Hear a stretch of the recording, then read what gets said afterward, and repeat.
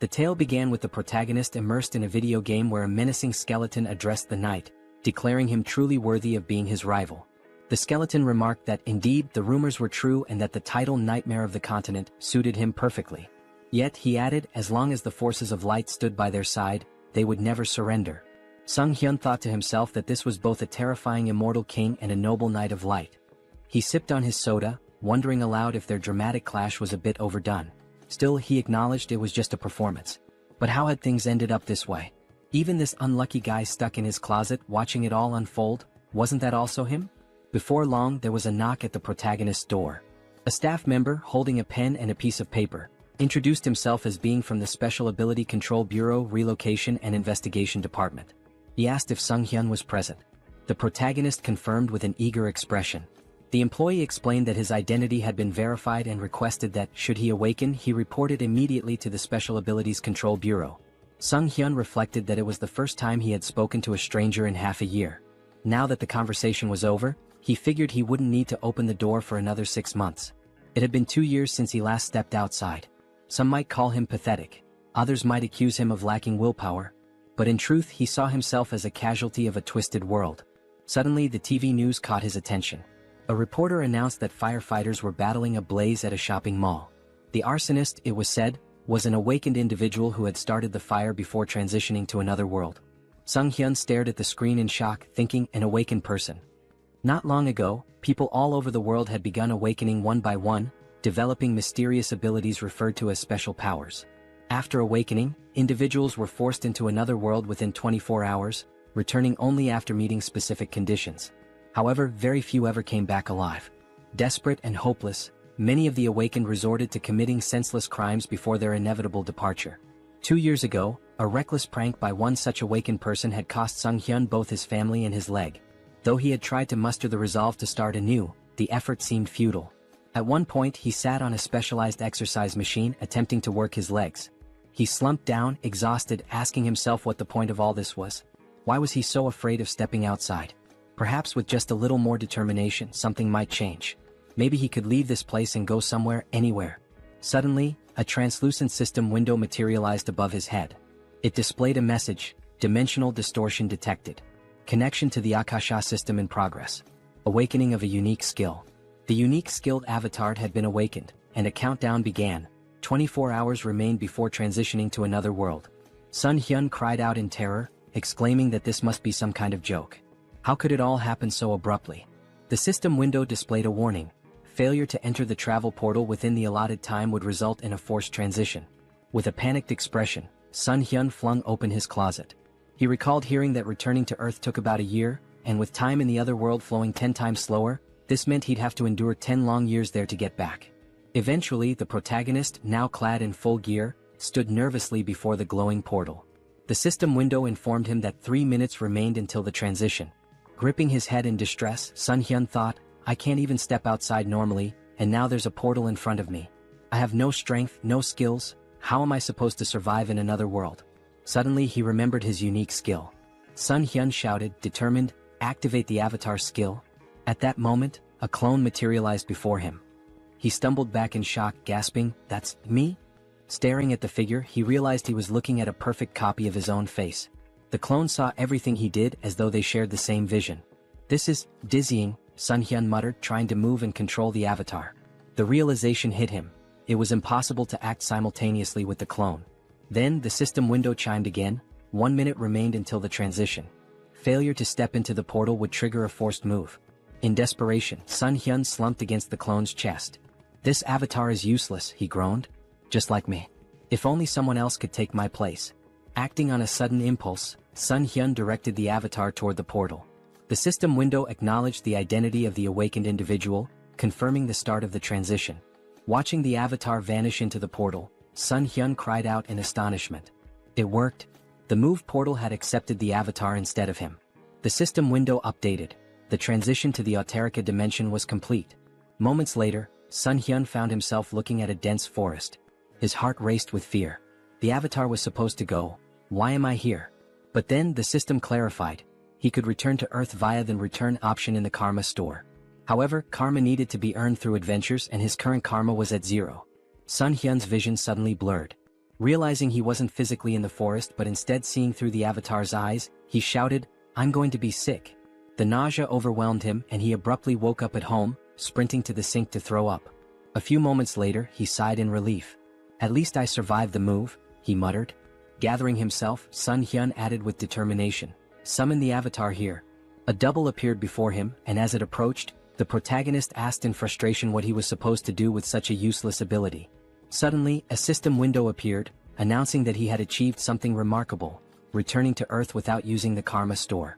As a bonus, he was granted the ability to teleport back once daily to his previous location using a portal. Additionally, his karma had increased. Sun Hyun was stunned, realizing that he had become the first awakened individual to return to Earth so quickly. The system window displayed his balance: 1,910,213 karma points. His jaw dropped in shock. Could this much really be awarded just for sending the avatar? In one move, he had earned points equivalent to 10 years' worth of effort. The system explained that karma is granted based on a person's impact in another world, whether through good deeds, misdeeds, murders, or honest labor. It made no distinction. Accumulated karma could be spent on improving abilities or returning to Earth. Sun Hyun wondered if there had been some kind of mistake. What if he was still required to travel back to another world? Then, with a wry smile, he said, "Well, I didn't expect this to work, but who cares?" Turning to the system window, he noted that returning to Earth seemed pointless since he was already here. The system offered a suggestion: improving his unique skill for 300,000 karma or exploring other status enhancements. Intrigued, Sun Hyun asked to see the details of the status upgrade section. Opening the tab, he saw an option to enhance regeneration for 10,000 karma. What is regeneration? He wondered aloud. Curious, he pressed the button. Instantly, a strange sensation coursed through his legs. Sun Hyun looked down in amazement. His legs had been fully healed. The injuries that had defined his life, the source of his pain and isolation, were gone. This wound had been more than an inconvenience. It symbolized his tragic farewell to his family and his retreat from the world. Now it was as if none of it had ever happened. The system updated his status, informing him that his regeneration ability had surpassed the standard level 1 threshold. He had gained a new skill, super regeneration, which significantly enhanced his recovery powers. Later, Sun Hyun smiled as he exercised his legs on the simulator. Reflecting on his progress, he marveled at how the karma he had earned not only restored his legs but allowed him to grow stronger. Watching his productive training session, he admired how much power his legs now had. With plenty of karma still left, he pondered where to invest it next. Spotting the option to enhance his unique skill, he eagerly clicked on it. As he activated the system window, he wondered aloud, what can I achieve by improving the avatar's skill? After some time, Sun Hyun stood before his upgraded clone, grinning. "You're a real man," he said. The double, admiring its new physique, remarked, "You've put in some serious effort, haven't you?" Sun Hyun chuckled, replying, "It's all thanks to hard training." After awakening the avatar skill, Sun Hyun realized his consciousness had split in two, allowing him to move freely. Along with this, he gained a new ability to enhance his weapon skills. The system window explained that, with the Mind Center, he could choose what information to receive. Sun Hyun thought, this means I'll no longer experience disorientation, and even if the avatar gets hurt, I won't feel any pain. Grinning, he grabbed a gamepad and remarked that he could now explore another world while comfortably sitting at home wrapped in a blanket. As he considered his newfound control over the avatar, Sun Hyun noted that it felt just like playing a video game. But this wasn't the only change. Now he had 3 avatars. Pondering aloud, he wondered if their numbers would continue to grow as he developed the skill. This could get confusing, he muttered. I can't just keep calling them avatars. I need names. Looking around for inspiration, his gaze landed on a ketchup packet on the table. The first clone, he declared, will be called Hans. The system window updated, showing Hans's abilities: general skills, Mind Center, super regeneration, individual skills, mana attraction. Note: first avatar is Sun Hyun. Turning to the second clone, Sun Hyun named him Heinz. The system displayed Heinz's abilities: general skills, Mind Center, super regeneration, individual skills, survivability. Note: second avatar is Sun Hyun. Sun Hyun couldn't help but comment, mana attraction and survivability? What kind of bizarre combination is this? Then with a grin he added, well, it's time to complete my long-awaited quest. Settling on the couch, Sun Hyun began controlling his clones. He sent Hans to teleport to another world, while Heinz took a bag of garbage and stepped outside. As Sun Hyun switched his attention to Heinz, he saw sunlight streaming down and marveled that he felt no anxiety. The Mind Center is working perfectly, he thought. Hans must already be in another world by now. Switching control to Hans, Sun Hyun observed that it was nighttime in a seemingly tranquil forest. "It's so quiet," he murmured. Just then, a black panther emerged from the dense foliage. Startled, he exclaimed, "How did that thing show up out of nowhere?" The panther lunged, but Hans quickly unsheathed his sword and drove it into the beast's mouth. Sun Hyun noted with satisfaction, "Exactly as I expected. No fear or pain. Just like a game." Hans withdrew the sword and finished off the panther. Sitting beside the panther's lifeless body, Hans muttered, "Is it this hard because I haven't leveled up yet? I'll be in big trouble if I run into another monster." Scanning the area, he spotted a small settlement in the distance. A short while later, Hans arrived at the village, where he was greeted by a villager named Glokali. Smiling warmly, Glokali welcomed him, praising his courage for navigating the monster-filled forest at such a late hour. Hans grinned, gesturing to his injured body. "I've got wounds all over me. Elder, do you think I could stay in the village for the night?" Glokali nodded with a kind smile. "Of course," he said. "We should always help each other." Hans exhaled with relief and gratefully thanked the elder. A short time later, they were walking through the village, passing by the houses. The elder commented that it was the first time he had seen such clothing and equipment, asking if Hans had come from far away. Hans chuckled. "I got a little lost. Kept walking and somehow ended up here." The elder smiled warmly. "It's nice to meet someone new after such a long time. How about we share a drink at the tavern?" Later that night, Hans lay on a bed, smiling to himself. "They even gave me a room here," he mused. The longer he stayed, the more he thought about how kind the villagers were. "How long has it been since I felt so happy talking to people? Today really was a good day." Meanwhile, the protagonist sat on his couch, holding a mug of alcohol. "This is great," he said aloud, savoring the feeling. "Eating chicken after a shower, pure bliss. Traveling around the world like this is amazing." Feeling a pang of guilt, he added, "I'm embarrassed though. Hans is working so hard out there." He reflected that Hans was practicing his survivability. "I don't know when I'll have to send him away again, so it's good he's preparing."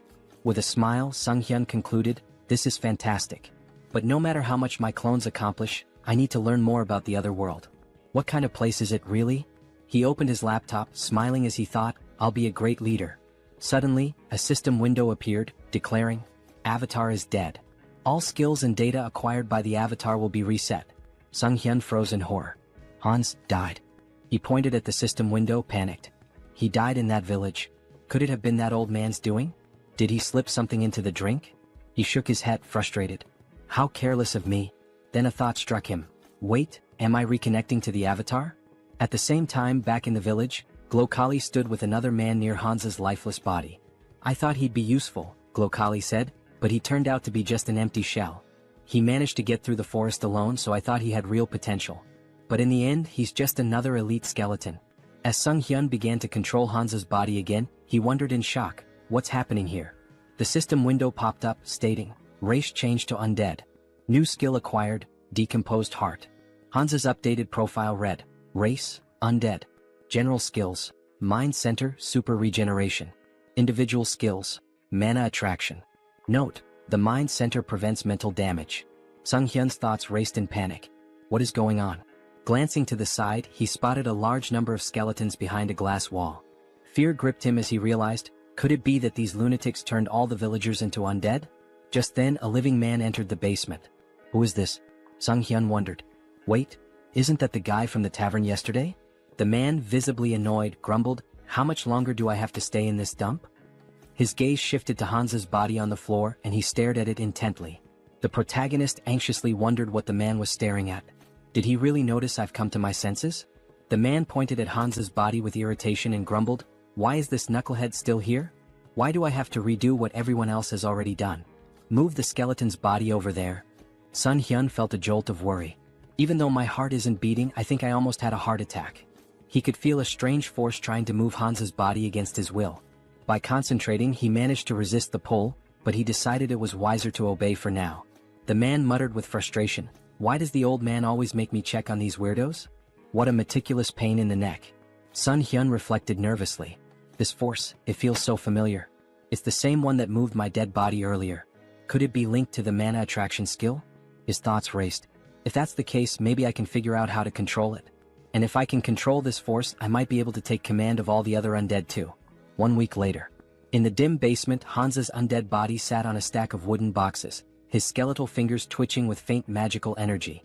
Across from him, a skeleton lay crumpled on the floor. With a flick of Sun Hyun's will, the skeleton stood up stiffly, moving as though animated by invisible strings. Sun Hyun grinned. I finally did it. I can control others now. Although it's not exactly what I imagined.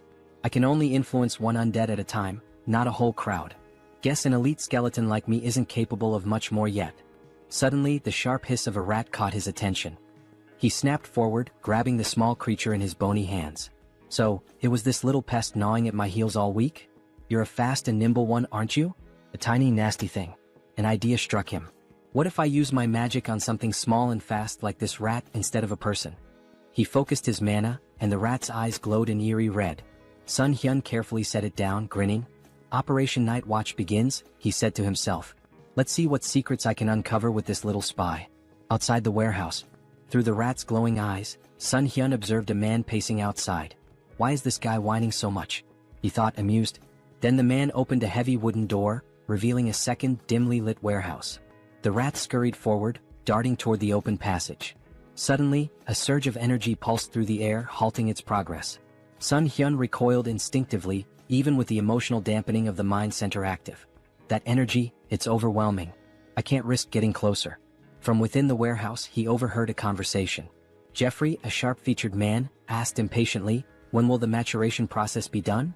That fragment of the immortal king, it feels like it's sucking part of my soul every time I go in there. It'll be soon, right? The teacher's been stuck in there for days. Another man replied, his tone cautious, it should be soon. But isn't it funny? We're guarding this place so tightly with traps set all over the village and even here. Not even a mouse could sneak through. Sun Hyun's thoughts swirled. A fragment of the immortal king? That must be what they're guarding. But where else can I gather information? And where did that old man disappear to? Moments later. A sudden flash of magical energy pierced the rat's body, shattering the connection. The elder approached, his expression calm and his tone almost amused. A simple mouse, he said, brushing his robes as he inspected the remains. Sun Hyun seethed from his safe distance. This old idiot. He noticed even a tiny spy. This is going to be more difficult than I thought. The protagonist's thoughts raced as he wondered, did they really figure me out? The old man stepped closer, inspecting the rat's lifeless body. An undead, he muttered, puzzled. I don't sense black magic, but its body is brimming with dark mana. Could mana influence alone have turned this rat into an undead? There's only one place filled with such dark mana. He turned to the man nearby and asked sharply, Jeffrey, you're in charge of the warehouse today, aren't you? Sun Hyun, observing from afar, felt a pang of guilt. I'm sorry, little rat. You've done well. I'll avenge your death, I promise. Watch over me from wherever you are. Some time later, Jeffrey stormed into the basement, his face twisted in rage. A rat? All this fuss over a damn rodent? That stupid old man? He seethed, pacing wildly. Then, glaring at Hans's undead form, he barked, Hey, why the hell are you standing there like that? Follow my order and stand up straight. As Hans's undead body remained still, Jeffrey's irritation boiled over. He approached menacingly, raising a fist. Didn't I tell you to stand up straight? He spat. Grabbing Hans by the hair, he yanked him forward. Aren't you the fool who dared to stand against me? Didn't you threaten to kill me if I touched your family? Go on, repeat it. His face twisted into a sadistic grin. Oh, that's right. I ripped out your tongue. Jeffrey sneered, tossing Hans to the floor like a discarded doll. You should be thankful I let you live, even after we hunted down every idiot in your pathetic village. And your wife, she's here too, isn't she? What about your children? Oh wait, maybe they're with other families now. The tables turn. Suddenly, Hans's undead body sprang to life, lunging at Jeffrey and sinking his teeth into the man's neck. Jeffrey let out a horrified scream as he collapsed to the ground. What's happening to me? Stop, he stammered, his voice trembling with fear. Reaching out desperately, he began casting magic, but before he could finish, another undead figure, the reanimated body of Hans's wife, pounced on him from behind. Together, the two undead silenced Jeffrey forever. Sun Hyun, controlling Hans's body, felt a grim satisfaction. Their revenge has only just begun. A bold plan. Meanwhile, Sun Hyun switched control to Heinz and approached the village guards. My brother lives in this village, he shouted. The guards frowned. Your brother? He left not long ago. What makes you think we'll just let a stranger in? Heinz grinned. If that's the case, then bring me to the village elder. He'll recognize me. Moments later, Glokali arrived, his expression calm but inquisitive. What seems to be the matter? Heinz greeted him warmly, bowing slightly. Elder, it's a pleasure to meet you. I believe my twin brother Hans is somewhere here. Sun Hyun smirked inwardly. Having two avatars really comes in handy for moments like this. While Heinz kept Glokali distracted, Sun Hyun, through Hansa's body, infiltrated the warehouse and approached the fragment of the Immortal King. The fragment pulsed with a dark, otherworldly energy, resonating with the undead around it. Is it absorbing the energy from the undead? No, it's more like it's replenishing itself. This explains why the people here are so unnaturally strong. That warehouse I was stuck in before must have been a dumping ground. And yet these fools dare to act superior? They'll learn soon enough. Sun Hyun activated his abilities, drawing the fragment toward him. A powerful surge of energy echoed throughout the village, shaking the very ground. The elder's realization. Back at the gates, Heinz maintained his ruse. Twins are connected, he said with a sly smile. We always know where the other is. Glokali frowned, his suspicion growing. Hard to believe, he muttered. Suddenly his eyes widened in panic. He sensed a disturbance and shouted, "Something's wrong with the fragment. Kill this fool immediately." In a blur of movement, Glokali transformed into a monstrous, darkened form and hurtled toward the source of the disturbance, his face twisted with rage. The guards, startled by Heinz's sudden disappearance, raised their spears in confusion. Meanwhile, the protagonist reflected on the overwhelming surge of emotions emanating from the fragment. Such an irresistible flow of negative energy. Even with the mind center filtering the input, it's like a tidal wave. Could anyone endure this and remain sane? Suddenly, a deafening explosion of energy shook the area, and a system window materialized before him. System notification. Your essence meets the conditions. Information unlocked. Immortal Magician Demolic. Rank increased due to the power of the fragment of the Immortal King. Dark magic hidden in the fragment has assimilated with your essence. New skill acquired, Demonic Wisdom. This skill grants mastery of dark magic and an innate understanding of its mechanics. Sun Hyun marveled at the new power. Demonic Wisdom. Just by observing dark magic, I can wield it as if I've known it forever. This changes everything. In the basement, a man stood near the remnants of Jeffrey's last stand, muttering to himself. That idiot couldn't even handle a zombie rat. Now I have to clean up this mess. Before he could proceed, the elder's booming voice rang out. Check the fragment immediately. And find Jeffrey. Grumbling, the man approached the cage containing the fragment. Why is it so quiet? He asked, leaning closer. Suddenly, a mass of undead surged from the shadows, clawing at him. Panicked, the man shouted, "This is impossible. How can they?" His words faltered as Heinz's voice cut through the chaos, calm and sarcastic. Lovely weather today, isn't it? The man's eyes widened in horror. How is he talking? The undead latched onto him, but he managed to release a small burst of magic, pushing them back momentarily. However, the cage shattered, releasing a flood of monsters into the basement. Heinz smirked, his voice dripping with mock politeness. Ignoring someone's greeting? How rude. Sun Hyun observed through Heinz's perspective, marveling at the newfound power demonic wisdom granted him. Dark magic feels as natural as breathing. This knowledge, it's like it was always there, waiting for me to unlock it. Outside, a massive explosion rocked the village as the undead spilled into the streets. Heinz commanded them with unwavering authority. Don't let anyone escape. Kill them all. The confrontation with Glokali. A skeleton's body fell before Heinz, and the elder, Glokali, emerged, his expression cold and furious. You should have been an elite skeleton, he growled. What did you do with the fragment of the Immortal King? Heinz greeted him with a grin. Glokali, it's been too long. By the way, thanks to you, I lost my heart. Fortunately, I found a new one in your warehouse. Glokali's face contorted with rage. You dare to merge a fragment of the Immortal King with such a pitiful body? You've gone too far. Raising his hand, he invoked a powerful spell. Finger of Death. A wave of dark energy surged forward, striking Heinz with enough force to sever his arm. Heinz glanced at his dismembered limb, more annoyed than pained. Attacking someone mid-conversation? Really, where are your manners? Silence. Glokali roared. Do you have any idea how much effort and resources I've poured into this fragment? An entire year's worth of preparation, and you've ruined everything. Glokali's eyes blazed with fury. I was so close, he growled, to wielding a power greater than anything in existence. And now you've turned my masterpiece into this? Heinz smirked, wrapped in the swirling energy of dark magic. What's wrong, old man? Can't handle a rookie Demolic? Dark Thorn? Glokali roared, sending tendrils of shadow magic spiraling toward Heinz. Heinz laughed. Using high-ranking magic against a beginner? You must really be desperate. His voice turned cold as he countered effortlessly, I'm the only one who can truly control the fragment, and you know it. Glokali sneered. You may have survived the destruction of your body, but I'll dismantle it and use it for experiments. Let's see how you handle this Destructive ectoplasm. Heinz scowled. Stop reciting your skills like an amateur. His voice rose with disdain. And just die already, Alfred. The elder froze for a moment. Alfred? His expression twisted into suspicion. How do you know that name? Did you sneak into this village intentionally? Before Heinz could reply, a surge of dark magic shot toward Glokali from behind. The elder reacted swiftly, deflecting the attack with ease. He narrowed his eyes. You're adapting quickly to dark magic. Is it the fragments doing? No matter. I have no time to waste.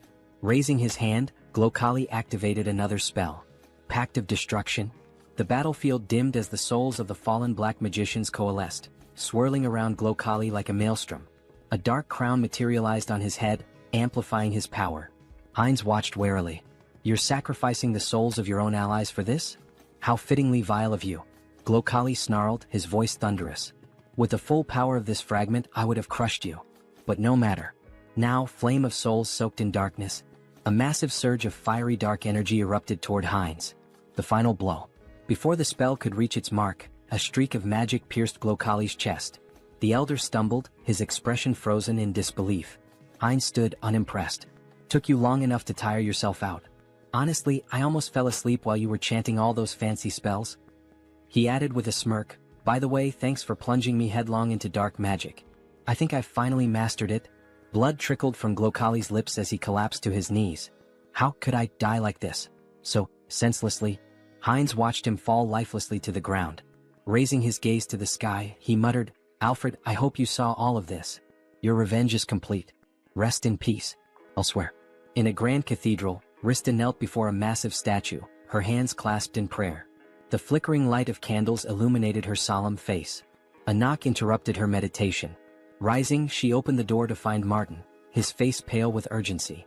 Are you finished praying? He asked. Yes, she replied calmly.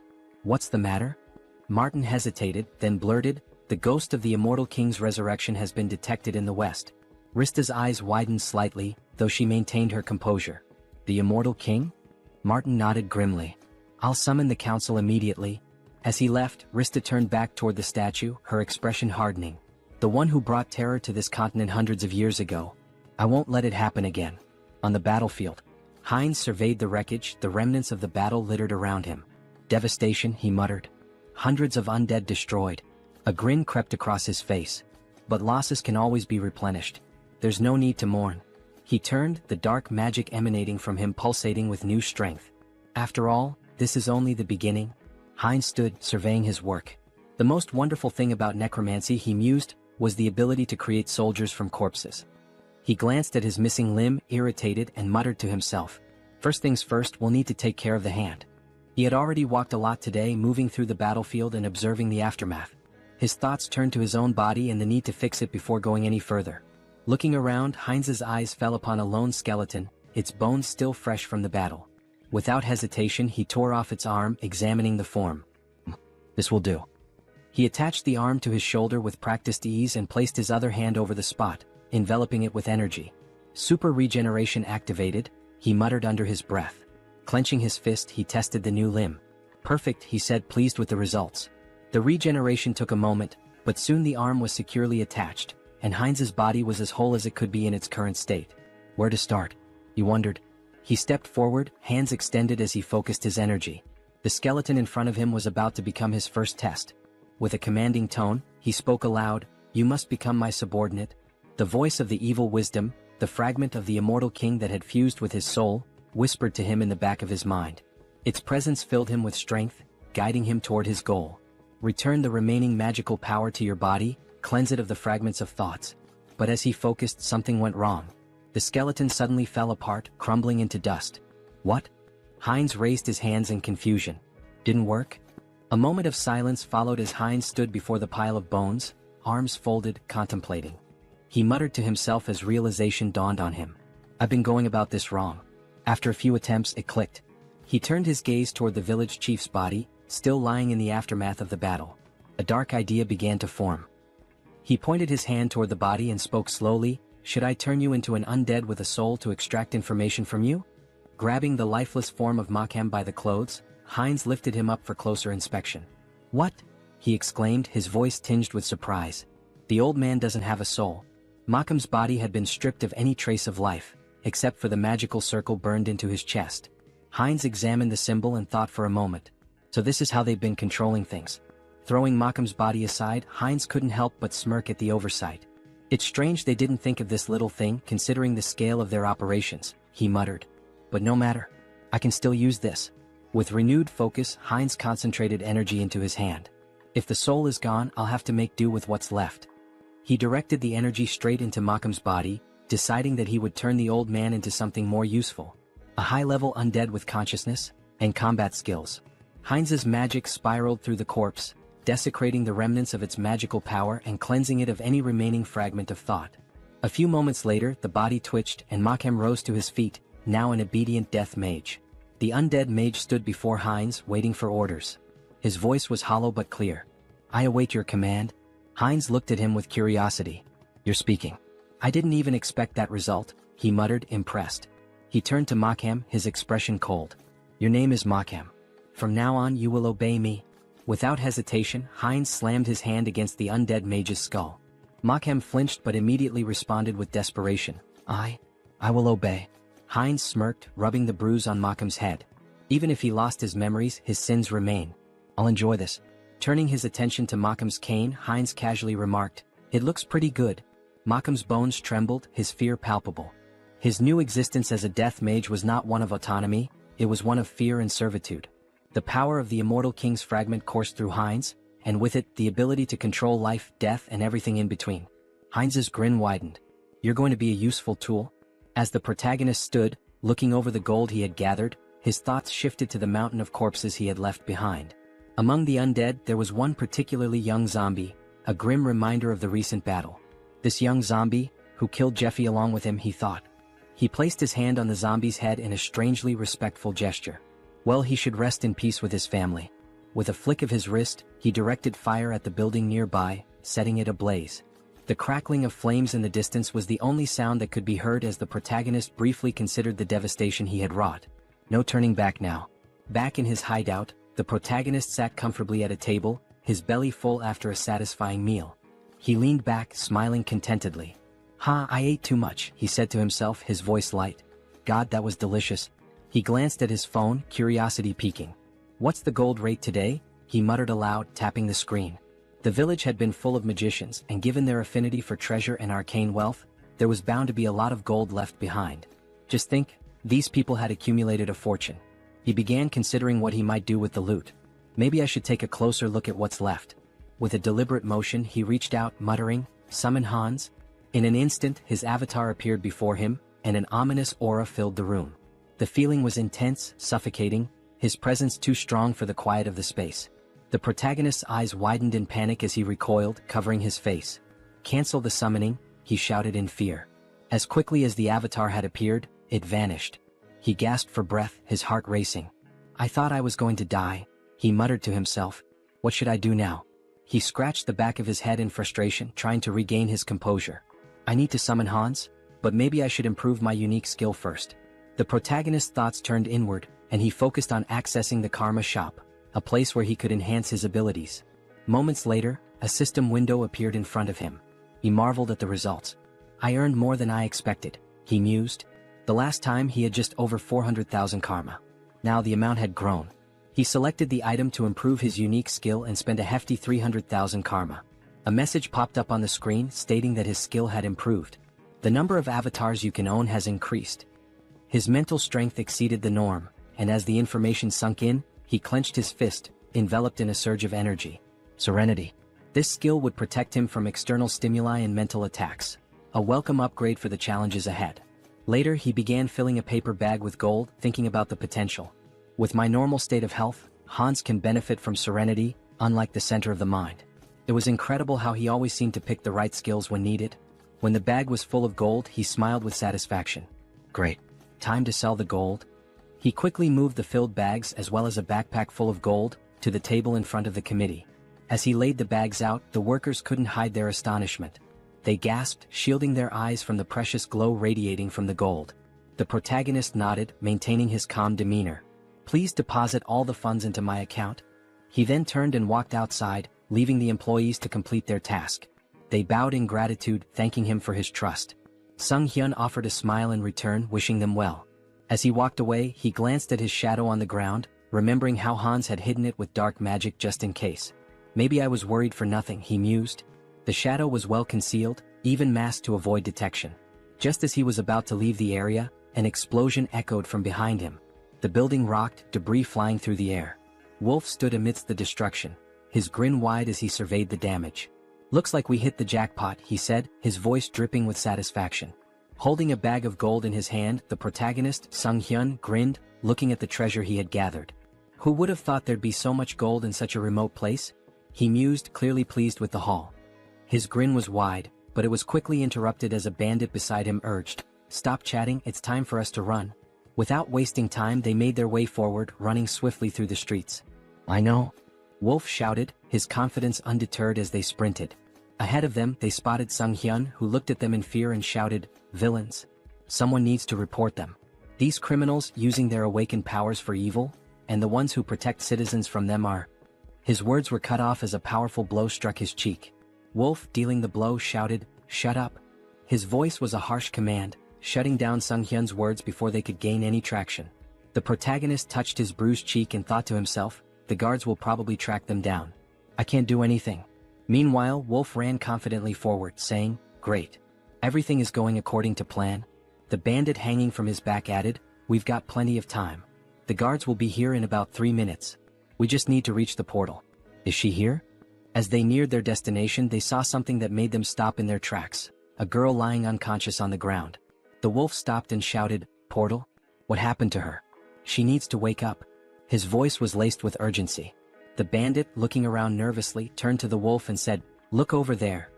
His voice trembled as he pointed, and the wolf looked to see a figure standing in front of them, masked and glowing ominously in the distance.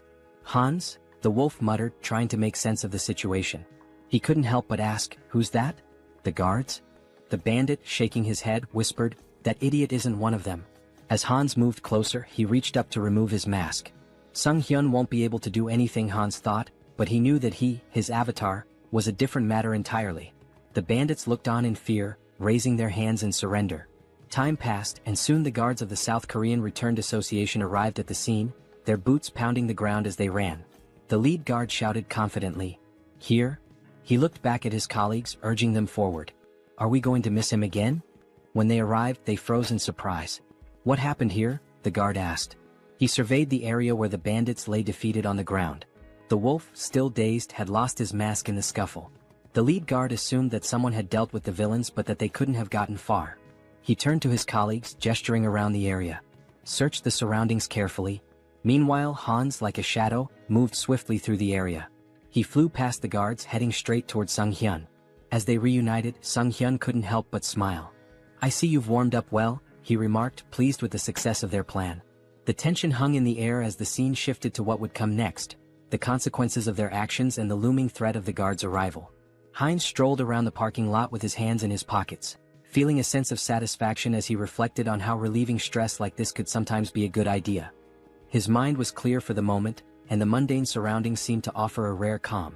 Meanwhile, Hans, his second avatar who possessed the unique skill Vitality, stood at the entrance to a city on the east side. With a smile on his face, he shielded his eyes from the sun as he looked out at the unfamiliar skyline. "I finally made it here," he said, a hint of excitement in his voice. He remembered Malcolm's words about this city, and after seeing it for himself, he concluded that the old man hadn't lied after all. Stepping into the city, Hans mused aloud, "This is my debut in another world." But even as he admired the bustling surroundings, something didn't feel right. "Although there's still everything ahead," he added, scanning the area. However, as he walked deeper into the city, he realized something. Why was the city so empty? It seemed that the locals weren't paying much attention to newcomers.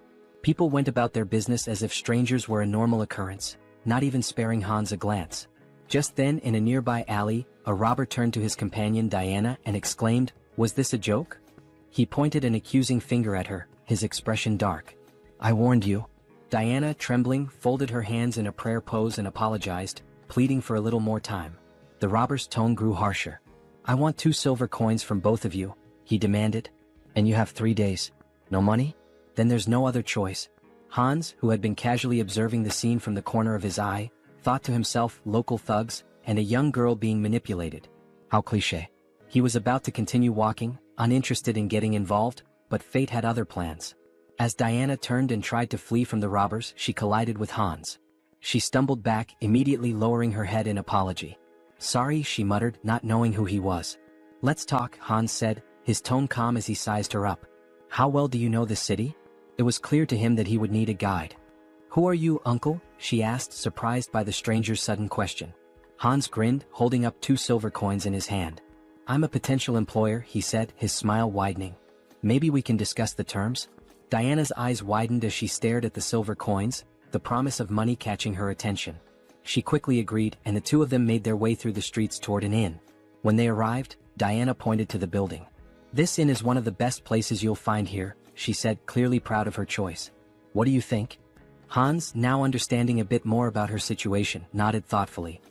He could tell from the way she spoke that life hadn't been easy for her. Diana had barely been making ends meet, struggling to care for her sick brother after the loss of her parents. She also mentioned how she couldn't pay the local tax. In response, Hans handed her a silver coin, and Diana's eyes sparkled with gratitude. "Okay," Hans said with a smile. "You'll come to me tomorrow as soon as you wake up. We can discuss your pay then." Diana agreed quickly, and with that she became his guide, earning 2 silver coins a day. That night, Hans lay down on the bed at the inn, his hands tucked under his head as he made himself comfortable. "Well," he thought, "I'll pretend I'm doing a good deed even if she just wants to rob me." He chuckled to himself and settled in for the night, his thoughts drifting off as he prepared for whatever the next day might bring. Heinz sat up in bed, scratching his head in frustration. The bed was terribly uncomfortable, and despite his best efforts, he couldn't seem to fall asleep. He tossed and turned for a while, but then a sudden sneeze from outside caught his attention. Curiosity piqued, he got up and walked to the window, pressing his hand to the glass. His eyes widened in surprise as he spotted Diana sitting on the ground outside, leaning her back against a box. "Hey, is that her?" he muttered to himself. Diana looked up at him, her eyes widening, and then smiled, waving in greeting. "Hello," she called up to him. Heinz was indignant. "What are you doing there?" he shouted down, clearly irritated. "Why are you waiting for me?" After a moment they were sitting together at the table eating breakfast. Heinz frowned as he took a bite, his frustration still simmering. "You shouldn't do that again," he said, trying to sound stern. "Next time, wait until closer to lunch." Diana, chewing a piece of food, nodded absent-mindedly. "Yes, uncle," she said. Heinz shot her a glare. "I've already told you not to call me that," he replied, annoyance creeping into his voice. She looked at him, then glanced at the piece of bread on his plate. "Are you full?" she asked. "Yeah, I'm fine," Heinz replied. "You can take it if you're hungry." With a smile, Diana took the bread and slipped it into her bag. "Thank you," she said, grateful. The town they were in was called Ozantu, a small village located on the western edge of the kingdom of Talia. As Heinz and Diana walked through the streets, Heinz noticed something odd. He ran his hand along a drawing on a wall, which reminded him of ordinary medieval towns, but something about the symbol that was repeated throughout the town felt off. "This symbol? It's strange," he murmured, his curiosity growing. Heinz examined it more closely and said, "It looks like paint, but something's not right." Diana leaned in to take a closer look, and her face darkened. "It's blood," she replied, her tone serious. Heinz blinked, not believing it at first. He sniffed the symbol and gave a skeptical look. "Is that true?" he asked. Diana, not missing a beat, quipped, "Didn't you eat venison soup yesterday?" Heinz turned to her in surprise, blinking in disbelief. "How did you know?" he asked. With a smile, Diana pointed to her nose and said, "I have a very good sense of smell." Heinz found it fascinating. A good sense of smell? He thought. Is that her special skill? They continued walking through the streets, Heinz still pondering the implications of her statement. He asked, "What does the symbol mean?" Diana hesitated for a moment, then answered, "It's the emblem of the Varkalak Guild, which controls this place." But before she could finish, she froze, her face paling in fear. She began to slowly back away, bumping into Heinz. "What's wrong?" Heinz asked, alarmed by her sudden change in demeanor. Diana's eyes darted around nervously. "That smell," she said, her voice tight. Heinz furrowed his brow. "What smell?" he asked, not sure what she was talking about. Diana inhaled deeply, her eyes closed as she focused on the scent. Then, with a sense of urgency, she turned around, her fists clenched. "Freshly baked bread," she exclaimed. "I have to try it?" Heinz, confused but amused, asked, "Didn't you just eat a minute ago?" Diana pointed ahead, her face lighting up with anticipation. "I'm hungry again," she said, clearly excited by the smell. They followed the scent down an alley which led them to a door. When they peeked inside, Heinz's stomach dropped. Behind the door was a corpse, its lifeless body sprawled on the ground. The smell of bread was still in the air, but the sight of the body made it clear that something sinister was at play. A few days later, Heinz stood against a wall, arms folded, waiting impatiently. "She's never been late before," he muttered. "Something must be wrong." Just then, a bandit approached him, a smirk on his face. "Hey buddy," the bandit called out, drawing Heinz's attention. Heinz looked at the bandit in surprise, unsure of what to make of the situation.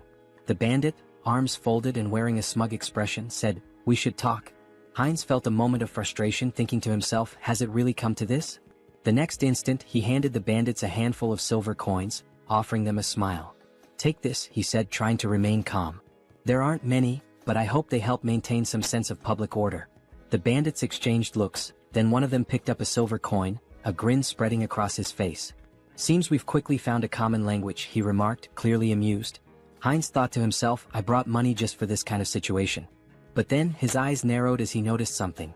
The bandit had a symbol on his neck, one that looked strikingly similar to the emblem Heinz had seen on the walls of the city earlier. His thoughts turned grim. Diana had warned me to avoid the alleys. We need to leave this place as soon as possible. Heinz couldn't help but wonder just how terrified the girl must have been, given how deeply afraid she'd seemed of the thugs. The bandits moved away, but one of them turned to the other and asked, "Why did you grab this brat?" His comrade responded dismissively, "How should I know, idiot? We're just following orders." The word struck Heinz like a blow. "Brat?" he thought. "Don't tell me those two bastards grabbed Yen?" Without thinking, he shouted after them, "Wait a minute." The bandits turned around in surprise, eyeing him curiously. Heinz clenched his fist. Damn it, timing is everything in situations like these. If things get dangerous, I can just cancel the call. He forced a smile, trying to stay calm. "There's something I wanted to know." At that moment, Diana's voice suddenly called out to him, and he turned around in shock. "Huh? Diana?" The bandit, now flexing his fist with an irritated expression, remarked, "So, what's your friend interested in?" Heinz gave an awkward smile, trying to keep the conversation light. "Is the silver I gave enough?" A little while later, one of the bandits returned with a bag in his hands. "They took everything," he said nonchalantly, tossing the bag aside before turning toward Heinz. The bandit's expression hardened. "And where's the rest of it? You were supposed to meet us long ago." Heinz shot him a glare. "Did you even know how much I gave you?" In that moment, Diana's face fell and tears began to form in her eyes. "My little brother is missing," she sobbed, her voice trembling. "He was just starting to get better, he could eat again, but now I can't find him anywhere." Heinz's mind raced as he recalled the conversation he'd overheard between the bandits.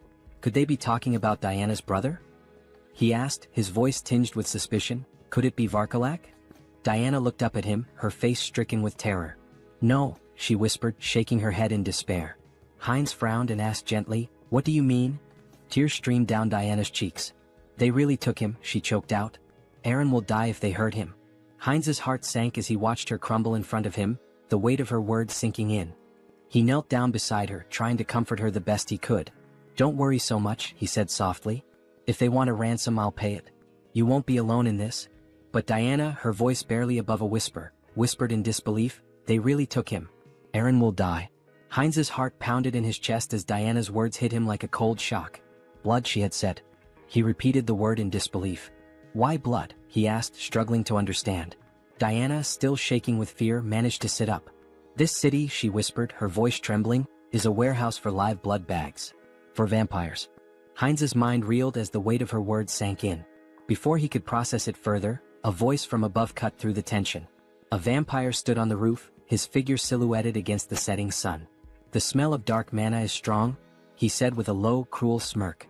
"Did they kill each other over the fragment of the immortal king? How unfortunate. I wanted to destroy it once it fully matured." The vampire folded his arms, his smile widening as he continued. "I don't know who stole it, but I know exactly where it's going. So, finding the thief won't be difficult." Heinz, still processing the bizarre situation, looked at Diana, his expression confused. "A vampire?" Tears streaming down her face, Diana nodded. "Yes, vampires. The Varkalaks and all the other organizations in this city, they're all run by vampires. Even if you escape the city, none of us will survive. They're all connected and they'll hunt us down." She buried her face in her hands, sobbing. "We've been trying our best to hold on, but we're just getting picked off one by one. In the end, I know what will happen to us." Heinz reached out, gently grabbing her face and forcing her to meet his gaze. "Listen to me," he said, his voice firm. If what you're saying is true, we don't have much time. Do you know where they've taken your brother? Diana hesitated, looking down at the ground. She looked at him, uncertainty in her eyes, and then whispered, I don't know. But, if you try to help me, it will be dangerous. You won't survive either. Heinz smiled, though the weight of the situation hung heavily in the air. Don't worry about that, he said confidently. I know how to fight back against these scoundrels. We'll make it through this. In his mind, the mission to save the girl, and to get to the bottom of the sinister operations in the city, had just begun. Sometime later, in a dimly lit tavern, a group of bandits sat around a table, laughing and playing cards. One of them tossed silver coins onto the table, calling, all in. His companion looked at him with a grin. Where did a debtor like you get such a big pile of money? The first bandit leaned back and smirked. I robbed some idiot this morning. Made a nice profit. At that moment, the tavern doors flew open with a loud crash. The bandits turned in surprise, just in time to see Heinz stride into the room, his expression determined. One of the bandits stood up with a sneer. What's this then? He said, striding toward Heinz. Who's this idiot? His comrade snickered. Is he some new fool who thinks he can challenge us? The bandit raised his hand to stop his friend, looking Heinz up and down before saying, So, you're the idiot we robbed. Came to give us more money, did you? Heinz didn't flinch. He held his ground, his eyes steely with resolve. Meanwhile, near the entrance of the tavern, against the wall with the vampire symbol, blood dripped slowly from a wound. A guard lay slumped, his broken body leaning against the wall. The bandit sneered at the scene. What happened to the guards? He asked. Did you give him a coin or something? Heinz's expression darkened as he met the bandit's gaze. I won't ask again, he said quietly but with a deadly edge in his voice. Where did you take the child? The bandit's face twisted in disbelief. What? He spat, raising his finger toward Heinz. Are you out of your mind? Do you know who you're dealing with? In the blink of an eye, Heinz drew a knife from his belt and drove it straight into the bandit's throat. The man gasped, his eyes wide with shock as the blood began to spill. I know exactly who you are, Heinz said coldly, watching the life drain from the bandit. You're scum. You prey on families to satisfy your own selfish desires. As the bandit crumpled to the floor, the others in the tavern fell silent, eyes wide with fear. Heinz stood over the fallen body, his knife gleaming in the dim light, ready to face whatever came next. The mission was far from over. Heinz stood in the midst of the fallen bandits, his breathing heavy as the weight of the fight settled in. His knife was lodged deep into his shoulder, but he didn't flinch. Blood seeped from the wound, but he didn't have time to focus on it. There were still too many enemies around. Why are there so many? He muttered to himself. He had lost count of how many bandits he'd taken down in the chaos. Each one had been dispatched swiftly, his skills in combat and the magical tools he'd brought with him giving him a significant edge. But now more were coming down the stairs. He wrenched the knife out of his shoulder with a grimace, his gaze scanning the room. A couple of new bandits appeared at the top of the stairs, looking down at the carnage below. One of them shouted, What's all the commotion about? Who the hell is this guy? Heinz paused for a moment, annoyed at his own carelessness. Damn it, he thought. His mouth had gotten him into trouble again. This wasn't the time for reckless talk. There were more screams from the building, growing louder as the fight escalated. The bandits kept coming one after another. 6, 7, 8. It felt endless. Eventually, Heinz stood alone in the middle of the fallen bodies, breathing hard, sweat dripping down his forehead. His shoulder throbbed where the knife had struck, but he had no time to think about it now. His focus was on the bandit still alive, groaning beneath him. He stepped over to the bandit, placing his foot firmly on his head. Hey big guy, he said with a sneer, where's the boy you captured today? The bandit, still dazed and groaning in pain, glared up at him. You think I'm just gonna tell you everything? He snarled. You're an outsider, aren't you? You don't even know who's behind this. You're gonna regret this. Heinz's expression darkened, his eyes cold as steel. I don't care who's behind this, he said, his voice low but steady. I'll find the boy and I'll make sure your little game ends here. The bandit struggled under Heinz's foot, but Heinz wasn't about to give him any leeway. He leaned in closer, whispering, Tell me where he is and I'll make it quick. Otherwise, we'll see how long you can last. The bandit growled through gritted teeth, but Heinz could see the fear in his eyes. Despite his bravado, the man was terrified. I don't know where they took him, the bandit spat, but the leader, he's the one with all the answers. He's got a place near the old mill. Go there if you want to find the kid. Heinz's eyes narrowed. This was the break he needed. The mill. Got it? He stepped off the bandit's head and turned, heading for the door. As he did, he thought to himself, this isn't over yet. They've taken too much from this town and I'm going to put an end to it. He left the tavern, the weight of the mission heavy on his shoulders. There was no turning back now. After some time, Heinz opened the door to the room. Seeing the boy sitting on the floor, he asked, "Is this Aaron?" Trembling with fear, Aaron held his head and begged for mercy. The avatar knelt down, extended a hand toward him and reassured him, "Don't be afraid." Aaron's sister had pleaded for his rescue. Confused, Aaron asked, "Do you know my sister?" At that moment, a vampire in bat form flew into the scene. Heinz turned to Aaron, confirming, "It's true. I'll explain everything once we're out of here. But first we need to leave." The vampire landed on the window and shifted into his human form. Glaring at Heinz, he sneered, "Who are you? How dare you touch my food in my restaurant?" Heinz froze, feeling a sinister presence behind him. The vampire taunted him, saying, "Are you from an oath of disobedience?" Taking Aaron by the shoulder, Heinz thought, "A vampire." The vampire continued, "Or perhaps you're this boy's brother. Do you know what happens to those who defy us?" Smirking, the avatar replied, "Me? Just an outsider, robbed by your rabble." Shielding Aaron, he added, "It's pure coincidence I helped this boy." The vampire extended a hand and scoffed, "Really? How dull. I prefer my meals lively. Both of you will die here." As the vampire fired a magical projectile that shattered the surroundings, Heinz shielded Aaron with his body, yelling, "Run." The avatar, now lying on the ground amidst spilled alcohol, gasped heavily. He sat up, noticing the smell of liquor, and muttered, "Alcohol? Is that a barrel?" He patted Aaron's head, asking, "Are you okay? This is it, you need to hurry and get outside." Just then the vampire landed nearby, sneering, "Dodged? You're faster than I expected. A good warm-up before dinner." The vampire lunged with claws extended, but the avatar shoved Aaron toward the door, shouting, "Run and don't look back." Wielding his sword, he blocked the attack but noticed the vampire's claws growing longer. They pierced his body as the vampire mockingly praised his regeneration abilities. Heinz clenched his teeth, realizing the power gap was immense. The vampire, licking his lips, remarked, "Unexpected, but you'll make a fine delicacy." Despite the pain, Heinz thought, "If I hesitate, I'll die." He swung his hand, but the vampire severed it effortlessly, laughing, "Oh dear. I'll carve you up before I feast." Lifting Heinz into the air on his claws, the vampire declared, "This is where your resistance ends." As he leaned toward Heinz's neck, Heinz thought, "If strength isn't enough, then we'll both die." From his mouth, he unleashed a hidden fire spell, engulfing the area in flames. Shocked, the vampire shouted, "What is this? A fire magic tool? You were hiding this." Thrown to the ground, Heinz noticed the alcohol spilling across the floor. A plan formed in his mind. The vampire screamed in terror, "You're insane. Do you want to burn us both alive?" The vampire attacked, slashing Heinz's body. Laughing maniacally, he jeered, "Fragile flesh."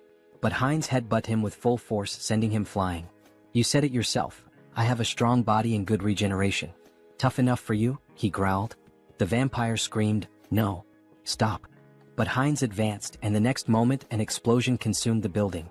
Amidst the flames, Heinz lay on the floor, murmuring, "Impressive. I survived. Being strong has its challenges." A notification appeared before him. "Mission complete. Help the unlucky girl." Outside the burning building, Diana clung to her brother, staring at the inferno. "Uncle," she cried. Meanwhile, a system window announced, "Avatar Heinz has died. The avatar will respawn in 7 days." Diana stood there, exhausted from her work, wiping the sweat from her brow as she watched the man walk away. She had been cleaning his shoes for what felt like hours, and now that the job was finished, she could finally take a moment to catch her breath. The money left on the table was a small consolation, but it would be enough to help with the next day's bills. Her thoughts drifted to the events that had unfolded not long ago. The building that had once been the scene of chaos was now nothing but a smoldering wreck. She had heard that the avatar, Heinz, had been consumed by the flames, leaving her to wonder about the fate of the man who had helped her and her brother. The world around her flickered, and a new, familiar figure stood before her. It was Heinz, alive, standing in the middle of the street as if nothing had happened. His body was covered in bandages, but the intense aura he exuded made it clear he had come back, somehow. Diana stared at him, mouth agape. Her heart skipped a beat. "Uncle?" Heinz's eyes softened, and he smiled faintly despite the pain he was clearly in. "I told you I'd be back," he said, his voice hoarse. It was then that the system window appeared in front of him, announcing that Avatar Heinz had been reborn after 7 days. His rebirth had been completed, and with it came a sense of purpose, a new mission to carry out. The flames from the explosion, the chaos, the danger, they were all behind him now. But Heinz knew this was just the beginning. Whatever had happened, whatever lay ahead, he was ready. And this time he wouldn't fail. Diana slowly approached him, her eyes filled with disbelief and relief. "You're really here? You're alive?" Heinz nodded, offering her a reassuring smile. "I told you I'd keep my promise." He extended his hand, a gesture of both gratitude and solidarity. "Let's move forward together." And with that, they began to walk side by side, ready to face whatever challenge. After some time, Heinz sat on the edge of the bed, staring at the system window deep in thought. It displayed that the interdimensional transfer would take 10 days to complete. "Longer than I expected," he muttered, "but that's fine." Suddenly the wall burst apart and Virik stormed in, grabbing Heinz by the neck. He slammed him against the wall and growled, "This was your doing, wasn't it? The tracks from the forest lead straight here." Heinz, gasping for air, thought, vampires. Have they figured it out already? Virik sneered. "The outsider was under the jurisdiction of my slain kin," he accused. Despite his struggle, Heinz couldn't muster the strength to fight back. "What a monster," he thought, his teeth clenched in frustration. Leaning closer, Virik sniffed the air around Heinz's neck. "I don't sense the aura of dark magic or the blood of my king," he mused aloud. Heinz, barely able to speak, croaked, "What are you talking about? I don't understand. I was just sleeping." Virik grinned menacingly. "Don't understand, huh? Let's see about that." Pulling Heinz closer, he sank his fangs into his neck. "I'll ask again, slowly this time. Lies won't work." Heinz convulsed in pain, thinking, this is insane. Why is this happening to me again? The system window flashed a notification. Entity appearance has changed, vampire. Virik released him, stepping back as another message appeared. Special skill acquired, legacy of lesser blood. Heinz's super regeneration had been replaced with regeneration. Still radiating an overwhelming aura, Virik asked, "So, are you truly uninvolved in the vow of disobedience?" Heinz felt the oppressive authority of the higher vampire, his blood screaming for submission. Swallowing hard, he replied, "No, Lord Virik. I'm just a simple traveler." Despite the instinct to obey, Heinz knew his center of the mind ability blocked the compulsion. Virik turned away, muttering, "Was I mistaken?" Then he commanded, "Follow me. We have important matters to attend to." Heinz smiled faintly. "Fine. I'll go and gather some intel while I'm at it." They soon arrived at the Azanta branch of the Vargalak clan. Inside, vampires greeted Virik with respect, though their eyes narrowed at Heinz. One sneered, "What is this? New blood?" A female vampire covered her mouth, disdainful. "What were you thinking, bringing scum like this?" Before Heinz could react, Rosalicia appeared, a glass of red liquid in hand. Beaming, she grabbed his arm. "Hello, little blood. Long time no see," she exclaimed. Her cheerful demeanor caught Heinz off guard. "Who is this drunkard?" he thought. She introduced herself with a bright smile. "I'm Rosalicia. And you?" He hesitated but answered, "Heinz?" Rosalicia handed him the glass. "Don't be rude. We're both lesser bloods, aren't we? Here, freshly squeezed blood. Drink up." Heinz stared at the glass, debating. "If I drink, I might avoid suspicion." Taking a small sip, he felt a surge of thirst, even through his mental filter. Alarmed, he thought, drinking this is dangerous. Blocking the taste and smell, he downed the rest in one gulp. "Delicious," he said flatly. Rosalicia ran her finger along his cheek with a playful grin. "I like you. If you were human, I'd drain you dry," she teased. He laughed awkwardly. "You called me lesser blood? What does that mean?" Rosalicia tilted her head, placing a finger on her chin. "Huh? You don't know about vampire ranks?" she asked incredulously. "Lesser bloods are like knights to humans. Pure bloods, though, they're the aristocracy. For example, Lord Virik," Rosalicia explained. "The clan leaders are known as the true blood. And above them is the sacred blood." She paused before adding, "Well, it's like a god." The avatar raised an eyebrow. "A god?" he asked. She nodded. "Our prophet. The one we must obey without question." At that moment, Virik, standing on the second floor, tapped his spoon against his glass to draw attention. "It seems everyone is here," he announced. "Let's get down to business." The room quieted as Virik continued. "The fragments of the immortal king have disappeared." From across the room, Perita, a pure-blood vampire, casually adjusted a strand of her hair, observing the proceedings. Virik elaborated, "We've determined that the fragments were last transported to the city. But at some point, they vanished without a trace." Teopal, another pure-blood, folded his arms and listened as Virik suggested, "It's possible they've already been brought into the city."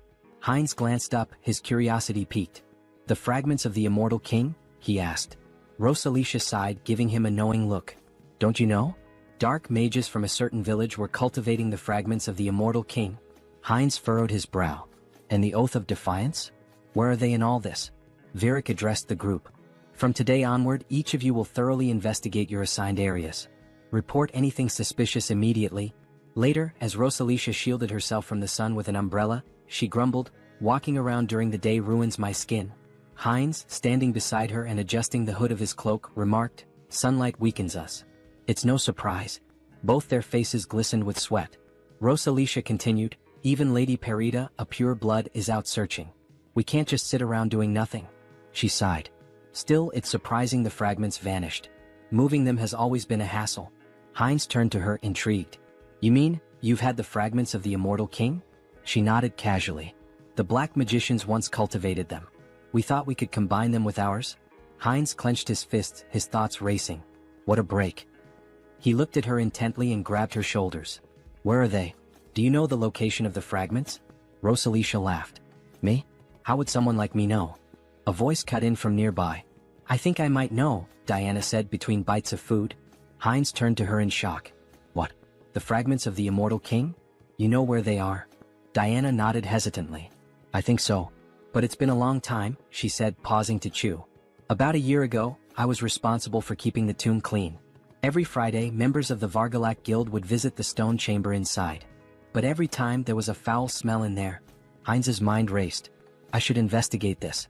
Aaron, sitting nearby, sighed in realization. "So that's why you always told me to stay away from the tomb." Heinz stood from the table, nodding firmly. "Thank you for the valuable information, Diana. I'll investigate this myself. It would be better for them to keep a low profile." Diana said, grabbing his hand and turning to him, that he seemed to smell different now. Could he tell her the reason? Sung Hyun said, showing his fangs, that her nose was not deceiving her, but it just happened that. What? It would not affect her, so she should not worry. Diana looked at him in shock. She said, gloomily holding his hand and turning to him, that if he got sick. Diana screamed, exposing her neck, that it was okay with her so he could drink some of her blood. She said, stretching out her hand to him in fear that she just wouldn't drink too much blood. The protagonist stared at her in complete shock. He screamed, hitting her on the head, that she should calm down. Sung Hyun said, angry that he already had enough, so she better answer where that place was. A while later, cries of pain echoed through the cemetery. "Stand still," Tiapol commanded coldly, his voice full of menace. "Do you really want to die?" His lips curled into a cruel smile. "I'll give you one chance, take your best shot at me. Afterward, I'll gently send you back home." The man, trembling with fear but clutching his weapon tightly, let out a defiant scream and charged at the vampire. Tiapol, unfazed, smirked and activated his ability. "How cruel of me," he said mockingly as blood-red threads materialized and bound the man's body. The man struggled, wide-eyed, and pleaded, "You don't need to do this." But as his blood was drained, his cries turned to screams. "Stop. Please stop." Tiapol sighed, sounding almost bored. "This is so dull." He glanced at a nearby servant and barked, "Clean up this trash and bring me someone stronger for the next sacrifice." "Yes, master," the servant replied politely, cradling the man's lifeless remains. Suddenly he paused, staring at the ground in shock. "Wait, what is that?" Without warning, a swarm of skeletons attacked the servant, tearing him apart. Tiapol roared in fury. How did these filthy corpses get here? His anger only grew as more skeletons surged forward. "Servants, destroy these wretched creatures at once." A shadowy figure darted through the chaos, striking down enemies with precision. "Who are you?" Tiapol demanded, glaring at the figure. "Are you a necromancer from the Oath of Defiance? How do you know about this place?" The shadow revealed itself as Sung Hyun, controlling Hansa's body, wielding dark magic with ease. Tiapol's annoyance deepened. "You're not going to talk willingly, are you?" He sneered. "Fine. I'll just rip your head off and ask my questions later." He unleashed a barrage of blood-based attacks, tearing through the skeleton army. Sung Hyun smirked, manipulating the skeleton remnants into makeshift weapons with his magic. "So, you'll just leave my head?" he muttered, amused. "Let's see how that plan works out for you." Tiapol gritted his teeth. "The spell is too fast. I can't dodge it." At that moment, Sung Hyun intercepted one of Tiapol's attacks. Tiapol froze, startled. "Reinforcements?" he asked, his voice laced with surprise. Then, with a sinister grin, he added, "You've arrived just in time. Have you already reported the ambush here?" Heinz too shouted back, "I've already done that. Lord Viric's followers are gathered outside. I came here first to help you." Tiapol's expression twisted with anger. "Great news," he snarled sarcastically. "Then you'd better make yourself useful. This Demolic is strong enough to hold us off. We need to buy time for reinforcements." Suddenly, the younger vampire, representing the protagonist, sank his fangs into Tiapol's neck. Tiapol whipped around, shocked. "What, blood?" he shouted. Have you gone insane, you fool? The protagonist, through Heinz, cast dark magic. Dark magic? Tiapal gasped, wide-eyed. You've conspired against me? How could this happen? His voice turned desperate. Stop this madness immediately, Tiapal screamed in horror as his strength faded. How could you drink the blood of your own kind? It's a grave sin. It clouds your mind, corrupts your soul. His voice faltered as he collapsed to the ground. This can't happen. Heinz too wiped blood from his lips and smirked. Clouds the mind, huh? Well, it seems to be working just fine for me. A system window materialized, displaying skill acquired, blood magic. Heinz too grinned. This is fantastic. With this new power, breaking the blood barrier will be a breeze. Heinz interjected, we don't have time for that. Then I'll smash through it. Heinz too replied with a sly smile. A deafening explosion shattered the tune's roof. Sung-hyun, standing amidst the rubble, smiled confidently. We found it. Heinz nodded, his eyes narrowing. This is what we came here for. Heinz too, gesturing to the glowing object before them, said, the second fragment of the immortal king. Heinz reached for it, his voice filled with awe. Another fragment. Amazing. As the fragment's power surged through him, he thought, even with the mind center filtering the negative thoughts, this fragment holds too many. He focused the mental power of all the clones on his core personality. Suddenly, a massive pillar of dark energy erupted skyward. Virik, observing from a distance, looked up in astonishment. What is this fog? Are we too late? He froze as his gaze locked on the floating skeleton radiating dark energy. That silhouette, it seems familiar. Virik barked orders to his subordinates. Attack it. The vampires unleashed a barrage of blood arrows, aiming for the figure. Heinz retaliated with dark magic, striking down one of the attackers with devastating force. A system window appeared. Skill evolution, regeneration, immortality. Skill acquired, forbidden knowledge. Personality status, Heinz Archlich. Meanwhile, the holy paladins arrived at the cemetery's outskirts. What is this? One asked, shielding his face. Smoke? Fire? It seems to be coming from Azanthu. He coughed, overwhelmed by the dark energy. Tuscan dismounted, his face grim as he examined the ashen residue. We're turning back. This isn't ordinary ash. What do we tell the saint? Another asked nervously. Tuscan looked up at the ominous energy pillar. Everything. This changes everything. The ominous energy surged in the air, thick with power and foreboding. System notification. The rebirth of the immortal king is imminent. Heinz stood motionless, overwhelmed by the rush of newfound strength. This is incredible, he thought, his mind racing. I've become 10 times stronger than before. A system window materialized before him, detailing his transformation. New skills acquired. Power of the immortal king fragment. Rapid rank advancement, plus 2/3 rank. Secret dark magic energy amplification. Traits gained. Evil wisdom. Unlocks insight into forbidden knowledge. Unconditional understanding of dark magic. All secrets revealed. As long as my source remains intact, I'll endlessly revive. An unkillable existence, he mused. The dark energy coursed through his body like a tidal wave, and Heinz unleashed it in an explosive attack. Tendrils of shadow surged toward the vampires surrounding him. Virik's eyes widened in alarm. What is this smoke? Is this a trap? What is your plan? A subordinate rushed to his side. My lord, we must retreat and recover our strength. Before the words could settle, the dark energy swallowed the subordinate whole, obliterating him in an instant. Virik froze, staring in horror at the remains of his servant. This is an attack spell? Dark thorns erupted from the shadows, piercing through Virik's chest. He screamed in agony, his strength waning rapidly. Heinz, through the avatar Hans, stepped forward, his cold gaze fixed on the pure-blooded vampire. You're stronger than the others, he said calmly, but right now, you're nothing more than a blood bag to me. Virik gritted his teeth, his voice trembling with anger and disbelief. Where did you get such power? Did you truly absorb the fragment completely? How did you endure so much darkness alone? Heinz too smirked, stepping closer. Alone? He asked mockingly, leaning in. Who said I was alone? Before Virik could respond, Heinz too sank his fangs into the vampire's neck, drinking deeply. Virik's body convulsed, then went limp, crumpling to the ground. System notification. Conditions fulfilled, skill growth activated. Legacy, minor blood legacy, pure blood. Heinz too wiped the blood from his lips, his smile sharp and predatory. A pure-blooded vampire now? He murmured, savoring the moment. The realization struck him like a bolt of lightning. By devouring other vampires, I can grow faster. He laughed darkly, his voice resonating with malevolent triumph. Let them wait for me. I'll devour them all, one by one. After some time in the forest, Rosalicia cried out that they needed Perdita. Fearfully she asked what they should do now.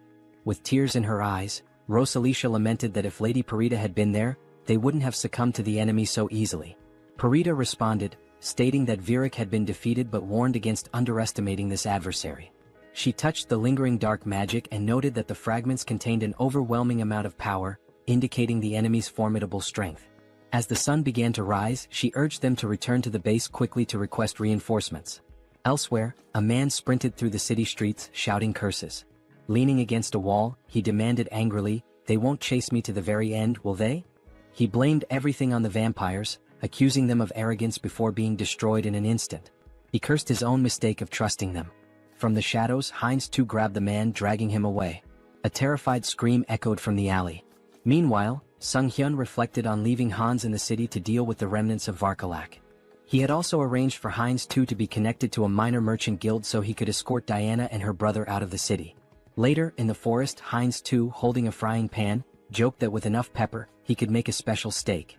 Diana and her brother gazed at the meal with admiration, thanking him for the delicious food. The protagonist smiled, assuring them it was healthy and safe to eat. Sung-hyun thought about how their happiness stemmed from being free of danger. Smiling, the protagonist asked if they had an uncle who ran a store in eastern Lapillas. Diana nodded nervously, unsure if her uncle would be pleased to see them. He reassured her not to worry, and Sung-hyun considered giving them money if things didn't work out. A wave of sadness hit him as he thought about their eventual parting. When was the last time he'd felt this way? Perhaps he'd changed since arriving in this world. Diana called his name, reaching out with concern. "Are you okay? Do you need blood?" she asked. Laughing, the protagonist replied that he'd had enough to drink, having drained the vampires left in the village. At the same time, Hans, embodying another side of the protagonist, was reanimating the corpses of vampires in the cemetery. He decided it was time to finish up and retreat to their secure space, marveling at how convenient and boundless it was. He wondered if forbidden knowledge could help him create a similar subspace on Earth. Suddenly, blood magic struck him. Over Varkalak, a purebred vampire, confronted him with fury.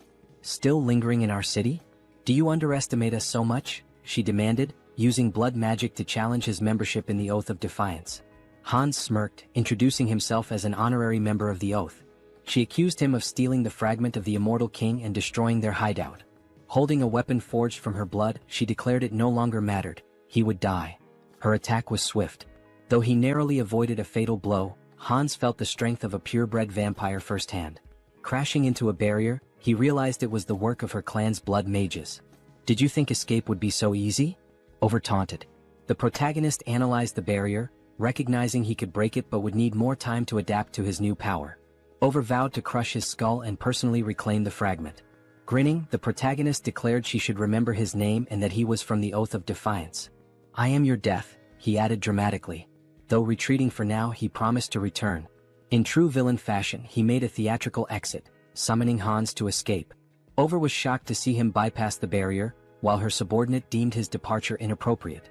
Suddenly, an arrow struck one of Over's servants from behind, a holy silver arrow from the paladins. Realizing they were surrounded, Over clenched her teeth in fury, cursing the Lich for delaying her. Wherever he had gone, she vowed to find him. She shouted furiously that she would find him and kill him no matter what. A while later, in the protagonist's room, Sung-hyun sighed in relief. "I'm still alive," he muttered. Hans remarked that the recall ability was like a cheat code, reaffirming its power. Sung-hyun cringed as he remembered the dramatic line he had uttered before using recall. Swinging his legs off the bed, he asked himself, "Why did I have to use such a typical villain line?" He groaned, clutching his face. "Am I crazy? What possessed me to say that?" Adopting Hans's persona, he tried to justify it. "You're proud of your strength, aren't you? You took down a group of evil vampires, saved a defenseless girl and her brother, and even protected an entire city." Sung-hyun smiled at that thought. "Now that I think about it, I feel like a hero." Stretching, he added, "Surely I've earned myself some karma points, right?" Calling up the karma shop, he stared in disbelief at the system window. His balance was 731,002 points. "How do I have over 700,000 points already?" he exclaimed. "Didn't I spend everything on upgrades?" With a nervous laugh, he speculated that enraging the vampires and dark mages must have significantly boosted his karma. Dismissing the thought, he pressed the system window. "I'll figure it out later. For now, should I upgrade my special skills again?" A notification appeared. His limit on summoning avatars had increased.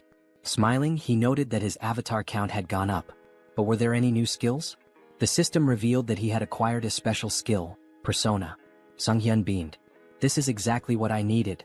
Is Persona similar to Mind Center? I should check it out. After reading the description, he realized the skill allowed avatars to act as vessels for emotions, adapting and growing based on his needs. The system had clearly determined this skill was essential for him. I get it now, he thought. I've been forming connections, defeating powerful enemies and making a difference. But in reality, I've spent 2 years locked in this room. What happens there feels like a game, but the truth I've been avoiding is still here, right in front of me. He reflected on the loneliness, sadness, and anger he had suppressed, emotions that had accumulated over time. Turning to Hans, he said, I need to transfer these terrible feelings into a vessel. As he did, he felt a strange relief as though his emotions were neatly boxed away. Curious, he wondered how Hans, now burdened with those emotions, was handling it. Hans reassured him. Don't worry about me. Pain and despair have always been my companions. They don't bother me. Yet, Sunghyun noticed a subtle change in Hans's tone. Laughing, Hans confirmed, You noticed, huh? It dawned on Sunghyun that an avatar filled with emotions could develop its own personality. Before he could say more, a loud noise erupted outside. Was that an explosion? He asked, rushing to the window. Is there another villain? Here in the city? He groaned, holding his face. Let the guardians handle it.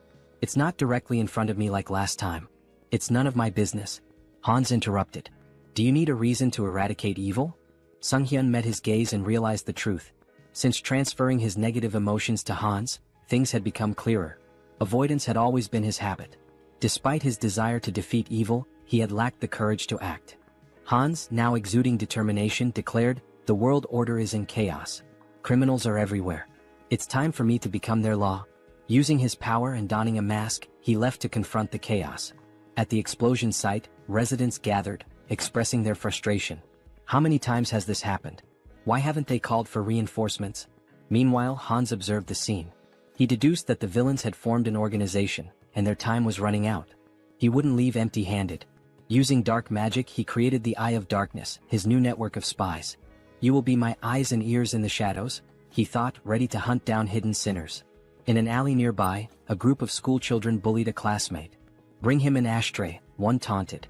They laughed as one boy held a cigarette to another, mocking him as the best ashtray ever.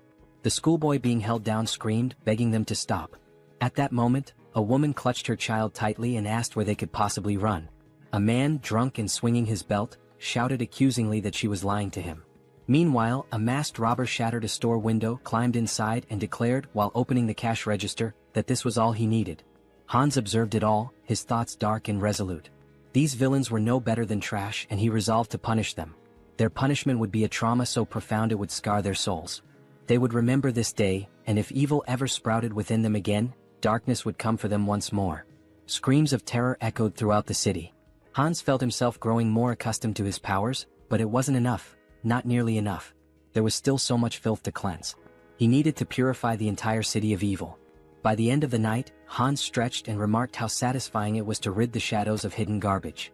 While the Eye of Darkness had proven useful, its limitations were evident. In the presence of light, its power weakened and eventually vanished. He needed a more reliable method for detecting enemies. However, he couldn't unleash undead creatures into the city. What alternative did he have? The protagonist grumbled angrily about birds ruining his clothes, joking that he should just kill them all and make them his minions. Then, gazing at the birds in flight, he paused. Hans pointed out that an invisible, mobile eye capable of surveilling the city was an excellent idea. After some thought, the protagonist realized that familiars were a form of enslavement magic dark mages used to control animals. Hans, surrounded by birds, questioned why the magic didn't work for him. Sunghyun decided to experiment with various methods to create a familiar, though his attempts had failed so far. Hans mused that it would be ideal if the familiars appeared normal yet remained infectious. However, simplifying their appearance by reducing magic power would weaken their infectious ability. Sunghyun finally understood the complexities of the task. He likened it to debugging, where programmers grind their teeth in frustration. His latest attempt, a revised version of his contagious enslavement magic, was ready to test. Will it work this time? He wondered. A mutated cat leapt from a cage, leaving him disappointed yet again. After 3 weeks of research, significant progress still eluded him. Clicking his tongue, he eyed the last bird in the cage and muttered, "This one better work." As he carefully adjusted the amount of magic power, He grasped the bird and cast the spell again. Sighing in relief, he said he was finally done. But as the bird flew from his hands, he asked in surprise, "What does this mean?"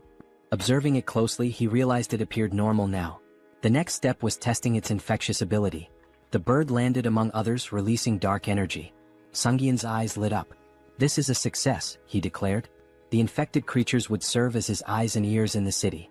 Stretching out his hand, he commanded, "Fly and find the enemies for me." Meanwhile, in a forest nearby, Lucius knelt and touched the ground, recalling Hans's words when he used the recall skill. Tuscan approached, informing him that his knights had arrived. Irritated, Tuscan added that after interrogating the remaining vampires, they learned these captives weren't allies of the Immortal King's descendants. Lucius replied that more evidence was needed. The Immortal King was regaining strength, though they hadn't yet confronted him. Using the magic within his cross to communicate, he asked respectfully if there was any news. A saint responded via magical transmission, reporting that traces of the Immortal King's presence had been detected in a cave northwest of their location. Holding the cross tightly, Lucius expressed his gratitude and promised to meet their expectations. At the cave, Sunghyun thought about how he had successfully trained his familiars to report encounters with monsters. Now he had to confirm that the information was accurate. But something felt off. The ground familiars weren't behaving as usual. Instead, they seemed to be fleeing. Were they frightened? If they had found a monster, they would have reported it immediately. This behavior could only mean one thing: humans. Why are people in such a remote area? He wondered. Could this be an ambush? But that seemed impossible. How could such a large group remain unnoticed while hiding their presence? Suddenly, one of his familiars was struck down. Tuscan stepped forward and declared, "You are a participant in the oath of disobedience. Your pathetic tricks won't work on us," Tuscan declared. "No evil can escape the saint's sight. You won't leave here alive." Drawing his weapon, he demanded surrender and promised divine justice. The protagonist recognized them immediately: Holy Knights. He had seen their emblem during his training in Brokislak. Divine power directly countered dark magic, which meant this would be a challenging fight. Hans, unshaken, asked how the servants of the church had managed to find him here. Tuscan struck him sharply with his weapon, silencing him. "You have no right to speak," he snapped. "Don't think you can fool me with your words." The protagonist muttered to himself that his opponent was far too stubborn. Should he deceive them and flee instead? Tuscan seemed to read his mind. "Cheap tricks won't work against us," he said, wielding light magic. "You cannot deceive the servants of the saint." A weapon infused with light pierced the protagonist, and he winced in pain. "Do you truly consider punishing villains a crime?" he asked. "Silence." Tuscan barked, his light magic intensifying. "From the moment you embraced forbidden power, you became one of them. A villain." Sunghyun activated his dark magic and retorted, "Where's the logic in that?" He felt an unusual weakness. Something had been interfering with his magic recently. The Holy Knight's anthem began to play, sapping his strength. Tuscan ordered the singers to keep going. The hymn was draining Sunghyun's energy, but he couldn't bring himself to harm innocents, even if it meant stopping the song. He groaned in frustration as a weapon stabbed him from behind. "Now's our chance," Tuscan declared. "Restrain him." Sunghyun realized his mistake. He had been too careless, and now he was bound in chains.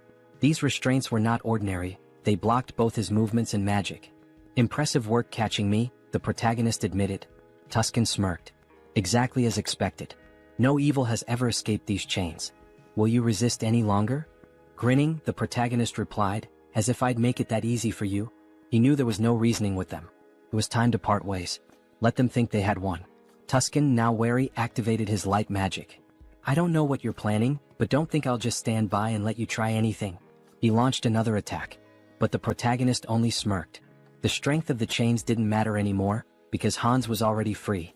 Tuscan's eyes widened in disbelief. He broke the chains? Impossible. Who is this man? Later, lying exhausted on his bed, Sunghyun sighed. Trouble seemed to follow him wherever he went. First, the Shadow faction and the Oath of Defiance. Then the Varkalak vampire clan. And now, the Paladin Order, one of the most powerful forces on the continent, had joined the list of his enemies. He called up the system window, his thoughts racing. There must be a reason for all this karma I've been accumulating. Is it because I keep attracting villains from across the continent? He groaned and decided to focus on his original plan for now. Sometime later, in the city, the protagonist prepared to test the fruits of his research. Controlling the essence of black magic was simple in principle.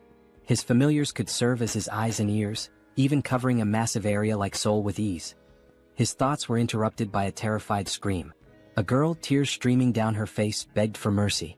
Please, I'll do anything. Just let me go. She spotted a figure in the window and pleaded, help me. I'm being held here against my will. Don't just leave me. The man holding her sneered, gripping her hair tightly. Scream all you want, he said. No one will hear you except me. He explained that his ability rendered them invisible to others. Go on, scream louder, he taunted. You've got such a cute voice. As he raised his weapon to strike her, he boasted, you'll be among the top 3 in my collection. At that moment, Hans burst through the ceiling, wielding dark magic. The man with the knife asked, bewildered, how could this happen? My ability is sound suppression and invisibility, isn't it? The protagonist glared at him, his voice cold. That won't work on me. Your vile deeds end today. Angered, the man demanded, who are you? A guardian? How did you even get here? Holding the weapon to the woman's throat, he threatened, don't come any closer or she dies. Sung Hyun activated his dark magic. Is that so? He said, snatching the woman away with a surge of power and holding her safely in his arms. Now what will you do? The man with the knife gasped in disbelief. A Ritterni? You dare to steal my prey? Then I'll kill her along with you. He lunged at the protagonist but was suddenly restrained by tendrils of dark energy. Judging by his words, Hans deduced, this isn't your first victim. Binding the man tightly with dark energy, he pressed his fingers to his forehead. You won't mind if I confirm that for myself? Using necromancy, Sung Hyun activated the Cry of the Dead skill, peering into the man's memories. He saw vivid scenes of the man torturing and murdering his victims. You're a serial killer, Hans declared grimly. I don't need to look any further. His tone sharpened. I sentence you to death. The man screamed in agony as the dark magic overwhelmed him. Sung Hyun muttered, even death is too merciful for someone like you. He considered for a moment. But I need an undead servant for my work. You'll do just fine. With a cruel smile, he activated a spell that drained the blood from the man's body. The system window appeared, announcing the creation of a new undead, Ghast. Satisfied, the protagonist said, I'll need to prepare the subspace portal. It'll come in handy later. Looking at the unconscious woman, Hans pondered. What should I do with her? Clean up the mess? Maybe just call emergency services. A short while later, the police arrived, cordoning off the crime scene. Park Han-cheol, leader of the Special Ops Bureau's criminal investigation team, stood outside, observing the scene through the window. A suited officer approached him. We've reviewed the footage. It's definitely the serial killer we've been after. Han-cheol, irritated, asked, and the person who stopped him? A Ritterni? The officer nodded. Confirmed. But the killer's body is missing. There's evidence of dark magic and blood at the scene. Someone definitely died here. It's a mess. This case is a nightmare, Han-cheol muttered. A rogue playing hero. Do they think the law doesn't exist? Meanwhile, the protagonist stood atop a roof, surveying the city. A passerby on the street pointed upward. Is that a sleepwalker? Who is he? Hans petted a cat perched beside him. I wonder what they'd say if they saw my face, he mused. Elsewhere, at the South Korean Citizens Repatriation Association, Seoul South Branch, a secretary entered Yoon Ji-yoon's office. Sorry to interrupt, but there's something urgent. Yoon, still recovering from a late night, groaned. What time is it? What's going on? The secretary handed her a file. A request from the Special Ops Bureau. They're investigating the serial killer case and... Ji-yoon skimmed the file. So, the dark mage in the long coat and mask strikes again. Public security's already a mess. She sighed, placing a tablet over her head. We should hand this over to that guy. The secretary, shocked, exclaimed, that guy? The murderer? Ji-yoon slammed her fists on the desk. Exactly. He's competent. If we tame him, he'll make a great asset. The secretary frowned. You want him as a guardian? Are you serious? Stop complaining and get back to work, Ji-yoon retorted, gesturing at the towering stack of documents. Frustrated, she threw her hands in the air. I'm going to tear those villains apart myself. Later, Hans stood by a window, stretching. With a satisfied smile, he muttered, punishing villains feels good. His gaze swept the bustling streets. Soon I'll have to deal with a few more pests. The villains' organization was wreaking havoc, causing complete chaos. Having pieced together the situation to some extent, Heinz decided it might be time to shift his focus to the other world. When he arrived, Uncle Diana and Aaron were in tears, shouting his name. The children ran to him, embracing him tightly. You've been through so much, he said warmly. You've worked so hard. We're fine, the children exclaimed, their faces glowing with relief and joy. Heinz watched the scene with a smile, thinking how happy he was to see them reunited. He seemed like a genuinely kind person, one whose actions didn't raise suspicion. If he had acted otherwise, Heinz might have resorted to threats, but it didn't seem necessary. Their uncle took Heinz's hand, thanking him profusely for bringing the children back safely. Heinz waved his hand dismissively. I didn't really do much, it simply had to happen. Diana approached him, gratitude shining in her eyes. Thank you for everything, she said, wrapping him in a hug. I'm so happy. He patted her head gently. This isn't goodbye. I'll visit often. Stay healthy and behave well. Still crying, Diana admitted, I'm a little worried. You seem to be changing a lot. But her faith in him as a good person reassured her. He hesitated. Am I really changing? He asked himself, uneasy. Perhaps it was the influence of his persona skill. Heinz was a blend of negative emotions, driven by a desire for recognition, an attempt to draw attention through intrigue and deception. Yet his character now seemed calm and stable. Diana, looking at him sadly, asked where he was headed next. I'll seize every opportunity, he replied, and embark on a pilgrimage. Sometime later, in the capital of the kingdom of Talia, Teleria, a city known as the heart of the Church of the Goddess and home to its grandest temple, Heinz wandered the streets, observing everything with keen interest. Stepping into a secluded alleyway, he ensured no one was following before activating his abilities to summon his fourth avatar, Heinrich. This avatar embodied key traits: a composed mind, persona, super regeneration, and calm demeanor. Its unique feature, the spirit of a warrior, granted additional bonuses to skills and experience acquired through combat and training. Handing a bag to Heinrich, Heinz instructed, walking through the holy city as a vampire isn't ideal. Take this and step into the light. Heinrich made his way to the elder, who sat on a chair surrounded by his subordinates. Next, believer, step forward, the elder called. In response, Heinrich emptied a bag of gold at the elder's feet, startling everyone. The elder began counting the coins, stacking them neatly. How much is this? He asked, astonished. This is everything I have, Heinrich declared, placing a hand over his heart. I wish to dedicate it all to the goddess and serve as a paladin to fulfill her will. Reflecting on his past avatars, an undead, a dark mage, and a vampire, Heinrich mused that this time his form would embody light. A paladin respected by all. The elder slammed his fist on the table, sending coins scattering. Instructor Marco stepped forward with a hearty laugh. A sincere young man like you will make an excellent paladin. The elder, still hesitant, said, Wait. No matter the sacrifice, we can't just accept an unknown person as a paladin. Marco reassured him. Don't worry. Training reveals a recruit's true nature. Are you prepared to show us yours? Heinrich nodded eagerly. I am. Weeks into the grueling training, Heinrich gasped for air, sweat pouring down his face. I need water, he cried moments before a massive iron ball flew toward him. What is this madness? He thought, summoning his strength to stop the ball. Exactly a month had passed since his training began. Initially, he thought the Paladin Order was noble and refined. Instead, it was filled with relentless macho warriors. The room echoed with shouts of encouragement as paladins trained intensely. A fellow paladin approached, number 12, chastising him. You're losing focus. Did you forget the rules? You can't stop praying during training? The paladin knelt in front of him, shouting, Good. Now concentrate and recite the prayers again.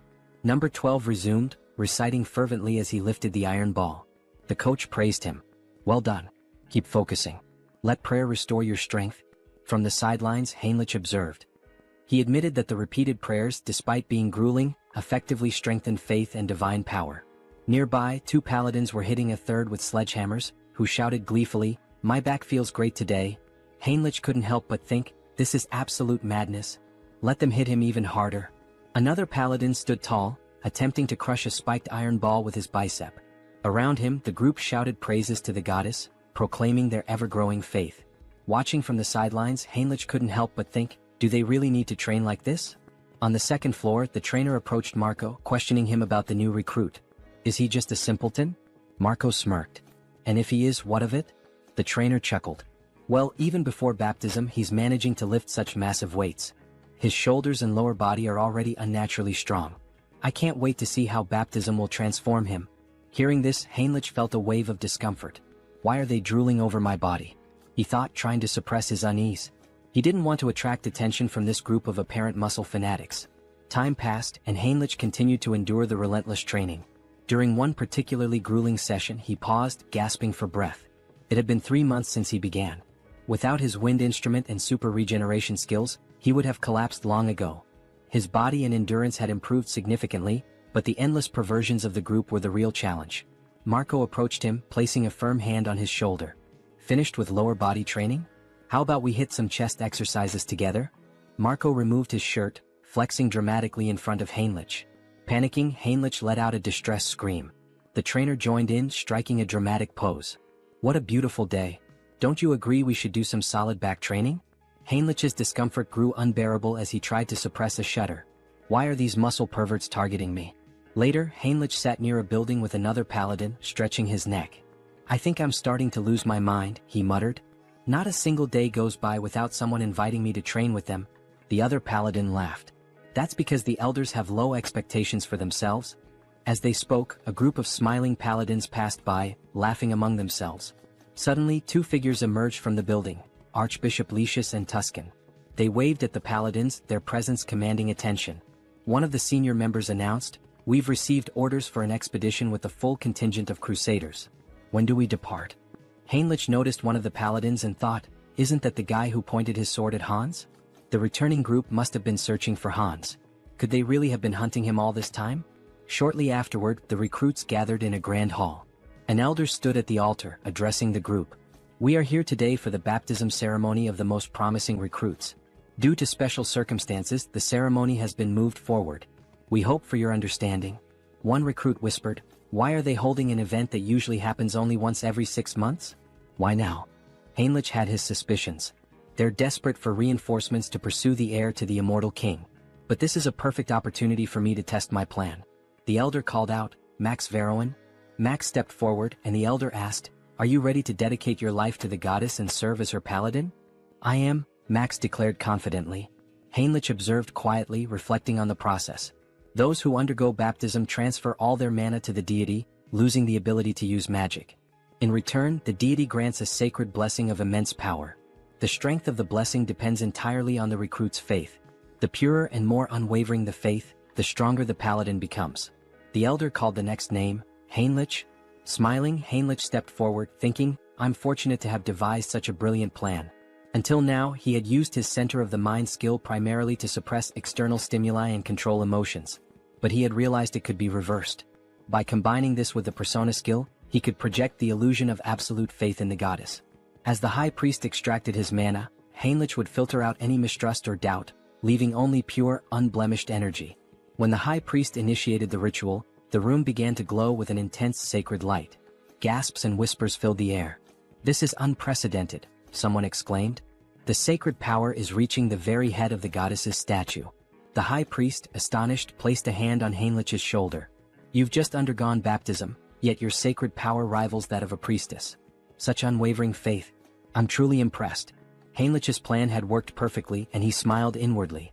Heinrich continued to train diligently, a smile forming on his face as he thanked those around him. Suddenly, a system window appeared before him, informing him that he had acquired the holy baptism skill. This skill allowed him to distribute spiritual power more effectively among his avatars. As he examined his hand, he pondered, is this the limit of holy power? The thought brought him some relief. He had been skeptical that a false faith built on illusion could yield any results. Still, it seemed the skill hadn't worked to its full potential. He reflected further, the church's deity appears closer to the system, a personal god tied to the individual. When he opened his mind earlier, he felt a peculiar sensation.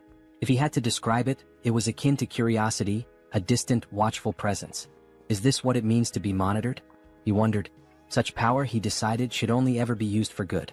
Later, in one of the meeting rooms, Lucius and Tuscan stood before a tactical map, moving pieces around as they discussed their strategy. This is a mess, Tuscan said grimly. We've been searching for a month and haven't found even a single village connected to the heir of the immortal king. Lucius sighed. I have nothing to present to the deity. He glanced at Tuscan and added, and beyond that, I sense the kingdom of Talia's support is waning.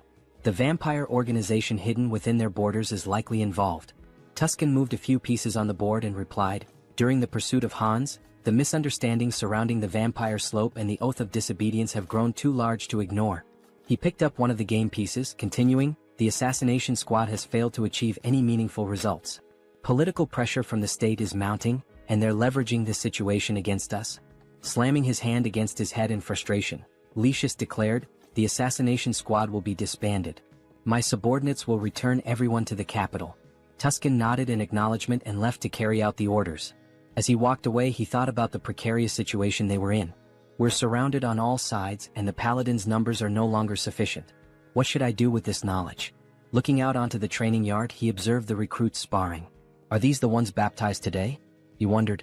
Suddenly, something caught his attention, a recruit striking Heinrich with a weapon. Heinrich reacted instantly, countering with an elbow to the face that sent his opponent sprawling to the ground, disarmed. The trainer shouted, "Heinrich wins this battle." A system window appeared before Heinrich, announcing that his avatar had achieved enlightenment through repeated training. He had unlocked the Crusader fighting technique skill. As he stood there, Heinrich noticed a wound on his body healing rapidly. With his super regeneration and newfound sacred power, the injury disappeared entirely. The defeated recruit, wiping sweat from his face, asked, "Did you let me hit you on purpose?" Heinrich extended a hand to help him up. "The effort was worth it," he said with a smile. "Tactics are my style." Yet inwardly he thought, this still isn't enough. To grow further, I need to evolve my abilities. At that moment, Tuscan approached, his expression serious. "Your sacred power is remarkable," he said. "You're already at the level of a trainer or a high-ranking paladin." The defeated recruit looked shocked by Tuscan's words. Tuscan continued, "But you're not experienced enough to be a full paladin just yet." Heinrich tilted his head, curious. "What do you mean?" Tuscan smiled knowingly. "You've likely felt it, more than others." He extended his hand to Heinrich. "I can make you much stronger. Will you come with me to the Rosalia Temple?" The protagonist inquired about his purpose in the Grand Temple, to which the response came as a question. Did he have any particular issue? Heinrich extended his hand reassuringly, stating that there was no problem and affirming his desire to accompany him. Tuscan, with a dissatisfied expression, began walking away, remarking that if he wanted to follow, he should do so immediately. The protagonist hurried after the paladin, requesting time to gather his belongings, but Tuscan advised him to entrust that task to someone else. They entered a room and stood on glowing runes. Tuscan placed a hand on the protagonist's shoulder, acknowledging how sudden everything seemed. He assured him that everything would be explained in detail later. The protagonist nodded, indicating his understanding.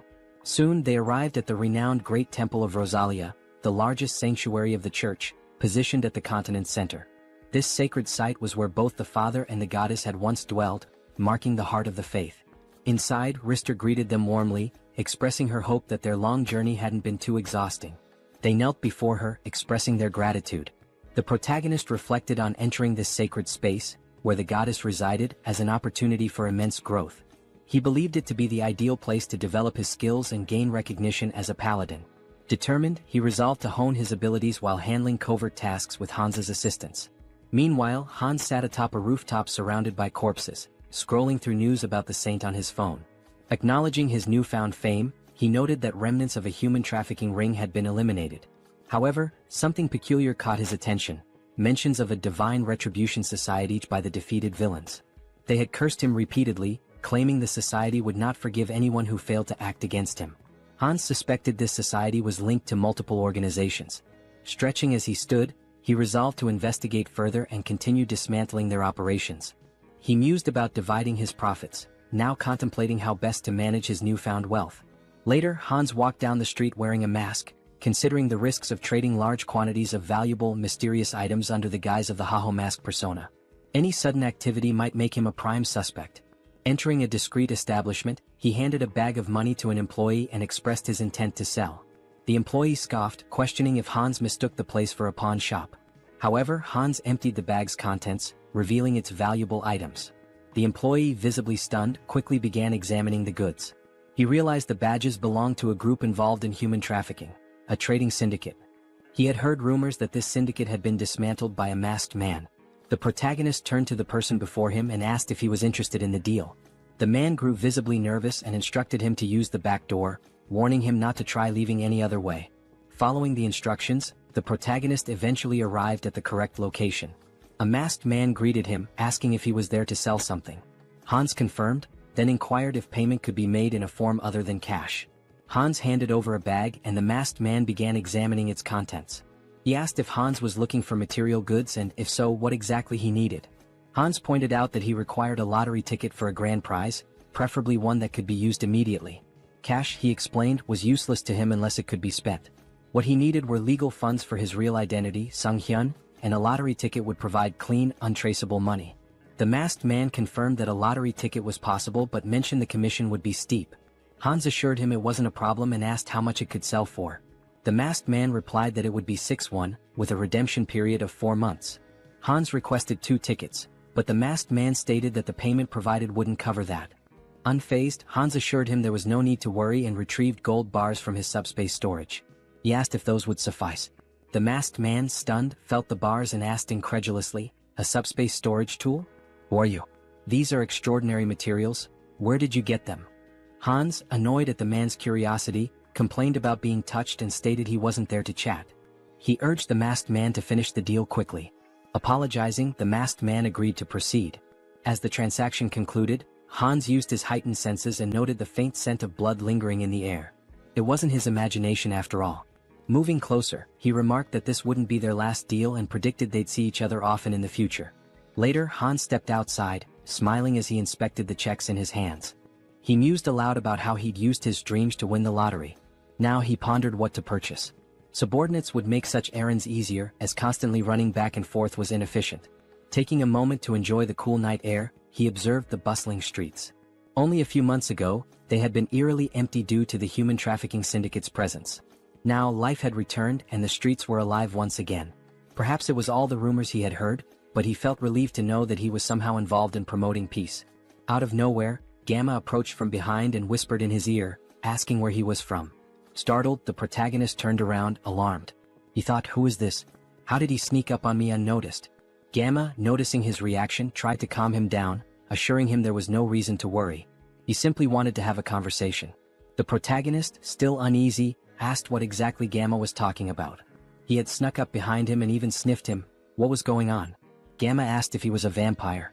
The protagonist froze. That's right, Gamma confirmed. He was at level 6, born from Demir's transformation. Gamma pressed further. What's your name? When did you return to Earth? The protagonist, thinking that yet another vampire traveler from another dimension had appeared, realized he needed to come up with something quick to get out of this situation. However, without realizing it, he began answering questions he hadn't planned on, his mind seemingly under some sort of hypnosis. He found himself saying, "My name is Heinz and I haven't been on Earth for a long time." He thought to himself, why am I answering so easily? Is this all his mind control at work? Gamma smiled. Very good, he said. So you're a newcomer who's just returned to Earth. Let me introduce myself properly. He handed the protagonist a business card. I'm with the Blood Pack organization, which encompasses all the vampires on Earth. My job is to track down those who have recently returned. The protagonist took the card, still processing the information, and asked, is such an organization real? Gamma sighed and explained that if the protagonist wanted to survive, they'd better stick together. There wasn't much choice in the matter. The protagonist looked at him in disbelief and asked, by the way, what did you mean by level? Gamma, noticing his growing curiosity, suggested they continue the conversation elsewhere. If you're starting to show interest, let's go somewhere more private. He pulled out his car keys and asked if the protagonist wanted to visit the organization. Seeing the sleek car, the protagonist agreed to go with him. Meanwhile, Jean Soren had been quietly observing the entire interaction from a distance. She relayed the update to headquarters through her earpiece. The target is moving according to plan. We are following him. After some time, they arrived at the location. Gamma encouraged him not to hesitate and to step inside. The protagonist, curious, asked what kind of place this was. Gamma explained that every vampire has a unique vampire factor that determines their strength level. They measure and rank these factors by level, and with the help of a magic circle, they can assess a vampire's level precisely. Gamma led him into a room filled with vampires and runes. Heinz was astonished by what he saw, wondering if this was truly a magic circle. The scene struck him as highly suspicious. Gamma gestured toward the circle, urging him to enter it without delay. The protagonist hesitated, thinking he could cancel his participation if it turned out to be dangerous. However, the presence of a skull emanating dark magic caught his attention. Examining it more closely, he realized this was no ordinary dark magic. It involved shamanism, curses, alchemy, and various other mystical practices, all fused together. He wondered how such a thing could even exist. Since the returnees began appearing about 20 years ago, magical tools remained rare, and magical technology had not advanced significantly. This was due to the differences in energy laws between abilities and dimensions.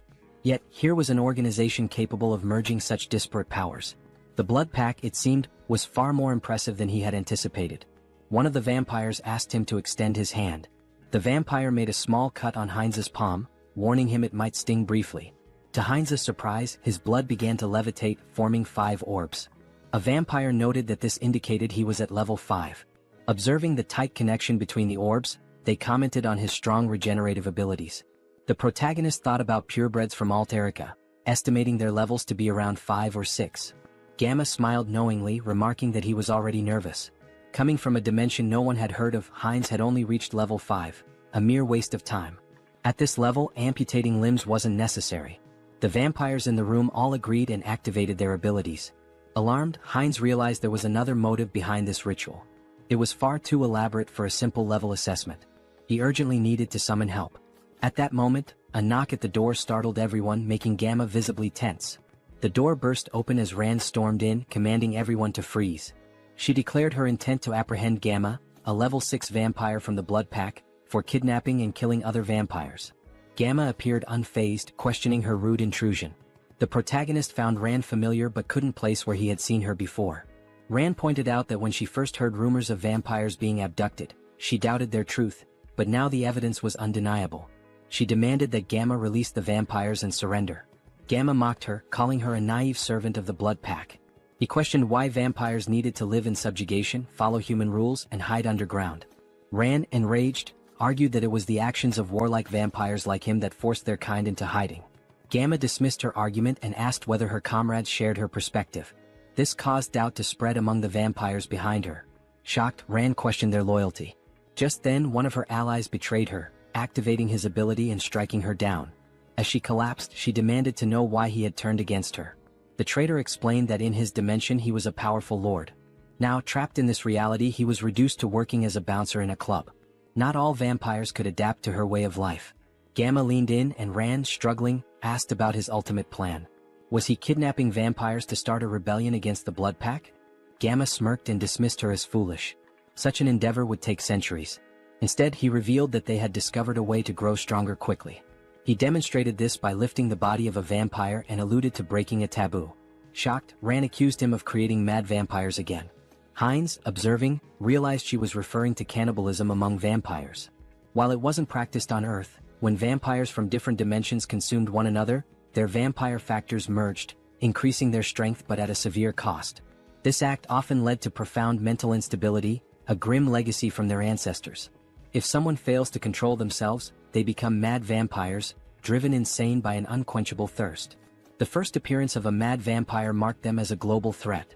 Gamma, however, smiled confidently and assured everyone that this wasn't a concern. After extensive research, they had discovered a way to remove residual bloodlust. Suddenly, Gamma's victim began screaming in agony, exclaiming that they were being used as experimental material. The protagonist observed the situation closely, realizing that the magic circle wasn't merely for separating empirical factors. It was designed to transfer a drug to vampires without causing side effects. Minion reminded Gamma of his promise, pointing out the risks he took to follow him secretly. Gamma, keeping his word, tossed him a pill. Minion consumed it and his body began to transform, becoming larger and stronger. Smiling, he marveled at his newfound strength, unable to believe the change. Grabbing Rand by the throat, he demanded more pills immediately, threatening violence otherwise. Feigning panic, Gamma urged Minion to stop, assuring him that while he was pleased with his strength, he needed to be patient. After all, another guest had arrived before him and was still waiting. Surely it wasn't too much to ask to wait a little longer? The protagonist rose to his feet, calmly stating that there were 2 purebreds and 4 half-breeds, proof that cannibalism worked. Gamma looked at him, stunned. Filled with newfound strength, Heinz expressed his eagerness to see just how powerful he could become. As he prepared to absorb the others, chaos erupted. The vampires screamed in confusion and fear. Suddenly, Heinz and his army burst into the room. Addressing the group, he mocked their attempt to hide but scolded them for neglecting their safety. From now on, no one would leave this place without his permission.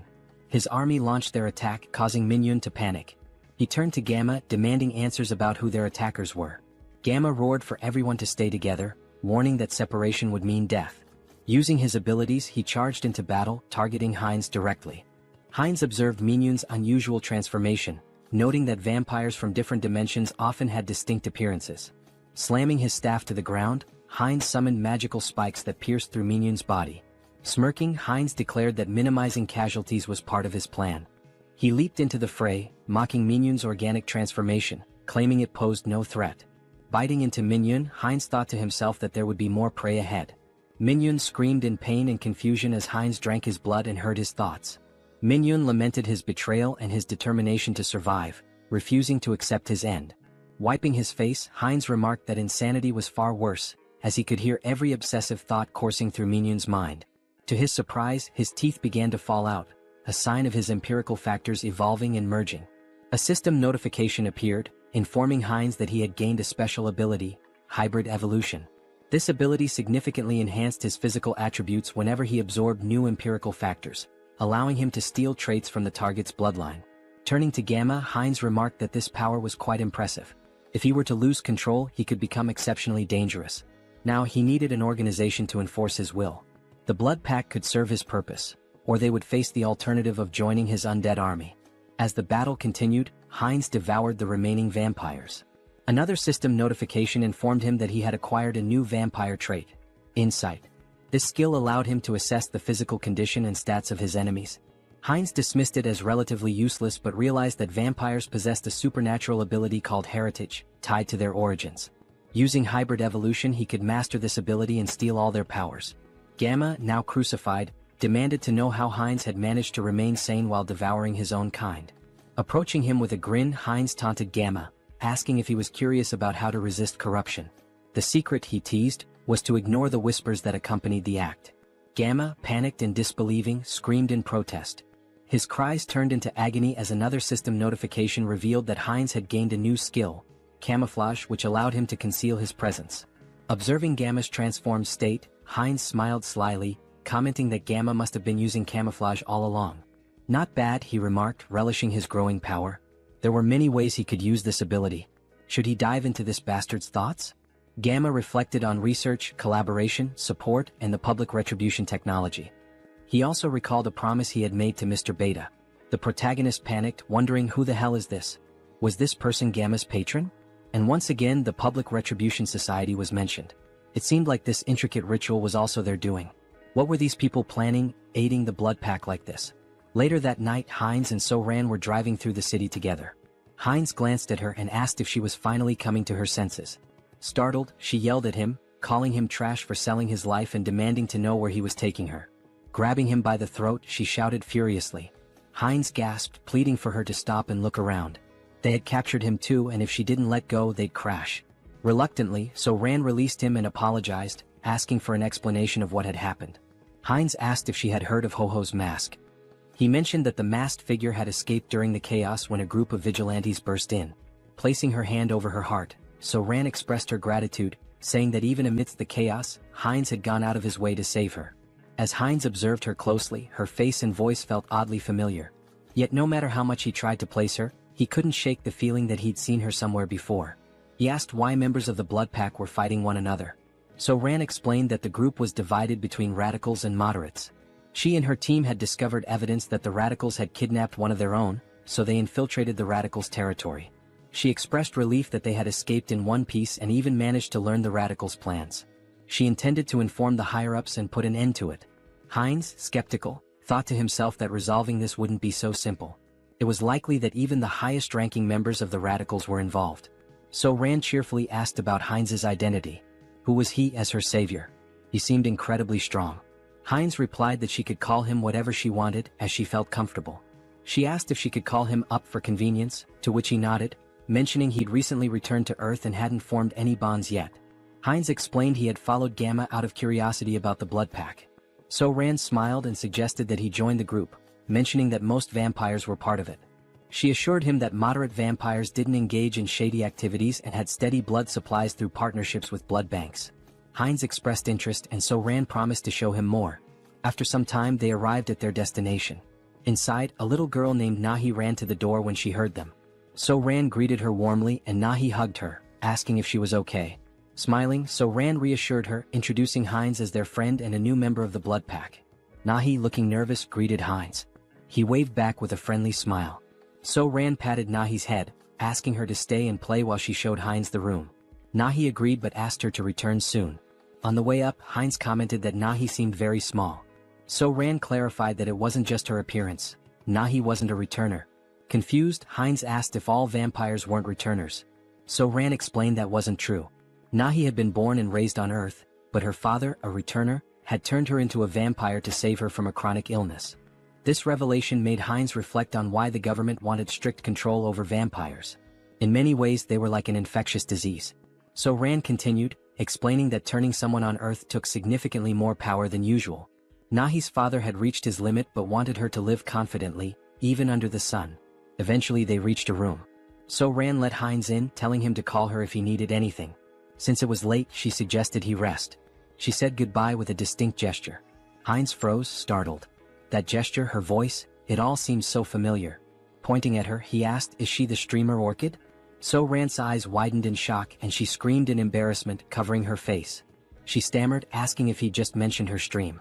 She blushed, saying that moment from her stream was stuck in her head, then nervously asked if he was one of her subscribers. Heinz awkwardly waved, denying it, explaining that her videos had simply popped up in his recommendations a couple of times. She sighed in relief and said it was a good thing because she had nearly died of embarrassment. She explained that she had been a trainee, and after quitting she felt lost and decided to try streaming. Heinz asked how old she was back then. She replied that she was 22 now and had awakened at 19. Then she asked his age and when he had awakened. Feeling awkward, Heinz quickly shut the door behind him, calling out that he'd tell her later. She blinked in surprise, wondering aloud if she had said something wrong. Inside, Heinz exhaled deeply, realizing she was much younger than he had assumed, which explained his casual tone earlier. At 20 years old himself, he found it surprising that she was older than him. Lying on the bed, he muttered to himself that regardless, she still looked familiar. As a streamer, she was quite famous. Maybe he should look her up online? Opening her streaming page, he found a notification about her recent hiatus. In the post, she mentioned taking a break from streaming for about a week due to work obligations. She assured her audience she'd return as soon as possible and hoped to see them again soon. Heinz swiped through the updates, thinking to himself. After she posted this, she went straight to the crime scene? If he hadn't intervened, that post might have been her last. The thought unsettled him. The situation had been far too close and dangerous. The next morning, Heinz woke to the sound of So Ran yelling into her phone. She was shouting, demanding to know why there was no evidence. How could they find nothing? Groaning from his headache, Heinz got out of bed, wondering what the commotion was about so early in the morning. Heading downstairs, he heard her shouting again. He says there's no proof of this. How is that even possible? Noticing Heinz, So Ran paused her argument and asked if he was awake. Holding the phone away, she explained that her colleagues had gone to the crime scene yesterday, but everything had been burned. There was no evidence left, and now they couldn't act against the radicals. Heinz clenched his fist, thinking to himself, they've gone too far. Were they trying to erase all traces of me? Out loud, he sympathized, saying it was unfortunate, but then he asked her something. Could she tell him where the radicals' base was? Her eyes widened in surprise. Why do you need to know where the radicals' base is? She asked. Then, raising her voice, she added, don't tell me you're against the blood pack. Heinz raised his hands to calm her down, assuring her it wasn't the case. He explained that the radicals were dangerous, and it would be better to know their locations to avoid them. Taking a deep breath, So Ran nodded, placing a hand over her heart. That does make sense, she admitted. She pulled up some information on her phone, handing it to him. Here, hold on to this. Avoid the marked locations and you'll stay safe. Heinz studied the screen, noting the map of locations. While doing so, So Ran offered to cook him something since he was already up. He waved his hands, politely declining. No need to trouble yourself, he said. I'll grab something nearby. There are plenty of good restaurants around. Looking at the map's marked spots again, Heinz licked his lips and muttered, that's why I'm thinking of going for a walk and finding something good to eat. Moments later, he appears indulging in the blood of vampires, as if feasting at a banquet in a restaurant. Suddenly, a still-living vampire calls him a bastard, warning that he cannot leave peacefully because the clan leader will hunt him down, leaving not a single bone marrow behind. The protagonist asks if they know who he is and thanks them, mentioning that after stealing the concealment skill from these vampires, they are now worse than blind fools. So, he won't have any trouble for now. He then demands they reveal where their other friends are. By touching the vampire's head, he accesses their memories and discovers that the next day, there will be a gathering in a secret location, and their leader will also be present. The protagonist sees this as a perfect opportunity to eliminate all of them and feed. After finishing off the last living vampire, he says it's time to clean up. Using the Blood Bloom skill, he spreads blood to create a burning flower that won't extinguish unless the caster wishes and burns only the target. This new technique, which he acquired after stealing from the vampires, is perfect for erasing his traces. As for magical traces, he'll use his concealment skill to hide them. With these two skills, no one will be able to track him. Suddenly, the protagonist's heart starts pounding. This feeling, his body was beginning to evolve again. While spitting blood and groaning in pain, he acquired new abilities. The special skill, Bloodline, Pure Blood, evolves into Bloodline, True Blood. Due to the effects of hybrid evolution, he gains enlightenment and acquires the skill, Blood Flow Amplification. His recovery ability has transcended its limits, and the skilled regeneration has evolved into hyper-regeneration. Finally, he has become a trueblood and gained some new abilities. Let's test what they do. He makes a deep cut on himself and within seconds his artery heals. Now he can control blood and has absurd regeneration. During a fight, he can absorb the blood of enemies to recover, making him practically invincible. If a true blood is this strong, imagine how powerful a holy blood might be. In the next scene, we see Jean Soren thanking someone for donating 1 million cheeses. The donor earned 1,000,000 points in her heart. She thinks this donation will allow her to buy many blood packs without worrying. Suddenly, the protagonist enters the room. They look at each other and blush. He apologizes for interrupting and tells her to continue her work. Soren, embarrassed, shouts at him to knock before entering and punches him. Soren then asks what happened. He tells her they received a letter in her name. The letter contains images and information about a group of criminal vampires. Someone mysterious sent this dossier with such valuable information. She has no idea who it could be. Perhaps the famous masked figure people keep talking about? But the only person she had discussed this with was Mr. Hines. These details came after she gave the location to Mr. Hines. Could these two be working together, or is it just a coincidence? The next day, Hines observes a house from a rooftop where a secret meeting will take place to discuss measures against the masked figure and the recent attacks. Hines uses a skill to peer inside the house but notices a blood magic barrier. On the first floor, he sees several high-level vampires emanating intense energy. Alright, let's go in. Hans will use the shadows and I'll go from above. Let's enter together and wipe them all out. Hines enters through the window like a scene from an action movie. Prepare yourselves, you criminal bastards. But when he looks, there are no vampires on the first floor.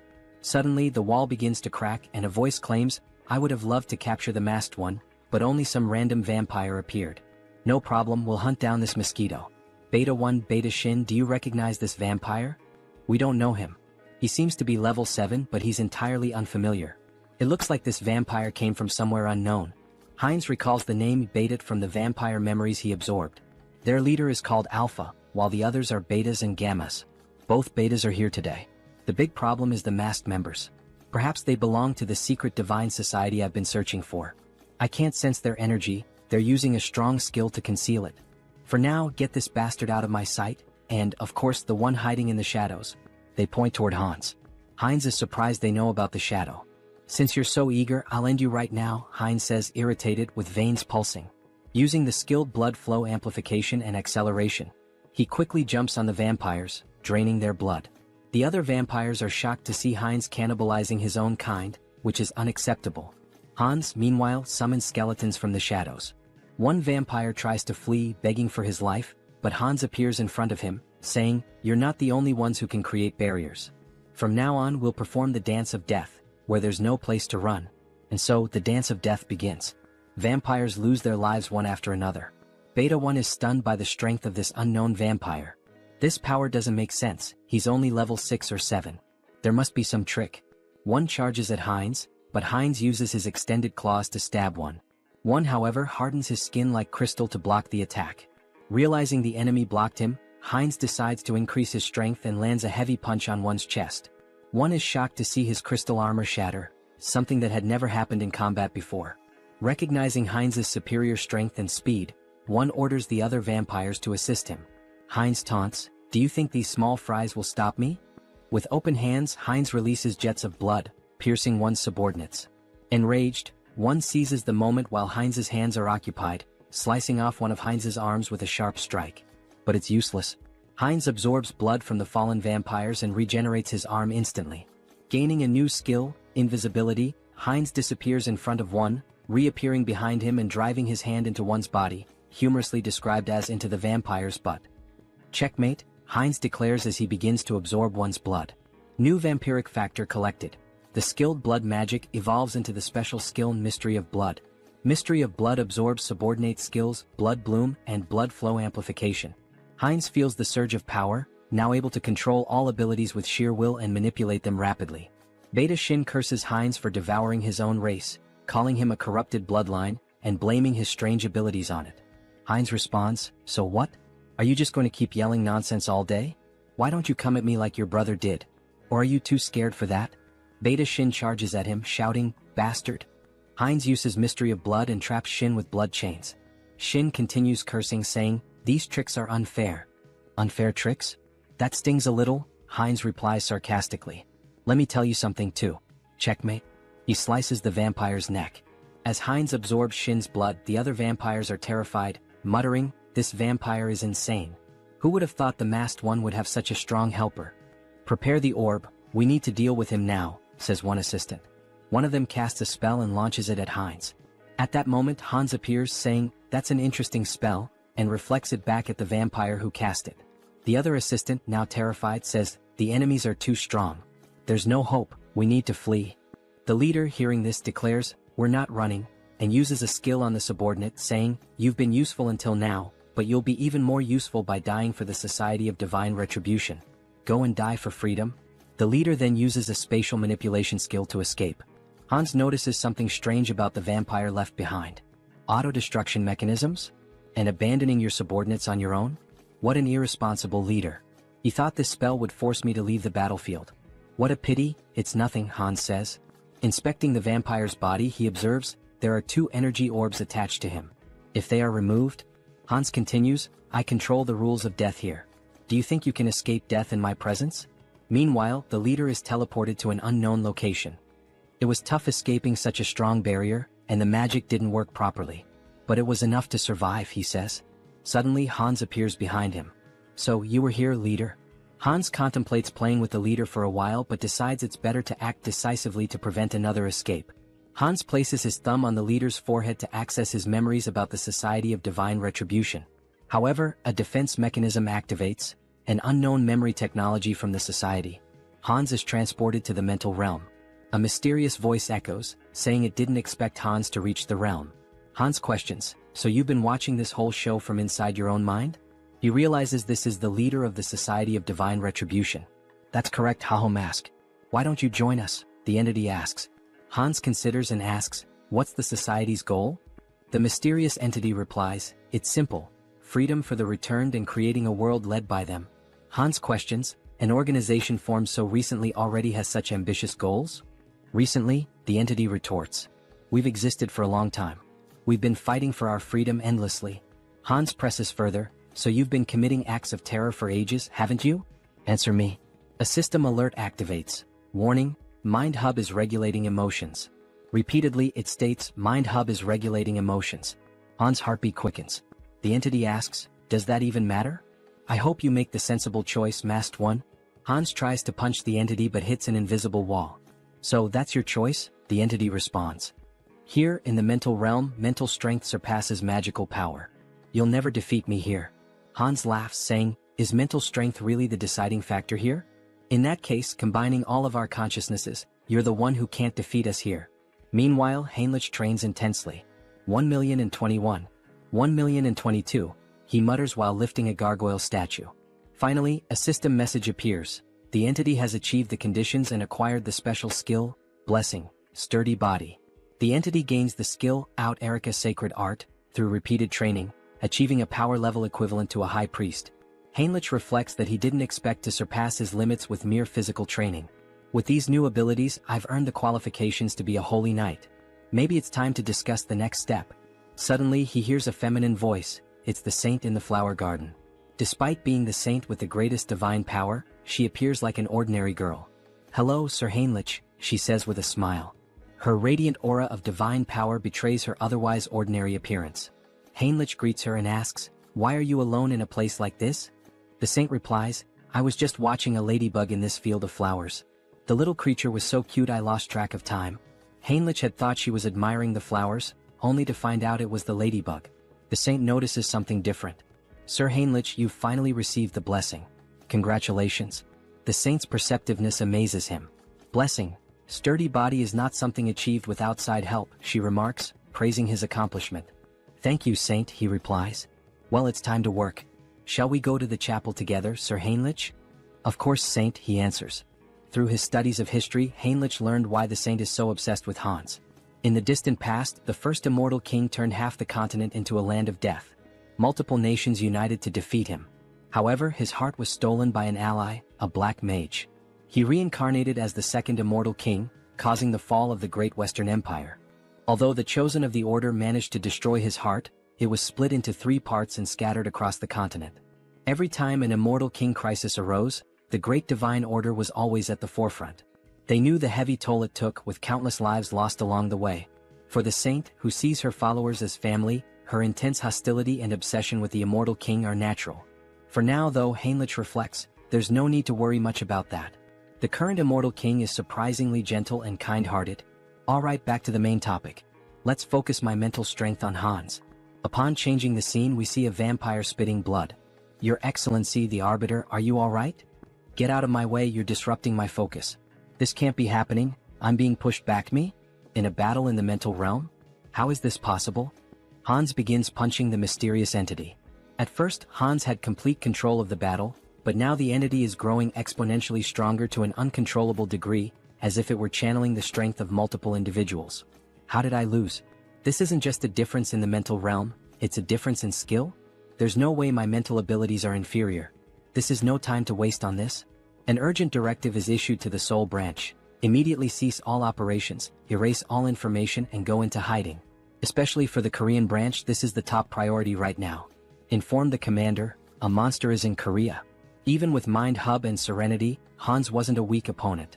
His resilience would require further study. However, it was regrettable to lose sight of him. The system emits a new notification. The entity absorbs someone else's karma, transforming the skill black magic into the special skill path of sorcery. Thus, this fragment is the remnant of something scattered across the mental realm. Absorbing its karma means my growth comes at the cost of its reduction in power. That's fine. By reading the memories left behind in this fragment, I'll track the hidden members of the Society of Divine Retribution. So this is the Korean branch of the Divine Society, hidden deep in the forest. I won't give them any chance to escape, says Hans, blending into the shadows. I'll uncover all your secrets now. Suddenly, a scientist appears. They told me to evacuate as quickly as possible, but they didn't mention that a monster like this was coming. So the evacuation order had already been issued? At least my effort wasn't completely wasted. Look at you, trying to save a piece of paper with some data, only to hand everything over to me. Let's see what you've been up to for so long. Wait, this incident. I will never forgive you, Society of Divine Retribution. You're the ones who stole my life. I'll hunt down and kill every one of you without exception. Heinz refines excess blood stored in his body into blood crystals, which he plans to use to enhance other vampires' vampiric factors. This refined blood connects these vampires to Heinz, creating a hybrid clan loyal to him. Those who resist will be crushed. The next day, Jean Soren is stunned to learn that Heinz has eliminated all vampires in the region and intends to meet with the leader of the moderate faction. Wait a minute, this is a lot to process. I need to verify these facts, Soren says. Verify? What do you think of this as proof? Heinz interrupts, demonstrating his overwhelming power. Soren is terrified by such a display of power. She knew he was strong, but not at this level. He must be at least level 7 or higher. I can't even gauge his strength. Very well, I will contact them now. To think that you eliminated all the vampires with your own hands and now intend to absorb the rest. This is quite an unusual proposal, almost bordering on unsettling. I have no intention of giving absurd orders. The goal is simply to maintain peace and order, to track connections of the Divine Retribution Society, and eradicate every member. Don't you think these two objectives are contradictory? That depends on where you set the standard. It seems she won't be easily persuaded. If she refuses, then we'll have to use force. Fine deal. What are you relying on to accept so quickly? What am I relying on? Of course, I'm relying on myself. I will help you absorb all the remaining vampires, Mr. Heinz. You can start with Soren. She will be the bridge between us. Very well, that's exactly what I wanted. But I don't think that will be the case for them. Alright, then we should begin sharing the details of the discussion, how to absorb the vampires and about the new faction you mentioned. Let's start with absorbing the remaining vampires and becoming the leader of a new faction. That will be the first step toward taking control of the Blood Pact. Stay still. If you move, you might get hurt. Now let's begin. Heinz inserts a blood crystal into Soren.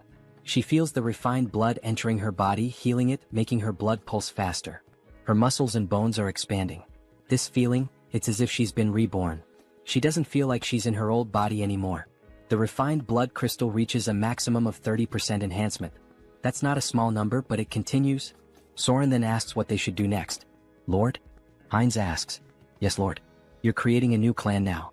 Now that a lineage has been stabilized on this land, we'll need to find a new name for our clan. Do you have something in mind, Lord? A name? I'd like something that stands out, something different. Vampires who accept the blood crystals are renamed Heterosis, embodying the hybrid vigor of Heinz's blood. He declares, beware remaining vampires. I will hunt you down and make you the strongest within the blood pact.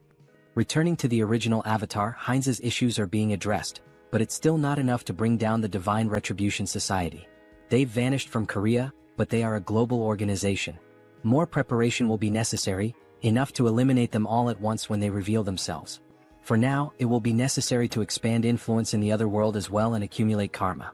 For example, events like wars and terrorism. Wait, what the hell am I thinking?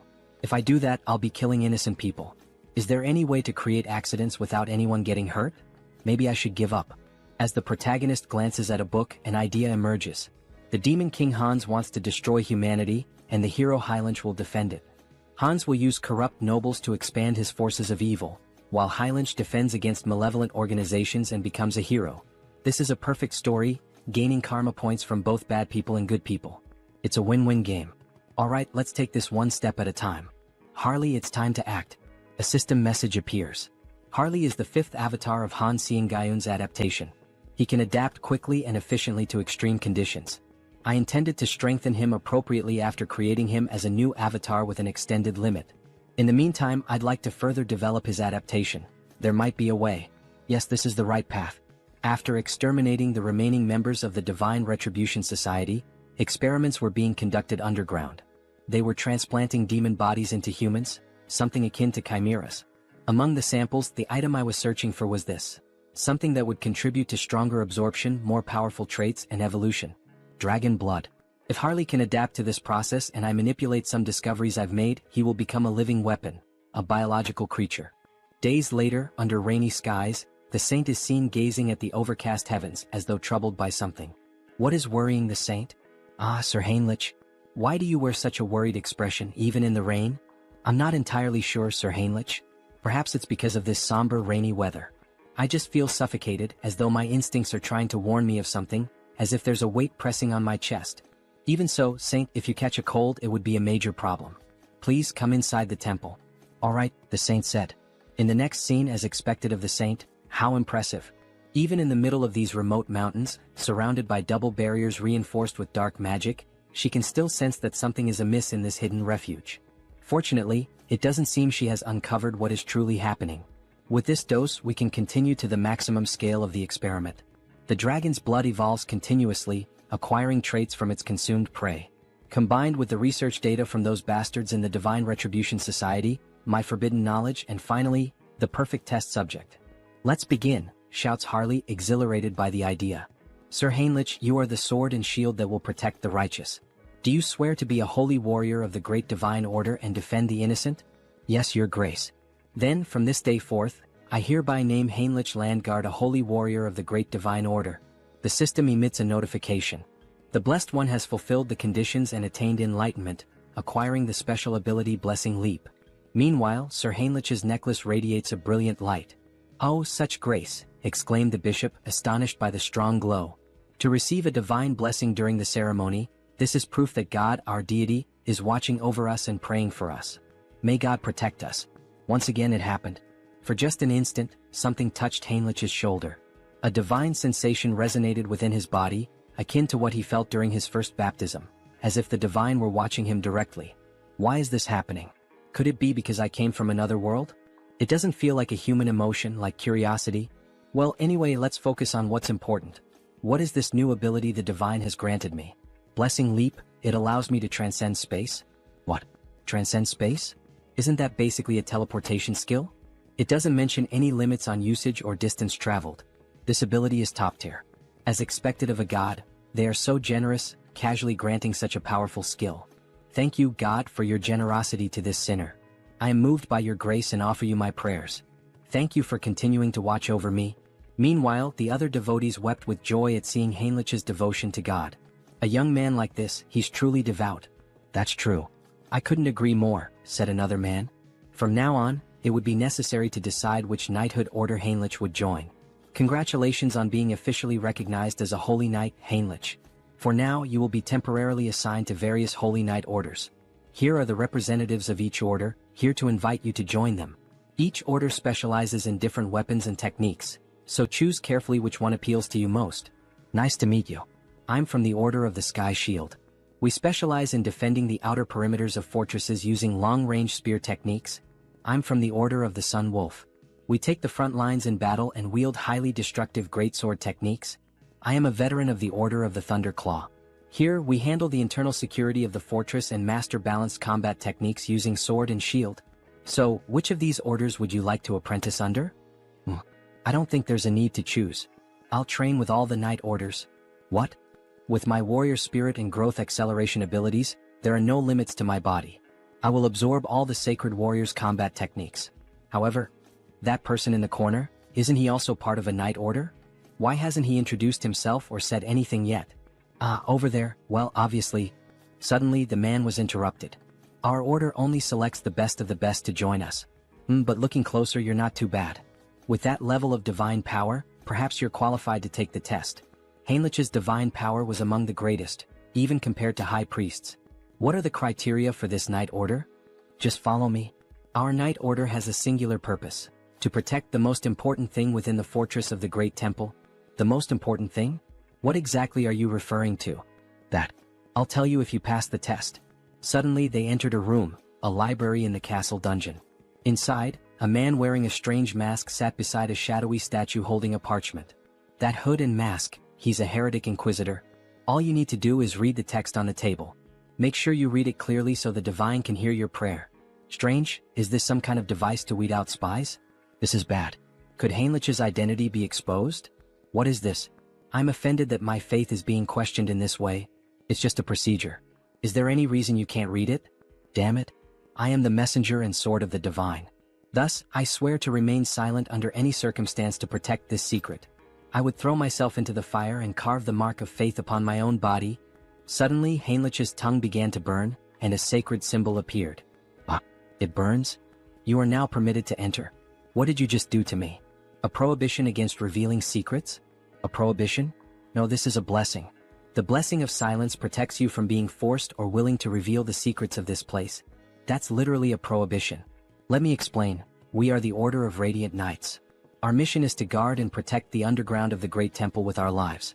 This will be the first and last time you see this place in person. Remember well with your eyes what we are protecting here. Suddenly, two soldiers drew their swords and inserted them into the door, activating a defense mechanism. As the door slowly opened, Heinlich saw what lay beyond. He had suspected something was wrong, but he never imagined such a massive secret. The reason this order stationed its greatest forces at this temple, the reason for all these security measures, prohibitions, and blessings. At the deepest part of this great temple lay the last fragment of the Immortal King. Heinlich was shocked to see the final fragment of the Immortal King. Well, the Grand Divine Order was one of the greatest powers on the entire continent. There was no way they hadn't found at least one fragment of the Immortal King after centuries of searching. Clenching his fist, Heinlich wished he could seize that fragment immediately. However, the four strongest sacred knights were guarding the entrance to the temple. Even Hans wouldn't be able to extract the Immortal King's fragment from the temple's deepest depths. Heinlich would have to think carefully about his next move. Suddenly, another knight informed him that due to the blessing placed on Heinlich's mouth, he wouldn't be able to reveal anything, no matter if he was tortured or even killed. Formally, he was stating this anyway. This fact must never be revealed to anyone. Understood? Heinlich confirmed. Don't worry, I promise that only I will know this information. Haha, the final fragment. What an unexpected stroke of luck, Hans said, laughing wickedly as he gazed at his experiment. However, Harley's condition was far more unstable than Hans had anticipated. With a worried expression, he exclaimed, "What's wrong? Why is this happening? Everything should be working perfectly according to theory." Meanwhile, Harley was coughing up blood. He felt something boiling inside him. The dragon's blood had definitely been transfused into his body.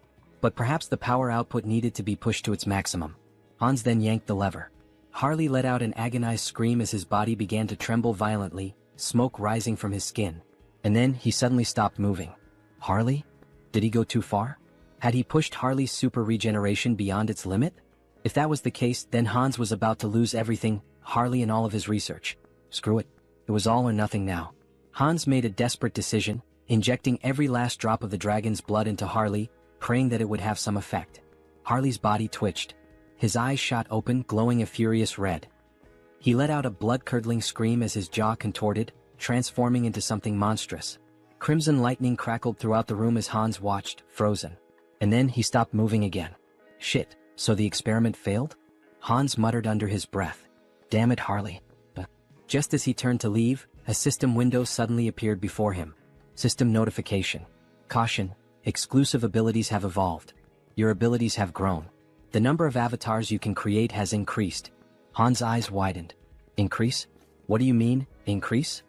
He looked around at the lifeless body before him. All I see is a pile of corpses, not growth. Then, without warning, Harley's body convulsed violently. His muscles rippled as he snapped his restraints apart like they were nothing. System notification. You have acquired a new ability, physical mutation. Your recovery ability has exceeded its limits. Super regeneration has evolved into regenerative adaptation. Harley let out a guttural roar, his voice twisted with agony and something else, power. His entire body was mutating, shifting, evolving. System notification. Skill adaptation has evolved into special ability, mutation. Hans could only watch in awe, no in terror, as Harley broke free from every shackle that had once bound him. Finally, the mind has connected. The gamble was worth it. Ah, so this is the new effect of the mutation ability? Harley mused, laughing as he examined his altered physique. His body had changed drastically, his muscles denser, his teeth sharper, and even a few dragon-like scales appearing on his face.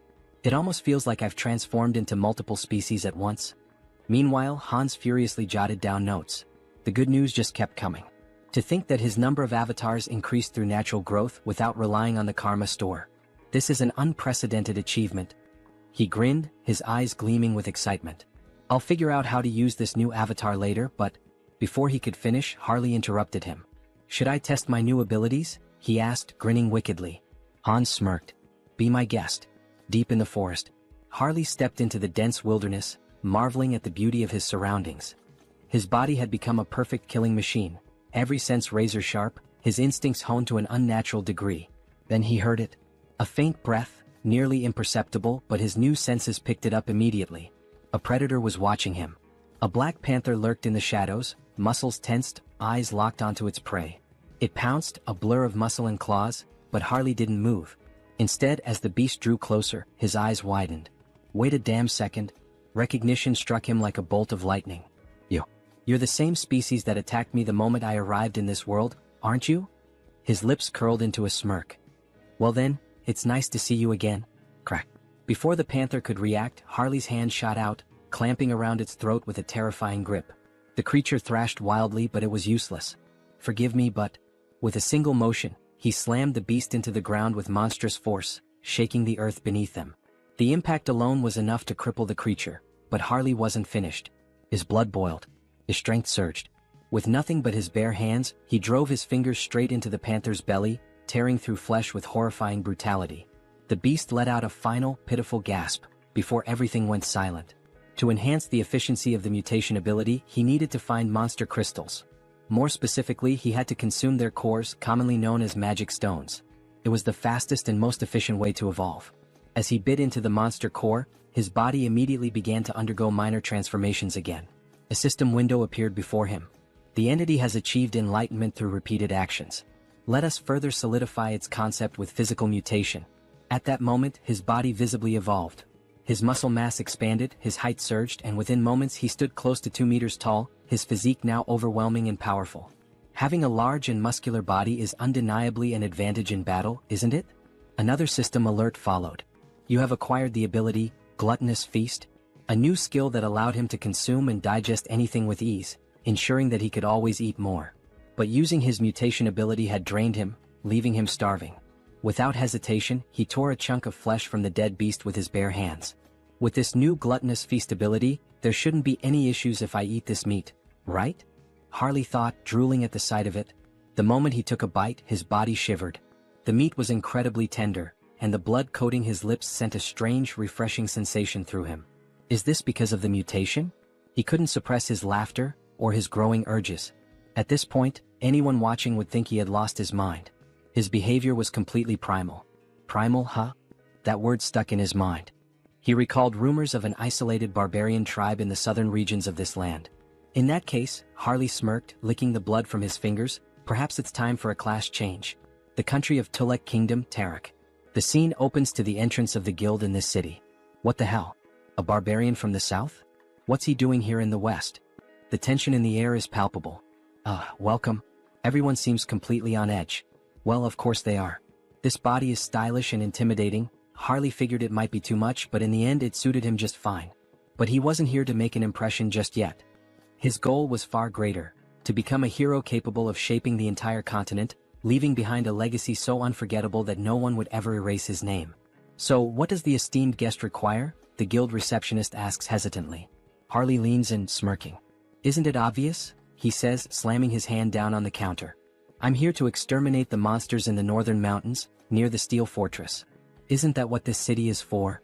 The guild worker flinches but quickly composes himself. Oh, of course. I'll register you immediately for deployment, rookie mercenary. Harley grins. Good. Let's get this started. Meanwhile, at the temple, a grand duel reaches its climax. Heinrich stands victorious, wiping his blade clean. Damn that tenacious bastard. One onlooker mutters. Heinrich had done it. He had mastered every combat technique and weapon style of the Sacred Knights. The entity has achieved enlightenment through training. You have acquired the skill, comprehensive weapon mastery. It was finally over. Now Heinrich could wield any weapon to absolute perfection. This experience would undoubtedly benefit all his other avatars as well. Just as he relished his victory, he caught sight of the Saintess. But something was off. She was dressed in full ceremonial robes. Why is she wearing those? What is she up to? Heinrich wondered. He approached her. Saintess, what are you doing? She turned to him with a serene smile. Ah, Sir Heinrich, we meet again. When it rains, worms always emerge from the earth.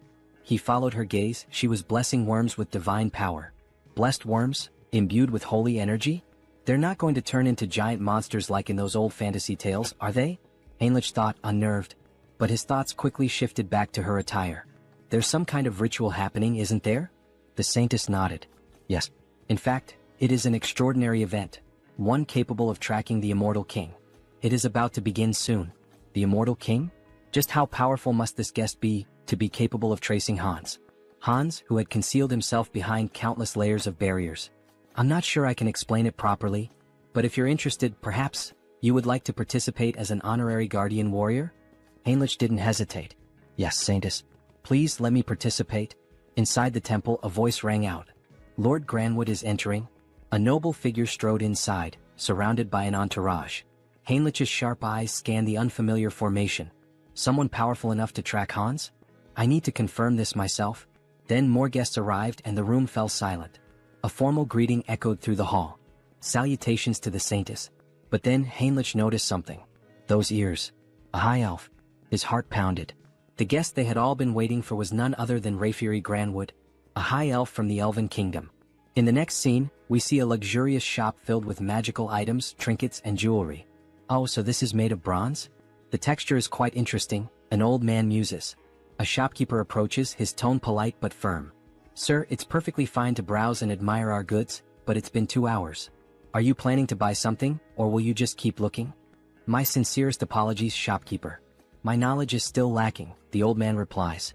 At this moment, we are introduced to the protagonist's sixth avatar, Hubert. Hubert, the sixth avatar obtained thanks to Harley's progress in previous scenes, possesses the initial ability of appraisal. This skill grants him the power to see detailed information about items. Material, ruby. Weight, 12 grams. Material, bronze. Weight, 480 grams. However, his proficiency is still low. For now, he can only view basic details about objects. But if he continues to hone this ability, he could become the merchant who dominates the entire continent's market. Of course, before that can happen, he must navigate the opposition of existing merchants. To ensure his success, Harley's heroic influence must continue to grow, so that, in the future, they can support each other. Shifting scenes, we now find ourselves in a vast landscape of towering ice-covered mountains. Harley has finally reached his destination. So, it's you? The biggest threat lurking in this mountain? Before he can react further, a massive bear lunges at him, wasting no time in launching a ferocious attack. Harley grips his axe tightly, bracing himself as he counters with powerful swings, wounding the beast and forcing it to retreat. Seeing an opening, he leaps above the bear, ready to deliver a devastating strike to its head. However, just as his attack lands, his axe shatters in two. Before he can even curse the bear, a massive paw strikes him with full force, sending him flying several meters through the trees. Damn it, the axe didn't work. As the bear charges at him once more, Harley quickly decides to activate his body mutation ability. His arm becomes covered in dragon scales, reinforcing his strength. He clenches his fist and, as if standing in a boxing ring, delivers a full-force punch straight into the bear's mouth. The impact is immense, the bear is sent flying. Tisk, fighting barehanded is more effective than using weapons. But with power like this, I'll never be recognized as a hero. He begins to wonder, could he harness the vitality of monsters without physically altering his body? If so, it might be the key to controlling his own evolution. Determined to test his theory, he focuses on extracting only the energy from the beast, not its physical traits. At that moment, a system notification appears. The entity has met the conditions and achieved enlightenment. A special ability has been acquired, Aura. It worked. A fiery orange aura begins radiating from Harley's arm. Finally, an ability that lets him grow stronger while remaining human. But before he can fully grasp his newfound power, something approaches. A colossal monster emerges from the icy mist. Without hesitation, the creature kicks Harley, sending him skidding across the frozen ground. As expected from the northern mountains.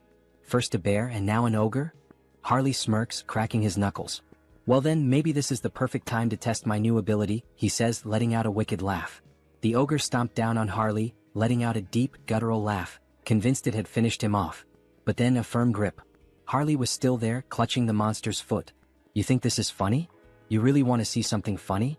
With a smirk, Harley began lifting the ogre's leg as if he were simply doing strength training. Let me show you something amusing. With one final push, he sent the ogre off balance, then used the momentum to leap onto its back.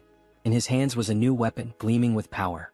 As if invoking the might of a god of war, he roared.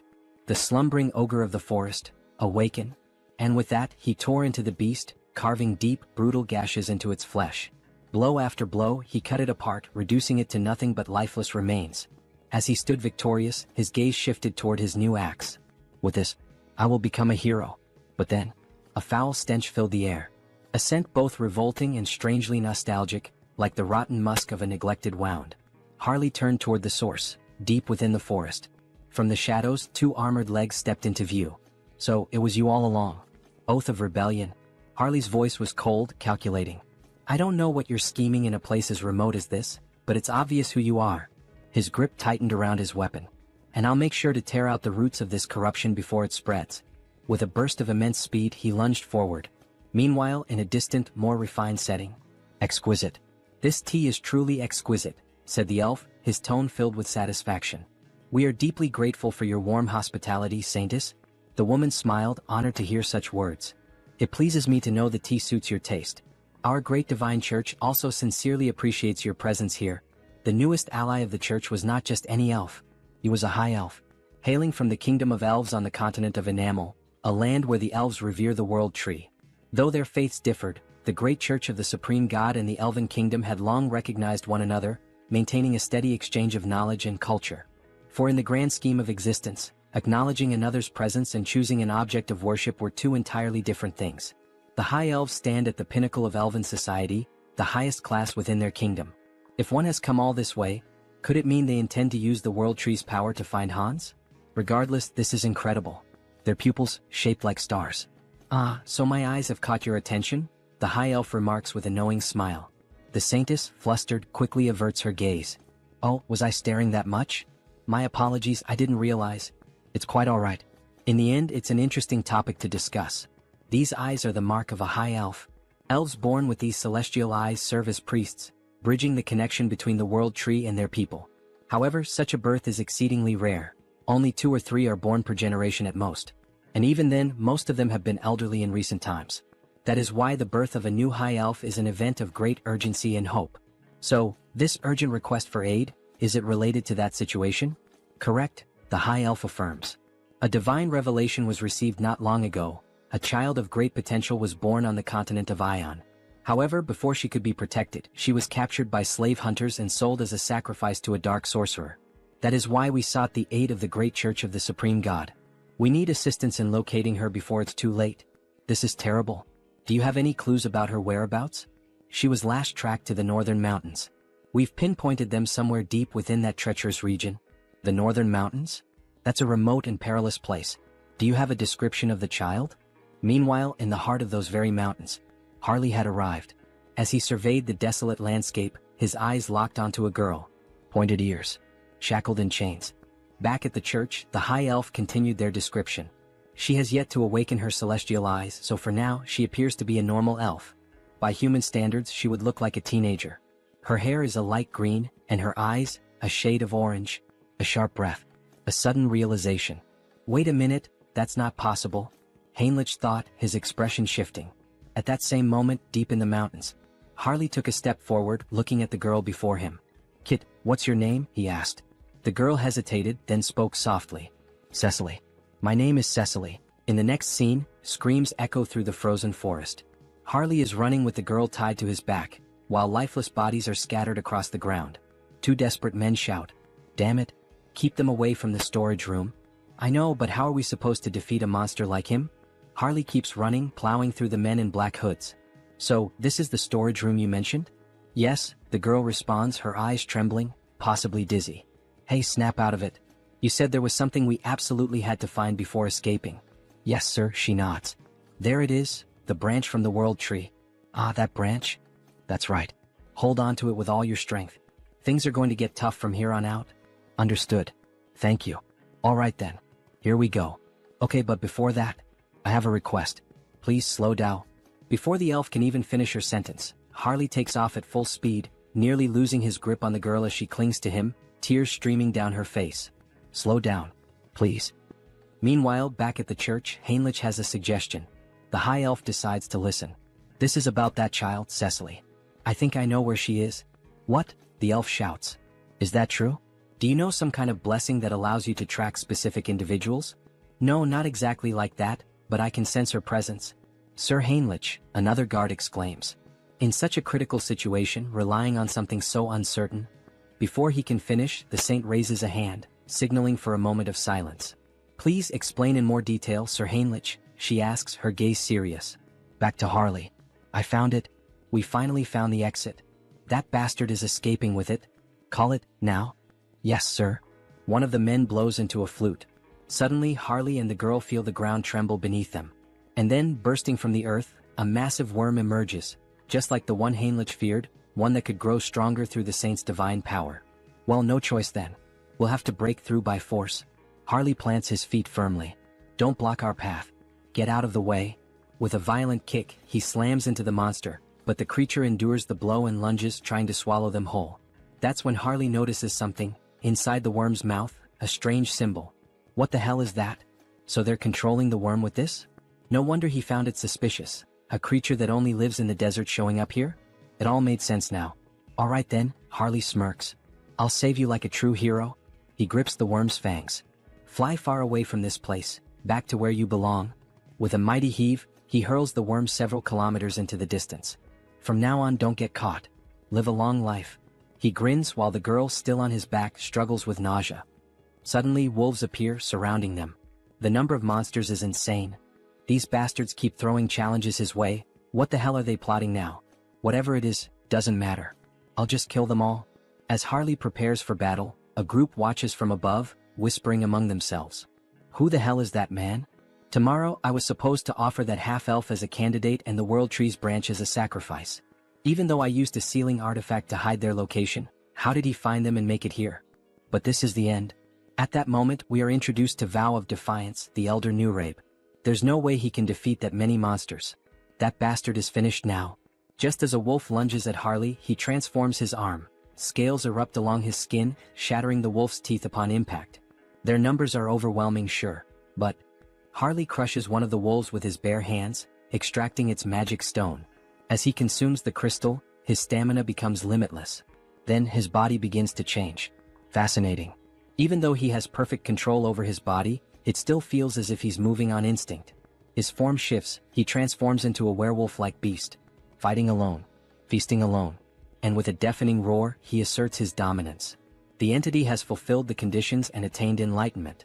The skilled wild instinct has been acquired. This can't be happening. That thing is a monster, the men whisper as Harley tears through the wolves. "What do we do, Elder Nurabe?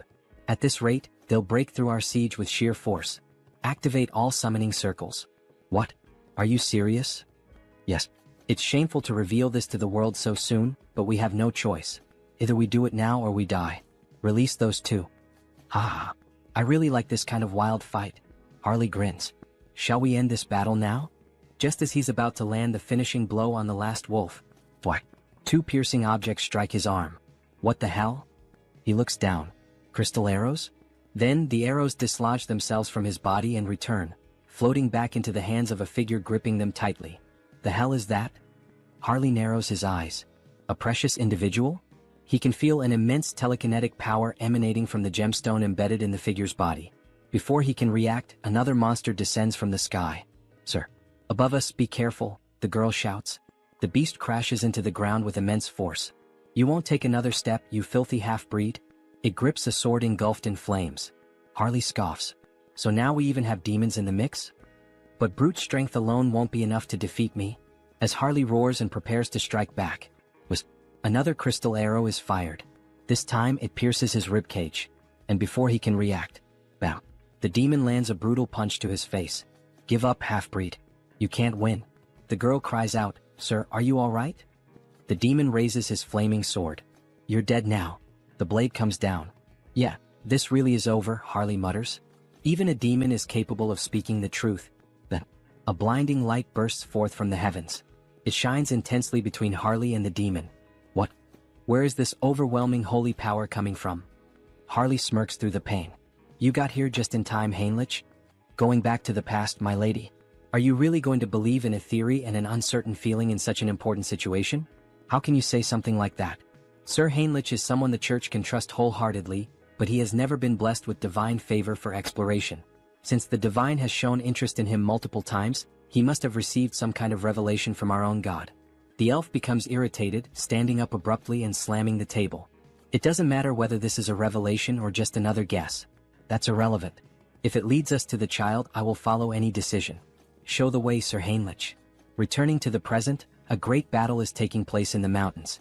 Sir Heinrich is facing the demon of the flaming sword. They clash blades, but when Heinrich imbues his sword with divine power, he delivers a clean and flawless strike, slicing the demon in two. Before dying, the demon himself mutters, so strong, both this divine power and his swordsmanship. This paladin is not normal. The gem-covered creature sees its fallen companion on the ground. However, before it can react, Harley suddenly appears, ready to land a punch on the monster.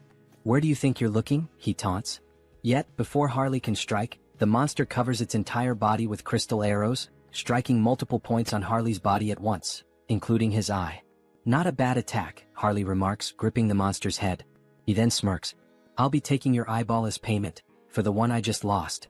Then he begins pressing the monster's head with all his strength. Cracks start forming, spreading slowly until, finally, the gem-like head shatters completely. Gritting his teeth and groaning in pain, he carefully and quickly removes the arrow still lodged in his eye. Since you were the one who took and destroyed one of my eyes, he mutters, I'll replace it with yours. With that, he implants the gem into his empty socket. A system notification suddenly appears. A new body part has been transplanted. Ability acquired, Jewel Eye, Psychokinesis unlocked. Ha. Ha ha ha ha. He bursts into laughter. Now he can attack from a distance. As the gem fully assimilates into his eye socket, it gleams with power. I can't believe it. Those two were actually defeated? But who the hell is that paladin who suddenly showed up? Don't act recklessly, a voice warns. They are just one man and a child, nothing more. Begin the ritual, prepare the other monsters, and get ready to withdraw. But then, a noise. Elder Nurabe? A sickening thud echoes through the air. One of the cultists is suddenly struck by an iron club, his body crumpling to the ground. I'll crush your skulls, you bastard heretics. Paladins charge in on horseback, roaring their battle cries. The Holy Knight order. Damn it, one of the cultists panics. Elder Nurabe, what should we do? Should we start preparing the teleportation spell to escape? Screw that, Nurabe growls. There's no turning back now. Gripping the arm of one of his devoted followers, he begins the ritual. One by one, their souls are drained, their lifeless bodies collapsing to the ground. With a wicked smile, Elder Nurabe offers up every last soul as a sacrifice. Descend upon us, incarnation of greed. Then, a massive pentagram begins to form. Burn them all, the elder commands as he completes the ritual, his voice laced with eerie finality. Slowly, something monstrous begins to emerge. Reduce them to ashes. But before the creature can be fully summoned, a radiant light pierces through the darkness. A divine force, so overwhelming, so absolute, strikes directly at the demon, annihilating it before it can even materialize completely. Forgive me, but the only thing burning today will be you, heretic. With those words, the paladin invokes the light once more, this time beneath the elder's feet. A massive explosion erupts at the mountain's peak, so powerful that even those far below hear its devastating impact. Looks like things are just about wrapped up here, a voice calls out. Hey kid, you can stop hiding now. Come on out. Shaky footsteps. A hesitant voice. That was terrifying. Suffocating. I feel like I'm about to throw up. Ah, that just means you're healthy, Harley chuckles. As long as you're not hurt, that's all that matters. The girl lets out a small, relieved laugh. Sir Heinrich, it seems we arrived at just the right time, all thanks to you. Thank you. Sir Paladin Tuscan, Heinrich greets in return. But the high elf standing nearby seems troubled. You were absolutely right about the location, Heinrich. But how did you know the girl would be here? I'm not sure, Heinrich admits. I just knew. Then suddenly the elf calls out. Lady Cecily. For the first time he lays eyes on her, his voice filled with emotion. It is an honor to meet you at last, Lady Cecily. He kneels before her, his expression solemn. I am Rayfury of the Elven Kingdom. Cecily looks at him, confused by the formal greeting. Harley watches closely, analyzing the situation. So this is the gaze of a high elf. Ah. I'm truly glad you were able to reunite safely with your kin, Harley says. It was an honor to help you as a warrior, Cecily. Cecily smiles warmly. All right. Thank you so much, warrior. The elf then turns to Harley. How could I possibly repay you for protecting Cecily? No, Harley waves him off. I didn't do this for a reward. You are truly an admirable person, Rayfury acknowledges. However, since I have received your aid, I must express my gratitude properly. That is the way of my people. Harley grins. Well then, if that's how it is, I'd be honored to accept. All right, Sir Harley, could you lower yourself a little for a moment? The elf looked clearly uncomfortable with the situation. Cecily then leaned forward and placed a soft kiss on Harley's forehead. May nature's blessings be with you. A glowing symbol appeared on Harley's forehead, and an overwhelming energy surged through him. It felt like the very presence of the world tree itself. This is a blessing that only high elves can bestow, Rayfury explained. The blessing of nature, a high-level enchantment that can only be used a limited number of times. He glanced at Cecily. Cecily isn't a high elf yet, so this won't be as effective. But once she awakens her true sight, she'll be able to reinforce the enchantment and make it even stronger for you. Then, with a solemn expression, Rayfury continued. And of course, I must give you a proper gift as well. Please extend your hand. Harley complied, and Rayfury placed a small, intricate token in his palm. This is our elven symbol of promise. Should you ever need assistance in the future, we will come to your aid. Seriously? Harley blinked, a bit taken aback. Thank you. You guys didn't have to go this far. I'll accept these gifts with gratitude. Here, take this as well. One last thing. Harley looked at the additional item, curiosity flickering in his eyes. Meanwhile, another conversation unfolded. That young man, he has quite an impressive physique, Rayfury observed. He's just as capable as you, isn't he? You two know each other? No, this is our first meeting, Rayfury admitted before smiling faintly. But I have a feeling this will be a good connection. If it's your intuition, then I trust it completely, Heinrich said. The order must also express its gratitude properly. Heinrich took a deep breath, his thoughts racing. We've gained the favor of both the Elven Kingdom and the Grand Divine Order. Then a voice called out. Lord Tuscan, thank you for handling this issue so swiftly. Now it is our turn to assist you. Just hearing that gives me courage, Tuscan replied. We have only one request. For the peace of this island, please find the immortal king. Heinrich exhaled slowly. So, in the end, was making contact with the high elves all for this? He looked up at the sky. The world tree is the root of all trees. The high elves can borrow its power, sensing energy anywhere there is life, anywhere trees grow. But, Rayfury added, it will require some form of support. Support? I need some knowledge about the energy we're searching for. The energy of the immortal king. All right. Follow me. They used teleportation to return to the church.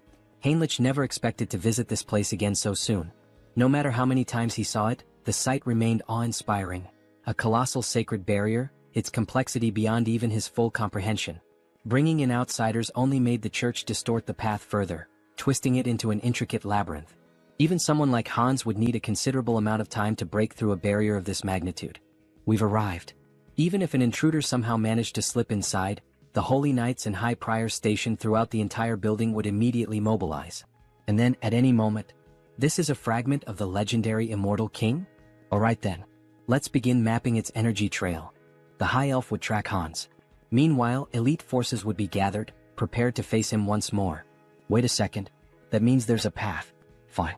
On that day with my own hands, I will seize the final fragment of the Immortal King. In the next scene, an empty chair sat ominously. It's time. Have all the representatives gathered. A vast chamber came into view, lined with chairs, bathed in an eerie glow. The flickering of purple fire cast unsettling shadows across the room. The challenge vote. The executive meeting room. The first to respond was a pink flame, its shape vaguely humanoid. The representative of the Empire is present. Next, a dark violet silhouette flickered. The representative of the East, also in attendance. And finally, as for Nurabe, he is dead. He will not be joining us. A heavy silence hung in the air. You've all heard the latest news? A voice finally spoke. We still don't know how the Order or the High Elves managed to track and eliminate Nurabe. First, Marcos, who was cultivating a fragment, and now Nurabe, who had gone into hiding, yet was still found and killed. Aren't we all getting a little too careless?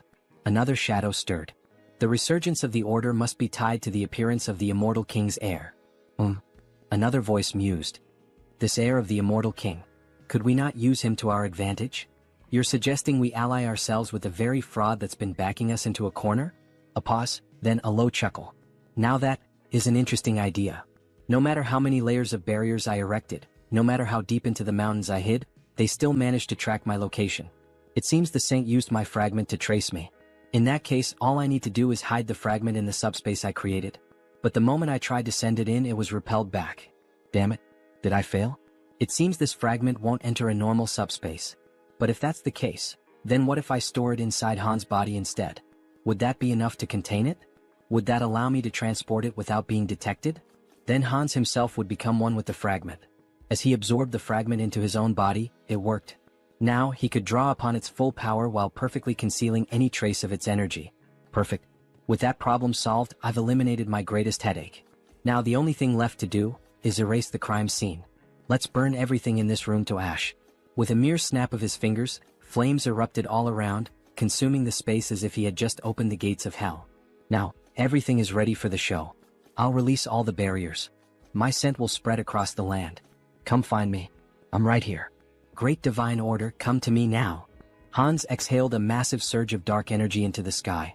I will seize the last fragment of the Immortal King with my own hands. As his overwhelming power spread, the sacred tree finally located him. The High Elf had followed the trail. The Immortal King is in the monster forest, west of the continent. Summon all available paladins immediately. We begin the hunt now. Bring every archbishop we have at our disposal. Suddenly, a mysterious paladin stepped forward. Well, I must say I feel a bit offended. You didn't even think to invite me to such an important event? I've already heard the essentials. Paladin Pyrii from the Great Temple of Geron will be joining you.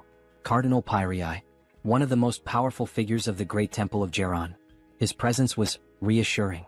This expedition was composed only of the strongest. Archbishop. This time, I will go, the Saint declared firmly.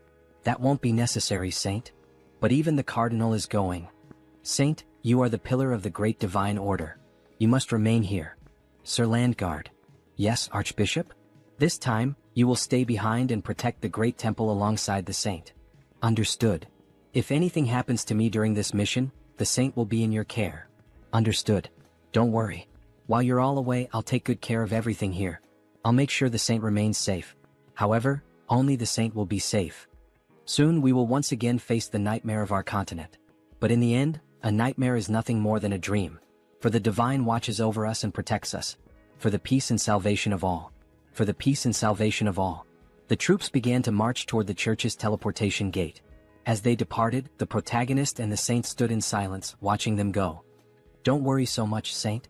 I'm sure everyone will return home safely. Really? Did the divine grant you some great revelation? Not exactly. But for some reason, I just feel that's how it will be. Meanwhile, Hans appears. His dark mana was on high alert, sensing everything around him. Standing in front of the church, he could not see through the divine barriers, but he could feel them, woven into the very walls like chains binding the structure. Even if he used a skill to bypass them, the internal barriers would still remain. In that case, I'll force them out of my location. And buy some time. Raising both hands, Hans unleashed several spells into the night sky. They burst into the air like fireworks, a midnight display of destruction. The hell is that in the sky? A guard shouted. Another turned eyes wide. Look down there. We're under attack. Sound the alarm. Call everyone. From the shadows, an undead legion began to swarm toward the church. Meanwhile, deep in the forest, under the cover of night. This is getting complicated. We've searched every inch of where his presence was detected, but there's nothing here. The high elf refused to believe it. He was certain this was the place. If Hans had moved, the world tree would have warned him. But wait, could he have realized he was being tracked? Did he set this up to mislead us? Everyone returned to the great temple immediately. That's an order. This is his trap. It was all a distraction. By the time they returned to the church, it was in ruins. Bodies of soldiers, skeletons, and undead littered the ground. And standing there, waiting for them, Hans. Finally we meet. The last fragment of the immortal king. The time for the immortal king's resurrection begins now. With those words, Hans began to absorb the final fragment into himself. Move quickly. The bell is ringing, signaling that they are under attack. The undead are advancing. Move fast. They seem to be in serious trouble now. Well, good luck to them. Heinrich has been assigned to guard the garden, so all he has to do is wait and then slip in unnoticed while Hans takes care of the rest. Everyone move in this direction, a soldier shouts. Don't stop, hurry. However, Heinrich is starting to feel uneasy. There are more of them than he expected. He sees several paladins, warriors, and other people he has never encountered before. Well, in any case, they still don't know that Hans has already reached the depths of the dungeon. They will be too preoccupied with the undead both outside and inside the castle. But then, someone appears above Heinrich, something almost angelic. The figure begins to speak. Everyone listen. The undead outside the castle are merely a diversion. The heir of the immortal king has already reached the depths. Head to the sealing chamber, all of you. Heinrich is stunned. Who the hell is this person? Wait, that's an inquisitor. How the hell did they figure out our plan so fast? Damn it. Heinrich dashes toward the soldiers. He must intervene before this turns into a complete disaster. If they get there quickly, Hans won't be able to retrieve the last fragment of the immortal king. The ceiling begins to crumble bit by bit. The saint looks on in shock. She cannot believe it. How did an intruder manage to reach the sealing chamber without anyone noticing? Are you telling me that they, the enemy, teleported into our temple? She questions. That part, we don't know yet, someone replies. The saint begins to panic. The immortal king was this close all this time and we didn't notice? All because I wasn't good enough to sense his presence or track him. Oh my god, this is all my fault. So many lives will be lost because of my failure. If the immortal king truly comes back to life once all the fragments are reunited, what the hell can we do? Nothing. Tears stream down her face as she cries. Any apology we give will be too late after so many lives are lost. Then a soldier speaks to her. The road was too crowded, but Sir Heinrich is here. From now on he will take command. The saint, who had been crying in despair just moments ago, now cries for a different reason. A radiant smile appears on her face. Sir Heinrich, you have no idea how relieved I am to see you here. Please, lead us with your strength to fight against this evil. Back to Hans, thinking about how many undead they have managed to eliminate from the army, they are proving to be more resilient than he initially thought. Countless skeletons lie scattered on the ground, including an inquisitor. One of them has an especially angelic face. Malcolm was no ordinary opponent. He was like an elite boss. Rest well, Malcolm. You fought so bravely. After searching for a while through the war-ravaged battlefield, Hans finally finds it. The last fragment of the immortal king is right before him. Finally, come to me now, fragment. He begins to absorb all the energy from it. The immortal king's final legacy will belong entirely to Hans. He continues drawing every last drop of residual power from the fragment, devouring it completely. However, when he finishes, he feels something strange. What the hell is this feeling of weakness? Even after consuming the last fragment, he doesn't feel any stronger. Could it be that it takes time to fully absorb the fragment's power? Then he hears a noise, an intruder. Two paladins soar toward Hans, weapons in hand, ready to strike him down. Hans quickly casts a spell, sending them flying backward with a powerful blast. They crash to the ground and everyone looks on in shock. A nun rushes to their side, immediately using healing magic to purge the remnants of dark energy with divine power. Heinrich decides that it's time for him to join the fight. He cannot just stand by and watch them battle like this. However, the saint grabs his hand, telling him that he cannot. It is necessary to first analyze the immortal king's power. They cannot be reckless. Do not charge in alone, Sir Heinrich. Hold your position a little longer. Understood, my saint, he replies. Inside, Heinrich is in turmoil. His entire plan was to buy time by pretending to fight Hans. Give up, lackeys of the order. The fragment is already mine, fully and completely absorbed. Behold my power. Hans declares as dark energy surges through the entire chamber. Do not listen to him. Keep attacking, attack with all your might, someone shouts. Hans knows this battle would be much easier if he simply unleashed his full power on them. However, he cannot take the lives of the innocent. Suddenly, radiant swords rain down from the sky, striking him directly in the chest and left shoulder. This attack, could it be the saint's enchantment? It is incredibly fast and powerful. The saint's expression is deadly serious. If Hans had not instantly boosted his regeneration, he would have been in real danger. If he wants to avoid casualties, he cannot afford to prolong this battle. He decides his next move, he will bring down the command tower first. Without hesitation, he unleashes a barrage of spells, aiming to strike the saint and everyone else at once. How dare you attack our saint? Is he reacting at this speed? Not only did he block my attack instantly, but he is also counterattacking without hesitation. They are moving with absolute confidence, as if certain that he won't bring them down. Is someone among them reading my strategy and relaying it? Maybe he should take a look inside their minds. Then one of them questions, "Where do you think you're looking?" Hans is affected mentally. That means he still hasn't fully absorbed the power of the fragment, the saint observes. Everyone stay alert. This is our chance, we can do this. She conjures several beams of light against Hans while, at the same time, the warriors charge at him with full force. They are trying to overwhelm him with enchantments and sword strikes simultaneously, preventing him from regenerating. Such an obvious maneuver. Hans quickly casts a barrier, sending one of the warriors flying backward. "Go ahead, let's see if you can block this next attack as easily," another warrior shouts. "Are you seriously trying to provoke me with such a slow strike?" Hans sneers. He then summons a spectral hand, binding magic, trapping the soldier as if inside a cage. Damn it, how the hell did this happen? How is he reading every single one of our movements now? He shouldn't be able to block psychic intrusion. "Forgive me, senior." One of them speaks hesitantly. Since Heinrich couldn't help, he must have read the plan from his mind so that Hans would know what was coming. If it's come to this, then the soldier is. However, he is cut off by Hans's laughter. "It's too late, you poor fools. You were too slow." Inside him, the fragment of the immortal king, finally, has completely fused into one. A vision appears as if a heart is pulsating violently. Hans begins to laugh uncontrollably as the atmosphere grows heavier and denser, thick with the overwhelming energy surging from within him. No, this energy. The saint stands in shock, unable to comprehend what is unfolding before her. Sir Heinrich, however, cannot hide the joy on his face. This can't be happening.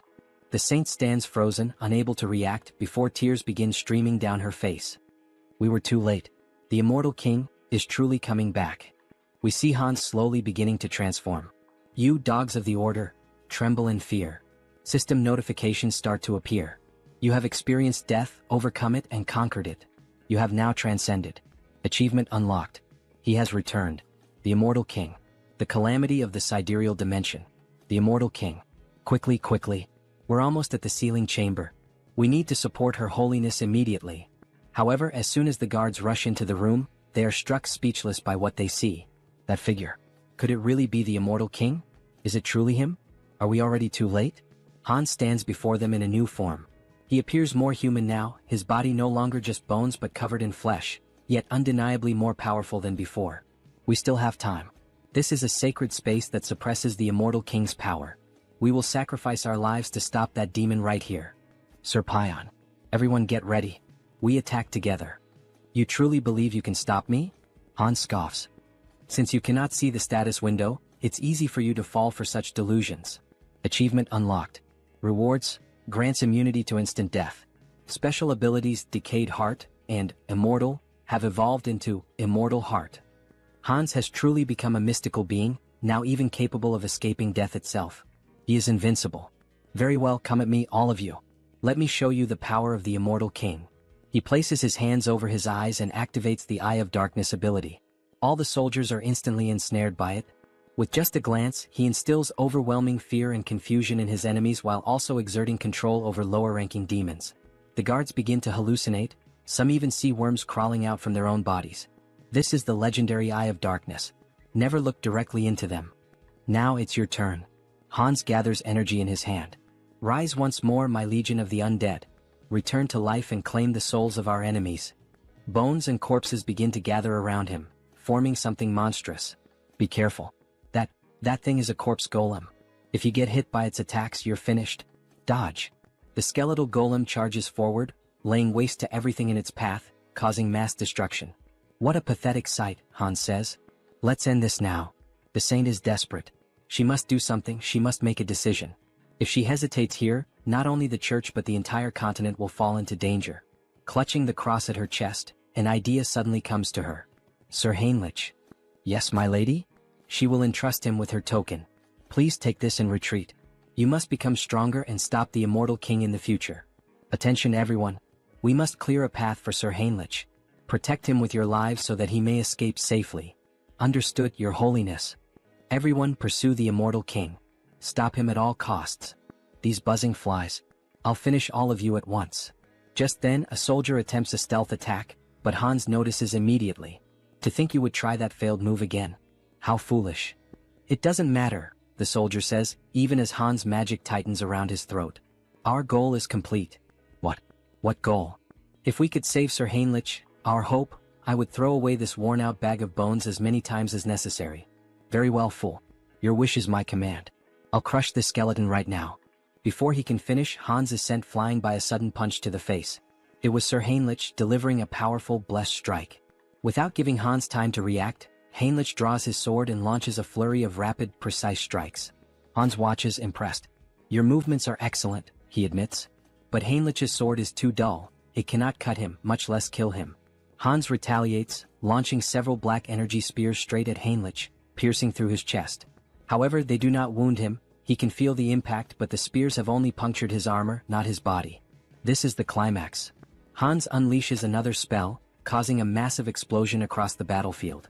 The saint screams in despair. Sir Heinrich, what? Even after I told you we should entrust the future to you. She collapses to the ground, sobbing. Why didn't you run away? I did not join the church to save my own skin, Heinrich replies. How could someone who turns his back on his comrades, who stand ready to face death and sacrifice themselves for a greater cause, ever hope to protect the world? The cross-shaped token in his hand begins to shine intensely. Immortal King, you said my sword was dull? Even if my blade breaks today, I will kill you here and now. You have achieved enlightenment by fulfilling the conditions. You have acquired the special ability, Blessing, Rod of Light. This is the third blessing. Excellent. Shall we head toward the conclusion? Sir Heinrich charges forward, striking Hans directly in the chest. That was a wonderful line, Hans chuckles. The emotional delivery was top tier. Now let's wrap this up with our final comments and bid farewell to our audience. Everyone stares in disbelief at what has just transpired. Servant of the church. What is your name? I am Heinrich. Heinrich Landguard. How dare you wound me? The ability, immunity to instant death, has been activated upon receiving a fatal attack. I will remember that name. Then before their eyes, Hans vanishes. Damn it. So, in the end he just ran away. Suddenly, Heinrich loses consciousness. Before he can collapse, another paladin catches him. To think, he actually managed to strike the heart of the immortal king, even in a situation like this. This is it. The resurrection of the chosen one. A heroic tale that brings tears to the eyes. In the end, Hans was reborn as the immortal king, and Heinrich the one who defeated him with the blessing of the gods. A perfect rivalry between a hero and a demon king. Now all that's left is to collect payment. Shall we settle the admission fee? Well, that much money? It increased by about 1 million. There's no need to think too hard about what to do. Looking at the system window, he selects exclusive skill enhancement. Your unique ability evolves, blooming with new possibilities. You have acquired a special ability, customization. Customization? Oh, so this is what a game is all about. A full customization window for Hans appears. Colors, horns, outfits, every model available. The newly acquired customization ability opened up 2 possibilities for him. This includes creating the avatar for the updated feature and modifying the avatar for the new feature. First, in modifying the avatar for the new feature, we see all the possible changes that can be made to Hans. His hair, body, and some details about his status such as SRT, INT, DX, and POW. This allows him to alter both the appearance and the stats of existing avatars. On the other hand, the avatar creation ability lets him define the appearance and stats during the initial creation, including features like hair and eyes. Above all, the biggest difference in this category is the gender selection option, which allows him to choose between being a man or a woman.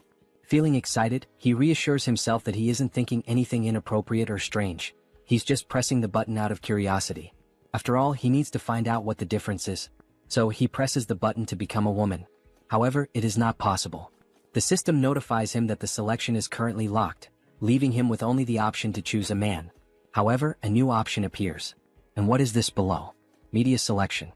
You can generate related species by consuming a specific medium. A medium related to a species. Could it be the branch from the world tree that Cecily gave him last time? He liked the item because it is an environmentally friendly air purifier, but he feels there is no way around it. To create an elf, this should be enough. World tree branch detected. Generating as elf.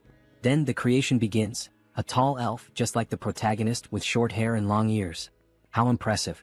And with that, it's done. An elf avatar is being created. Since customization is now possible, he adjusts the face to make it more beautiful and refines the arms and legs to be long and slender. As elves are elementalists, the most important attribute distribution is their affinity with nature. His name is Harris. Harris species, ELF. Individual trait, child of the world tree. Then we see a beautiful elf with long golden hair, tall and with the posture of royalty. Special notes.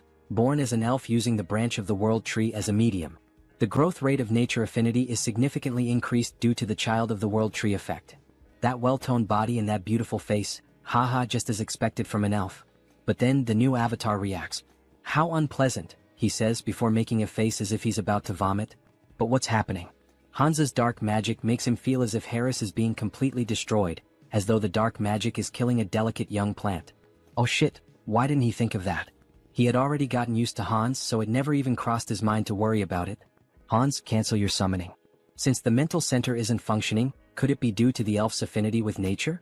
He nearly lost the new avatar without even realizing it.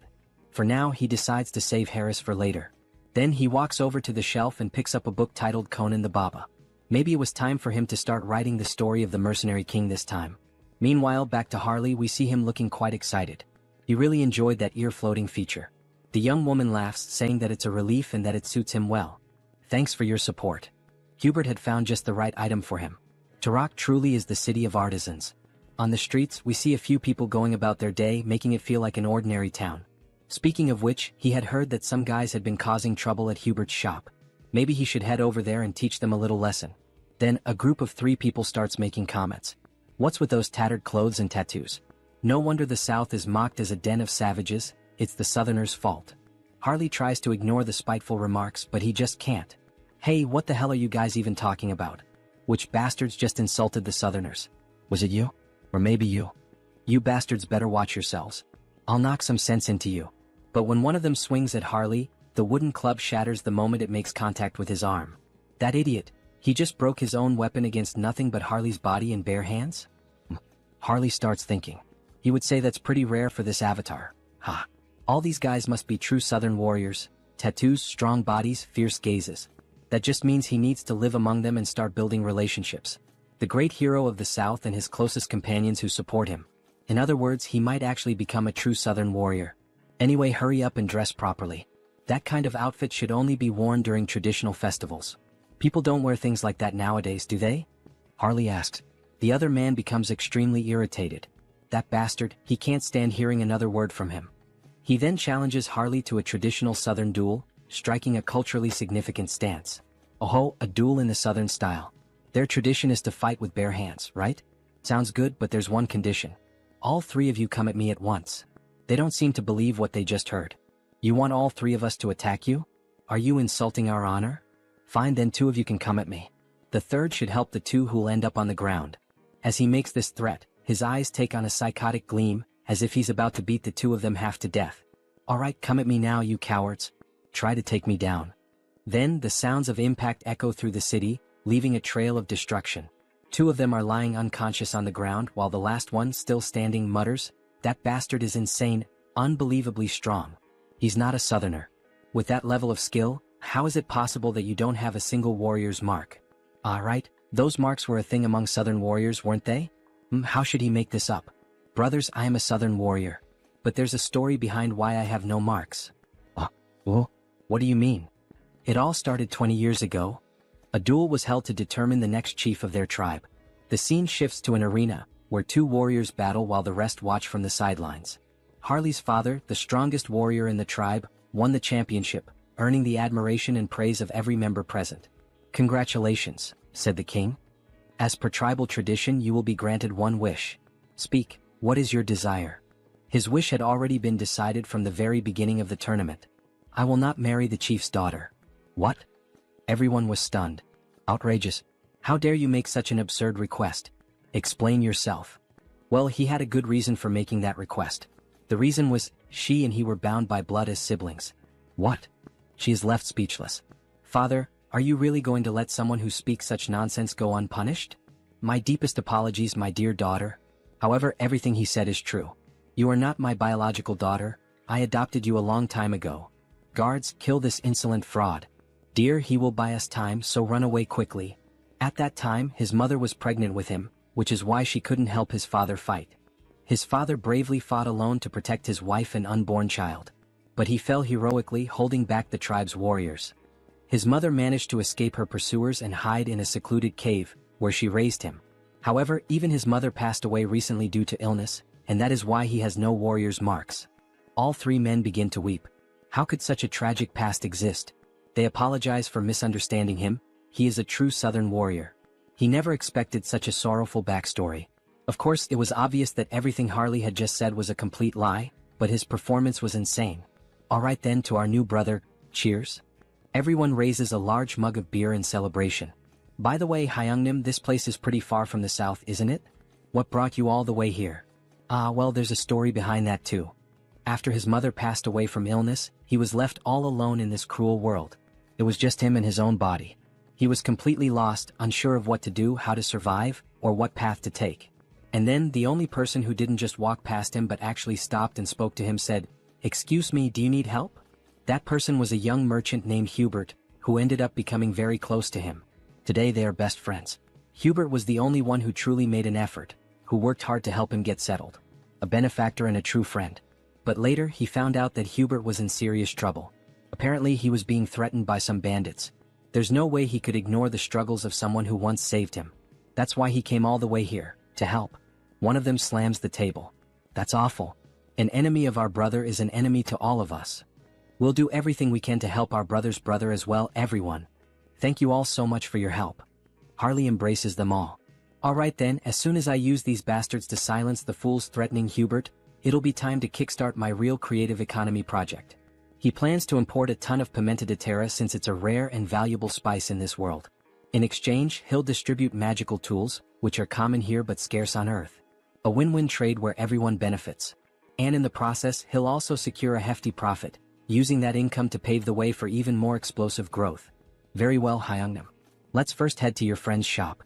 We'll make sure the place is well protected. You can count on us. Alright then, I'm counting on you all, guys. Having reliable subordinates really makes life much easier. Now that Hubert's problem is being taken care of by them, it's time for him to move forward and begin his debut as an elf. Then, in front of a castle, we see someone standing. Good morning. This is the Great Temple of Rosalia, correct? I am Harris, a skilled mercenary and close friend of Harley, who in turn is a close friend of the Holy Knights Order. I've come here after hearing that the elf envoys are present at the moment. Would you be willing to grant me an audience? Of course, he also brought a proper letter of introduction. Then we see a piece of paper with a message written on it. This elf is definitely my friend. He would appreciate it if you allowed him to enter. That ridiculously sloppy, no freely expressive, handwriting, and even the scribble on it, leaves no doubt that this is a handwritten letter of introduction from Sir Harley. Please come in. They will guide the elf to the accommodations for the elf envoys. Here we are. We've already informed Lord Rayfury, so just wait for him to arrive. Alright, thank you. Excuse me, it's a pleasure to meet you. I am Rayfury Grandwood, a high elf from the Elf Kingdom. Please have a seat. He heard that Harris was a fellow mercenary of Sir Harley? Yes, I am Harris. Thank you for taking some time to meet with me today. It's a bit difficult to pretend not to recognize familiar faces every time. But more than that, it's honestly fascinating. Seeing him through the eyes of a high elf, his eyes truly seem to shine even more. The longer he looks, the more and more he feels like he is being drawn in, as if he is being sucked directly into them. What a strange feeling. This must be because I'm in an elf's body now. He knew that Harris is a close and dear friend of Sir Harley, seeing him wear the bracelet that he gave him. Seems to be true. Then the bracelet begins to glow. I'm sorry, he says.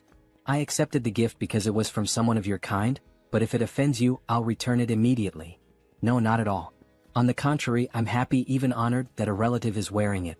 More importantly, he heard that there is something Harris would like to ask him. Yes, that's true. It's nothing urgent, but he would like to learn how to harness the power of nature and form contracts with spirits. He never had the chance to grow, form contracts, and become stronger as an elf, since he spent almost his entire life being alone. I understand, he says. The potential of this person, there's no doubt about it. We see an immense amount of power leaking from his body, as if he were the very embodiment of the world tree. Alright, would you like to go outside and get some fresh air? Oh, of course it would be an honor. You asked me to teach you, but unfortunately it won't be possible. He is leaving this place soon, so he wouldn't have time to help. However, would you consider coming with us to the Elf Kingdom? Pardon? The Elf Kingdom, the land of the elves, located on the Enchanted Continent. It's where the Institution for High Elves is located. It would be an honor for him, but would there be any special qualifications or requirements? Yes, originally it is a place reserved only for the children of High Elves, only they are allowed to enter. But there is an exception. This is a lot of pressure. And this exception is a person who possesses the qualities of a High Elf. You feel something when you look directly into my eyes, don't you? Look directly at me now. Is happening again this sensation? What is it? It feels like he's being pulled in as if he's being sucked into them. Where is this place? Is it some kind of mental realm like the one where he fought against the Society of Divine Retribution? No, the energy here is much purer and cleaner than in that place. Then something catches his attention. He doesn't believe what he's seeing. Could it be? A beautiful elf with pink hair? Could that be the elf goddess? No, is that the world tree? Then the elf descends from the tree, gently approaching him. Hey, wait a second, I am? The elf gently touches his face. Why is this beautiful elf doing this? Why is the goddess doing this? Oh, poor child, come to the realm of the elves, says the beautiful elf, speaking in a strange language as she gently strokes Harris's face. Then she vanishes right before his eyes. That leaf, that aura. Is she the world tree itself? More importantly, what did she even say? I didn't understand a single word of that strange language. Maybe it was the language of the elves. Hey, wait a second, he has no idea what that meant. Don't just leave. Before he can finish his sentence, he snaps back to reality. What did she mean by that? Then he returns to the garden. She's already gone, isn't she? What the hell is going on? He felt the presence of the world tree. He saw an elf. That was the world tree? So that's the form she chose to appear in. It seems she greeted him in the most familiar way she could. It seems that the world tree has a special interest in you, Harris. Seriously? Wait a second. First the divine, and now even the world tree is paying attention to him? What the hell is going on here? The next day we see a shop open. Hey man, he's sure he made it clear last week. He told him to close the shop and leave town. We see three men with strange tattoos intimidating Hubert. Yet he's still here. Well, excuse their rudeness. This week, a truly excellent tea has arrived. How about it? Would he like to have a cup with him? We see that Hubert is truly a gentleman, dressed in formal attire, wearing gloves and glasses. So, it seems he didn't understand a single word of what he just said. Then he taps the cup. He'll be giving up this place and leaving today. Or does he really prefer to die here at their hands? My God, so they don't like tea, huh? Well, either way, his friends seem to enjoy it even if they don't. What the hell is this bastard even talking about? Before he can finish his sentence, Harley lands a solid punch right to his chin. He's sent flying from the impact. Get the hell out of our sight, you piece of shit. What the hell are they? With just one punch he took down our leader. Where the hell did they suddenly come from? Then Harley and his friends charge forward. The two enemies are beaten like gangsters' wives, their screams echoing from inside Hubert's establishment. So, at the end of the day, alright, cheers. Thanks to you brothers, Hubert is safe now. The drinks are on him tonight. Eat up, don't hold back. We see a feast laid out on the table. Meat, barbecue, beer, bread. That was way too easy, don't you think? And more importantly, after watching him fight today, he's convinced. He really needs a crest. A crest? Yeah, like his. As he takes off his shirt, we see a strange tattoo, a proper warrior's crest. He's heard that there's a shaman from the south here in Tarek who knows how to carve them. So what do you think? Why don't you go ahead and... Luangya. What the hell are you doing? Let's go find him right now. Harley takes off running with Luang in his arms. But he hasn't even finished at least one dry ink. Elder, you old fool. Has age taken your hearing too? He's sure he told her to have the protection money ready by today. We see the same three idiots from before demanding money from an old woman who apparently sells some kind of magical potions. Didn't she tell him that amount was too high? Where the hell does he think she's supposed to get that kind of money? She really doesn't understand the situation she's gotten herself into, this old woman. As he grabs her by the blouse, does she see this face? He's already had enough problems today, really a rough day. And now what? She doesn't have the money? Then go find a way to get his damn money. He doesn't care how this useless old hag does it.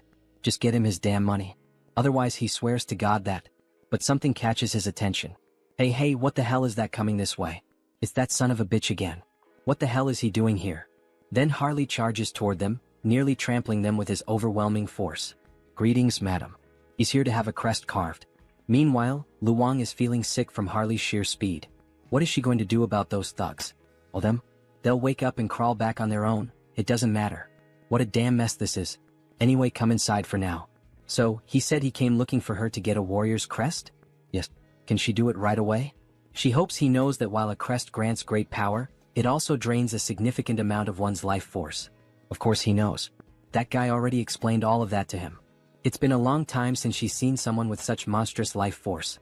With his endurance, he might even be capable of handling the supreme crest, the warlord's mark. Warlord? Hell yeah, carve it into his skin right now. Harley shouts, startling the poor old woman. That's impossible. She doesn't know how to do it. It's a technique no one has been able to carve in hundreds of years. And at this rate, her ears are going to fall off from all this yelling. Ah, come on, don't kill the mood like that. Well, if that's not possible, then he guesses she could carve the great warrior crest that Luang mentioned. That's a problem too. What the hell? She's low on materials, it's been ages since she last carved a crest and, more importantly, she simply can't do it. To receive a crest, you need the most crucial thing, a warrior's achievement. In other words, a feat like slaying a dragon or saving a kingdom. If he wants the great warrior crest, then at the very least, yes, beyond the Iron Fortress in the northern mountains, he would have to defeat the ogre that rules over that place alone, killing it with his own hands. An ogre? Does she even have any idea what kind of monster that is? No one would dare face that thing. Is she trying to get his brother killed right now? Just the head of that beast is as big as his brother's entire body. How the hell is he supposed to deal with that alone? However, while they were talking, Harley started rummaging through something at the portal. Did she mean this? Then a massive skull appears. That's the ogre's skull? Don't tell her he hunted this thing by himself. Aha, of course he did. An ogre is nothing to him. Alright, she can see that he's an impressive warrior, but even so, come back in a few days. Lately, she's been low on energy and her body isn't in the best condition. She needs strength to carve a crest, but she hasn't even been eating properly. Food. Leave that to him. Restoring vitality is his specialty. What does he mean by that? Then, before she even realizes it, he's already vanished from in front of her. He really just left. She just hopes he doesn't cause any trouble. You little shit, it's him again? We sure are running into each other a lot today, huh? You again? Then he throws another punch at the thug, making him groan in pain. What the hell is he? Who sent him? Why is he doing this to them? You messed with the wrong people. You're the ones who laid hands on our shaman. Huh? Shaman? That old witch is the southern shaman. Sorry, we didn't know. We thought she was just some random village healer or something. Harley raises his fist, threatening another punch, but this time he slams it into the ground instead. Alright. We won't do it again. Please stop. Yeah, you better not. Keep that promise. Hyungnim, I've wrapped things up on my end too. So now what? He knew that a bandit hideout like this would have stuff like this lying around. Luang, get over here and help carry these crates. We're having a barbecue feast tonight with that old lady. As they return home, we see the old woman sweeping the street. Grandma, they're back. She is surprised by their sudden return. My God, what the hell is all that in their hands? What did she mean by all that? It's all meat and alcoholic drinks, to eat and drink together. So what did she think? Isn't that enough for Grandma to eat, recharge, and stay healthy? Then we see a flashback as if Harley were another young man. What a shame. If her son were alive, he would be the same age Harley is now. At her age, meat? Seriously? She can barely chew. What? So you're not going to eat it? Maybe she'll try a little, since he went through all the trouble. Then we see the old woman biting into a piece of meat and downing a bottle of wine by herself. They knew that women from the south had big appetites, but still, she ate everything by herself and didn't leave anything for them. Ah, that was so good. The food and the drinks were delicious. Alright then, now that our stomachs are full, shall we begin the engraving on Harley's skin? The engraving process is painful, you know. So she lays Harley down on the bed and starts getting ready with the needle to pierce his body. Is Harley mentally prepared? Aha, of course he is. Don't worry, old lady, he was used to going through procedures like this on a bed, a reference to when Hans used to perform experiments on his body. However, before he could finish that thought, the old woman put a stuffed bear in his mouth. Her son bit down on that toy when he had the engraving done on his own skin. So she knows it's going to hurt, so keep it in his mouth because she's about to start. Alright, here we go. When she presses the needle against his body, the needle snaps. Damn it, his skin is so tough that the needle broke and she can't pierce through it. Wow, I can't believe it. Isn't there another way to do the engraving on his skin? He knew that Hyungnim was exceptionally tough, but this is insane. There's no way we're going to use another technique. Don't worry about that. She shifts the angle of the needle, and the markings on her arms start to grow stronger. She's going to make sure that all that meat and alcohol she ate and drank will be paid for, in full. Activating all the markings on her body, she begins to pierce and carve the engraving into his flesh. It's time to show what a first-rate tribal shaman chief from the past is capable of.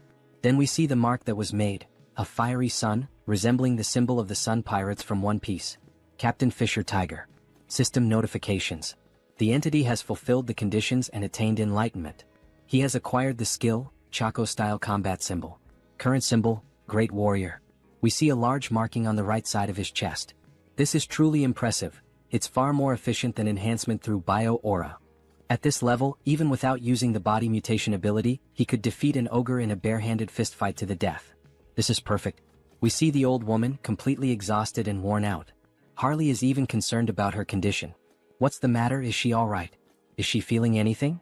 Don't worry about her. It's just that it's been a long time since she used that kind of strength and those engraving techniques. She's just out of shape. She'll be fine after resting a bit. Lock it in, brother.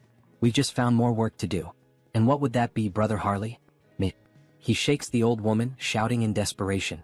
We need to find more meat. She can't be in pain if we're going to finish the other crests. We need to keep her alive and well. That damn stubborn bastard. Let her rest a bit before continuing. In the next scene we see Heinrich lying in bed, his body completely wrapped in bandages. Meanwhile, someone is standing in front of his body, praying and speaking divine words. A paladin approaches from behind and asks if she's still praying for him. Cardinal Pion, if she continues praying and using divine power without resting, it will certainly have serious consequences on her body. So please go easy. Yes, she knows the consequences. But her heart won't let her rest. She can't forget what happened, the last vision she had of him. In that moment he stood firm against the immortal king, refusing to back down until the very end. Yes, it was like witnessing the birth of a new hero. Wait, Sir Heinrich, a new hero? The saint's face turned slightly red. Oh, your eminence flatters me by speaking that way. Sir Heinrich, you're finally awake. We were worried, you've been asleep for many days. Is the pain bearable? Thanks to the saint's care, your body is doing well. Sir Heinrich, we now proclaim you not just as a champion of our great divine order. No. We proclaim you as the hero of Out Erica. Finally, says Heinrich with a mischievous smile. Now he can say that both the hero and the demon king have officially been cast in their lead roles. Let's create a Taoist, the one who will play the demon king Hans. Now that the hero has been born, he believes it's time to fulfill his duties as the demon king. With the power of his perfectly refined contagious ministry magic, he will spread his infamy even farther than before. He sees it clearly now, the filthy stains of wrongdoers. He prepares to begin the night hunt. He will drag every one of them into hell. Quick, move and keep going. This patient came first, get out of the way. Damn it, what the hell is going on this time? Looks like that bastard with the Haho mask showed up again. Well, any idea what's happening? One thing is certain, they got involved with someone extremely dangerous. On Xiangjin, a dark mage sent by the skill management department. They ended up messing with the wrong person, got on the wrong path and ended up dead like this. That freak with the Haho mask or whatever it is a completely insane monster. This level of pure dark magic is beyond human comprehension. That person's body is basically just an empty shell now. He'd bet their soul has already been enslaved. If he were caught by a monster like that, if it were him, he would choose that option without a second thought. As if that would help, says the so-called best dark mage in Korea. He's nowhere near that level. Having a dark mage of that caliber as an enemy, well, that's what it really means. No way. He said the culprit was the Haho mask, right? In that case, let me take a closer look at the curse. He then uses dark magic on the dead man's head. However, he suddenly feels a devastating force as if something is watching him. That feeling, he collapses to the ground in shock. Hey, what the hell just happened? What's wrong? Did he find something? Team leader, he feels like he's about to die right now. What the hell are you talking about? That bastard. The Haho mask. He saw him. The Haho mask noticed him. He tampered with the spell on his own, so if he gets caught, he's screwed, no doubt about it. At this point, there's only one option left. Is he going to fight against the masked Haho? If he just dies now by jumping off this building, he could peacefully cross over to the other side. Hey, stop doing something stupid, you lunatic. The masked Haho only hunts and kills villains. You'll be fine since you're innocent. So calm down and breathe. Alright. Hearing those words like that made him feel a little better. Thank you very much. After all, he is innocent. Is this bastard stupid or something? And somehow he starts to feel his body slowly relax, until he passes out and collapses to the ground. Hey Xiangjin, what the hell just happened? Nurse. Please help us, he passed out. Meanwhile, Hans watches the entire situation from afar. Interesting, That man seems to have the ability to use dark magic even if only in a light form. He doesn't sense any evil aura from him, so there shouldn't be any problem with meeting that guy again in the future. The next day we see a blog filled with various posts and information about the masked Haho. Hansa's popularity has grown so wildly that it's now out of control. What could Haho's abilities be? A vigilante of justice, the dark hero. Some people are even calling him the shadow hero. But it's not like he's actually happy with all this attention surrounding Hans. This could end up becoming a real problem down the line. Oh, what a headache. How the hell is he supposed to start operating from now on? However, someone interrupts his thoughts by knocking on his door. Who could it be? Your fried chicken delivery has arrived. Wait, what? Kang Tae-san. It's been so long since he last saw him. How has he been all this time? Hey, but look at this guy, damn. It's been years since this Hyung showed up and this is how he reacts to a guest? Ah. What do you mean by the way he reacted? Well, even though he's my friend right now, he's the last person I'd want to see or talk to tonight. Skill Management Bureau. Criminal Investigation Division. Kang Tae-san. Still, Tae-san is the only friend he made during his childhood. Even after all these years, while he was reclusive in his room, Tae-san was the only one who came looking for him and tried to help. He's truly a valuable friend. But seriously now, Hyun seems different. It's like he's not exactly sure, but it seems like Hyun has found a purpose to live for again? Well, I mean, he can't stay stuck in the past forever, right? Those who live in the past are museums. And he suspects that his parents wouldn't have wanted him to live this reclusive way. Yeah, damn, he's right. He spoke well just now. Do you have any idea how long he's been worried about Hyun all this time? It's not healthy to stay reclusive for so long without talking to people. Ah, come on, it wasn't that bad. He even went out a few times in the past few days. Really? Says Tae-san with a surprised look on his face. Thank you, my friend. Going back to the past when he was grieving and struggling with depression, Tae-san always visited him and tried to help in every way possible. He then opens a can of beer, seeing how well things are going for him now. He feels like he can finally reveal a secret. What does that mean? He knows, right? The reason Tae-san joined the Criminal Investigation Division. Of course, he was like family to Hyun's parents, like an actual son to them. And after they died in that accident, Tae-san enlisted in this division. Yes, back to that case then. Everyone thinks it was just a random attack by someone who had awakened. That's what everyone believes. Well, at least until recently. But he doesn't think that's the reason for this case anymore. There's a group that has been operating in the shadows for a long time, calling themselves the Society of Divine Retribution. They are a group of bastards who are very meticulous. So far, they haven't been able to link anything or even catch a scent of them. But you've been following the news, right? That masked figure known as Haho has given us a lead. They've given us the first clue. Haha, even dropping hints for the skill management department? Did he go overboard? Anyway, he'll keep him updated as soon as he knows anything new. But don't go around talking about it. Do you want me to end up in a cage? Haha, as if he had anyone to tell. Still, from what he's heard, the masked Haho has been quite impressive. So why is the Bureau trying to hunt him down? Exactly. That's what's bothering him. Why the hell are they going after someone who's actually doing a good job? Yes, exactly. The protagonist is happy to see Tae-san on the side of the masked Haho. After all, it's his clone who is doing all this investigative work. Anyway, let's drink until we pass out tonight. A celebration for Han Song-hyun's new beginning. Then, after several drinks and chickens, they start talking about other things. Just give up on being a writer. What's wrong with that? A hero and a demon king? Well, that's so cliché. And giving the demon king the name of Hans? Haha, Tae-san laughs a lot. That's so boring. It doesn't even sound like a name you made up over coffee or something. What does that mean? This is a classic, there's nothing wrong with the description of this story. This isn't a classic, this is what we call cringe. If it's something that's been done to death, how about pretending it's an abbreviation? Hans, short for something like Hannibal Strauss. Oh, that was actually a good suggestion. Right? If he becomes a writer, remember he can always ask for help from his Hyung here.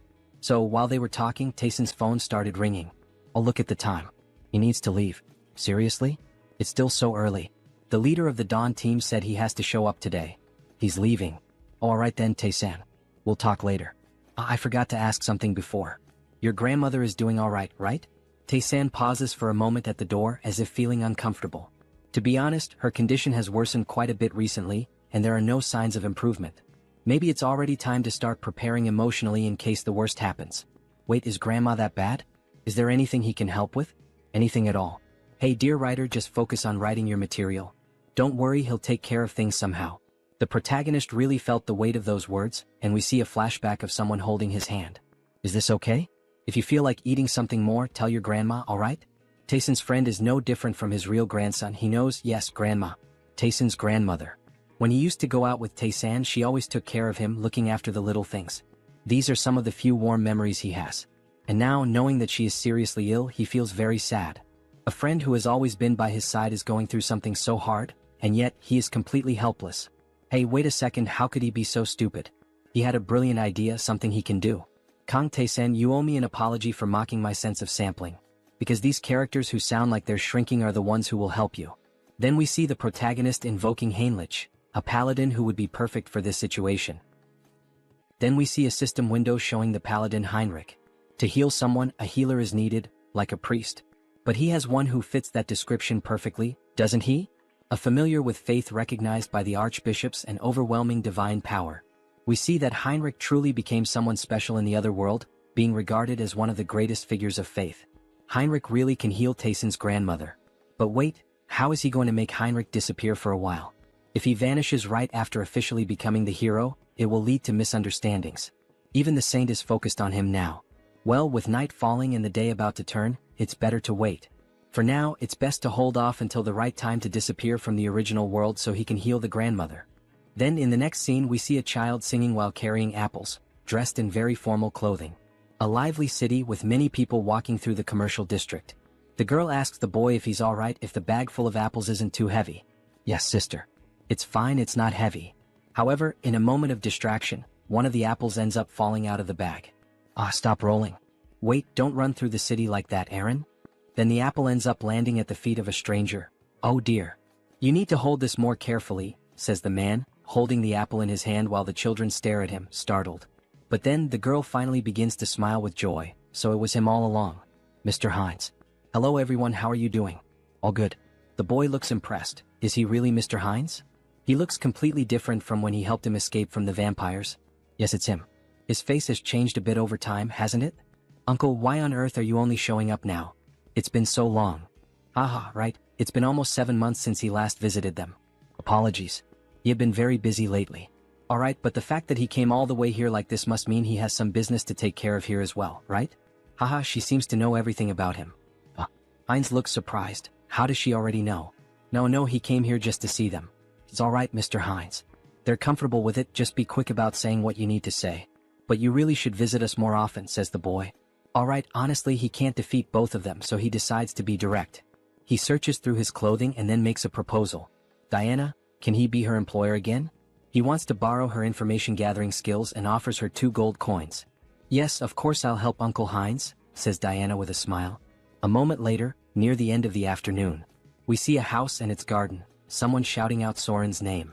Also look for places that sell these magical tools. We see various luxurious items, jewelry and magical tools spread out on a table. Wow, Lord, where did he manage to get all these high-quality items? Haha, there's always a way to get certain things. Thanks to Diana, he not only obtained high-quality magical tools from the shop in Talia, but also got information from Brokaslack, who had been silent for a while. The pepper he requested is stacked up in the storage room. Great, her friend is going to sell it. And the purge is over. The purge? What does that mean? The people who pretended to surrender or tried to hide. He identified every one of them and executed them, he says with a sinister laugh while throwing cards with his dead targets onto the table. Finally, now our clan will be normalized and secure. Alright. From now on, they just need to exchange magical tools and pepper periodically. So, he's counting on her to take care of the administration of Heteros from now on. Soren is confused by the information she's just received. What the hell did he just say? She's never done anything like this before, she's not sure if it's a good idea. Can she really manage the clan well on her own? Jean Soren, she's a capable person he trusts. If it's her, he's certain she will do just fine. Oh, the master trusts her. She blushes at his trust and promises to live up to his expectations. How easy it is to deceive this girl and gain her trust. He's using dramatic lines everywhere. If he thinks about it, we're not much different from a small or medium-sized company now that trade between the two worlds has been established. Let's get to the point. Shall we start the conquest of the clan in earnest? Then back to the original world. It's already nighttime and the city seems quite lively. There are lots of people walking around, enjoying the moonlight, listening to music and chatting with one another. Based on the information he and Diana managed to gather, he personally investigated and was able to find it. This is the source of his blood, and he's convinced that this is the base of the Brokaslack clan, where those 2 soldiers are standing guard. Then he throws something near the guards to draw their attention and quickly slips in through the back door like a shadow. Why did this one fall on its own? Was it the wind or something? Then we see a beautiful lady holding a glass, drinking it all in one go. Ah, this is so good, such refreshing blood. The young vampire lady seems quite satisfied with her drink. Haha, but how much longer will she have to keep living like this? Drinking alone is so lonely. Looks like it's still the same as always, a drunk Rosilica. Who's there? There are a lot of familiar faces showing up today. Conceal skill release. Forgive me, but who the hell are you again? Ah, he's Heinz, a vampire she met some time ago. She's sorry, her memory is a bit poor. Who are you again? Then she starts pouring more blood into her glass. Still, now that a guest has arrived, she must show her hospitality. However, while pouring blood into the glass, she cuts her fingers slightly to infuse the drink with her own blood. Here, freshly squeezed blood. Please have a sip. No, it's fine. Upon having her offer refused, she becomes uneasy and slightly furious. This is high-level blood magic. How dare he invade the sanctuary of Brokaslak? Then, throwing the blood-filled glass, she begins to manipulate the blood to launch an attack at Heinz. She doesn't know who the hell he is, but she won't let him get away with this. So she goes all in, attacking him with everything she has. However, Heinz only laughs at the situation. Then he counterattacks by controlling her own blood. How is her blood being turned against her? To freely manipulate another person's blood. That's at least in the realm of true blood. He then forms a rope out of blood and leaves her immobilized. This is Brokaslak territory. The intrusion of an outsider is a violation of the treaty. This girl really doesn't seem to recognize him, does she? Well, instead of clearing things up, should he take advantage of that? What violation of the treaty? He is also part of Brokaslak's indirect bloodline. Please don't lie, you coward. Imprisoning a girl like this, there's no way that could be true, is there? Now that she thinks about it, she recalls hearing something about a clan that was persecuted in the past. Could that be true?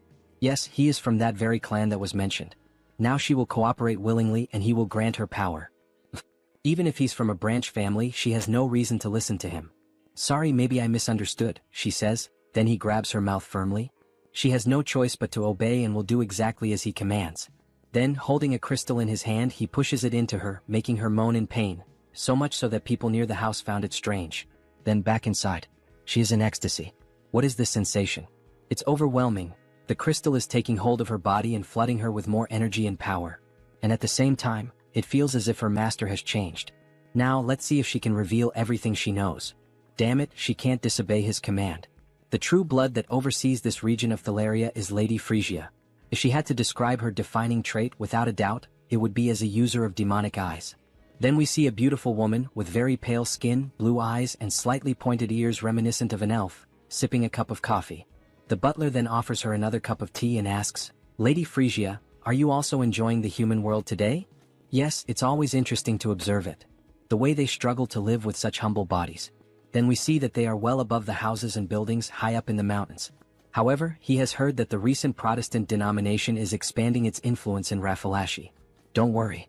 This kingdom already belongs to Brokaslak, disguised as human nobility. A simple pressure on the kingdom will resolve this quickly. However, before she could finish her sentence, the butler's head is ripped off, and a jet of blood sprays out. Alright, so you are Frisia? Her expression changes, now she begins to question. She has never seen this vampire's face before. He is a complete stranger. Pure blood. He doesn't seem to be of true blood. Meanwhile, Heinz savors the butler's blood. Let's assume he's from a branch bloodline. Humph, a humble branch blood like him dares to pick a fight without knowing his place. She makes a scornful face and takes a light breath. She's going to make him realize the mistake he just made, so she activates the demonic eye, which turns completely dark. However, the protagonist quickly repels the attack with ease. That's impossible. How did he dodge her demonic eye? He already knew how her ability worked, the fact that it doesn't work against him. She knows what that means, doesn't she? Now, who is the one that doesn't know their place? Oh, so he is a true blood after all. Attacking them right in the heart of Brokaslak territory, what is his goal? She asks angrily. His goal? Isn't that obvious? He says with a laugh. Everything you have in Brokaslak. You will be the one to take it all and become the new king of the vampires and the cities. She bursts into wild laughter, unable to believe what she just heard. I don't know if he's stupid or just bold. Alright, I get it loud and clear. But he should have one thing in mind, she is also of true blood. Then she awakens both of her eyes, increasing her speed. Even Heinz can't keep up with her and takes a punch to the stomach. Her hand is reinforced with magic and martial arts, making him spit out blood. He really thought his nonsense would work with skills so weak that he can't even dodge? She laughs as we see her arm massive and full of veins. This woman, is she a martial artist? What the hell? She's using her demonic eyes, so he thought she would rely on magic. This is so different from what he expected. Then she starts to summon the blood from her umbrella, using a blood strike toward the protagonist. It lands squarely on him. So, she's a physical fighter, huh? He's under pressure, spitting blood. Impressive, he can still stand. Let's see if he can block this too. Then she charges at him full force, wielding an umbrella. She even handles a sword with flawless technique. That umbrella wasn't just for show, huh? He tries to dodge the quick attacks. The dodges won't help him forever, especially since he's being injured little by little. Alright, this next blow will definitely crush him. It will leave him with nowhere to escape. Then she summons a sea of blood against the protagonist. Is this an AoE ability? If that's the case, he'll cut his way through this blood tsunami. However, something feels off. She's vanished from his sight. Where did she go? Then suddenly his vision distorts as if the angle has shifted. We see her appear, delivering an elbow strike that breaks Heinz's neck.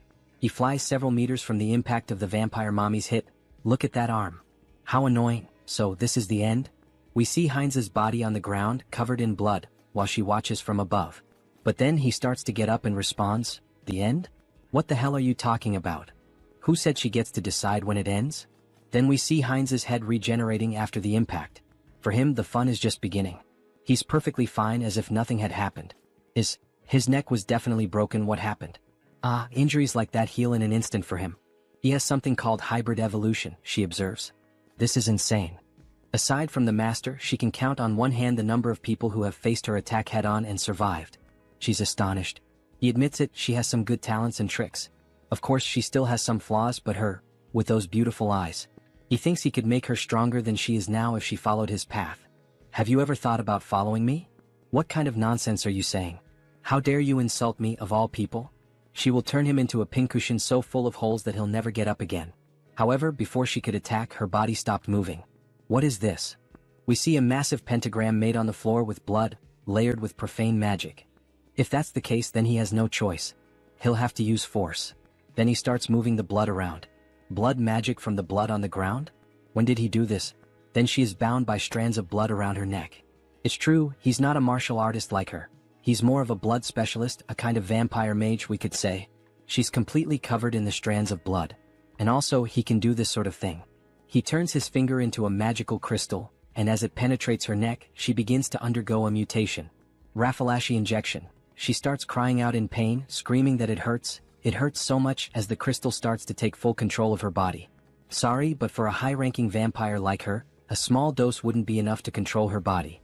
Then she begins to transform even further, emitting a huge red aura. Finally, it ends. She lies on the ground, devastated. What the hell did he do to her without her consent? She will never forgive him. This is so ungrateful. She should be thanking him, not lamenting. Doesn't she feel it? That sensation, that strength, as if she had been born again. He's right.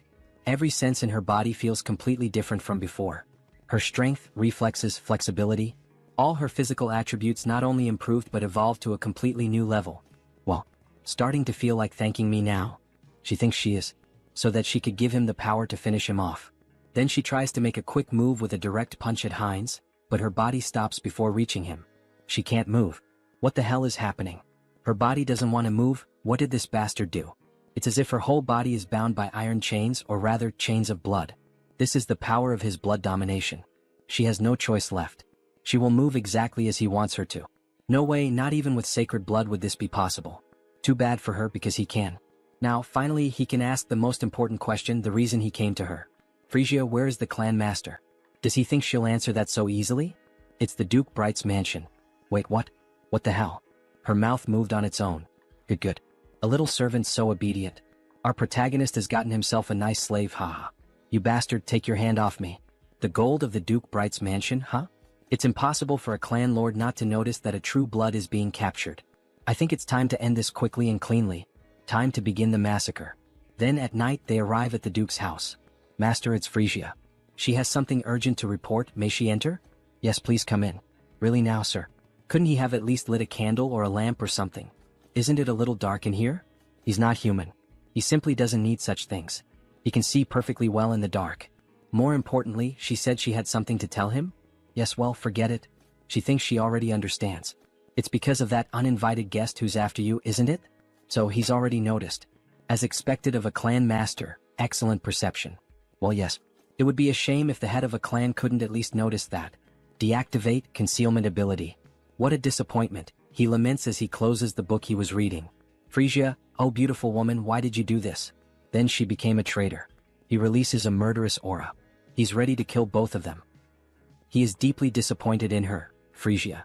To think that she would dare betray him and serve another master. Mullo is boiling with rage, almost fully transformed. Frisia tries to calm him down while Heinz watches the situation unfold. Lord Mullo, this is a misunderstanding. Please calm your anger. A misunderstanding? You both come to his house at this hour of the night and try to attack him, not to mention the different scent I smell on her. Frisia, you treacherous woman. He spent 100 years with her. Did she really think he wouldn't notice that her blood scent had changed? That something had been altered? That rotten stench of betrayal is contaminating his study. How could he possibly remain calm like this? Then he lunges at Frisia. Die, you traitor. However, before he can finish Frisia, Heinz blocks the attack. That's not going to happen. She's my subordinate now. Mullo is caught by surprise. After all, this was shameful. With just one hand, Heinz had been able to block his punch. He had been planning to resolve this situation in the most peaceful way possible, but it seems that will no longer be an option. Violence will have to speak for itself. But who the hell is this arrogant vampire? Peacefully? He really dares to move his lips so freely in front of him. As Mullo speaks, he summons a ball of blood in his left hand, as if it were absorbing everything around it. He will cut off that snake tongue of his, along with the traitor. Then, a massive circle of blood appears above them both. He is like Heinz, a magical vampire. Come to me, children of Brokaslak. Several vampires begin to emerge from the magic circle, summoned by his spell. Go and feast on the blood and flesh of these traitors. Kill them for him. Offer the blood of the traitors to Lord Mullo. How dare they? This is no place for people like them. They're nothing but a bunch of puppets who think they're vampires.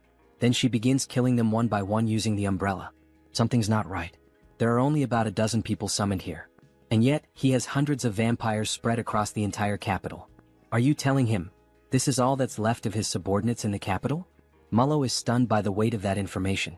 Meanwhile, Frisia continues slaughtering the weak vampires. Frisia, what the hell did she do in the capital? What happened to all of his subordinates there? Frisia remains silent. After all, she has a new master now. I'm sorry, Lord Mullo. And as a sign of respect, leaning on the umbrella, she informs him. Most of them are now subordinates of Lord Heinz, to whom they have sworn eternal loyalty as their new lord. He doesn't understand. She's saying that his subordinates accepted a new bloodline so easily, without even trying to resist? That's no different from cannibalism within their own kind.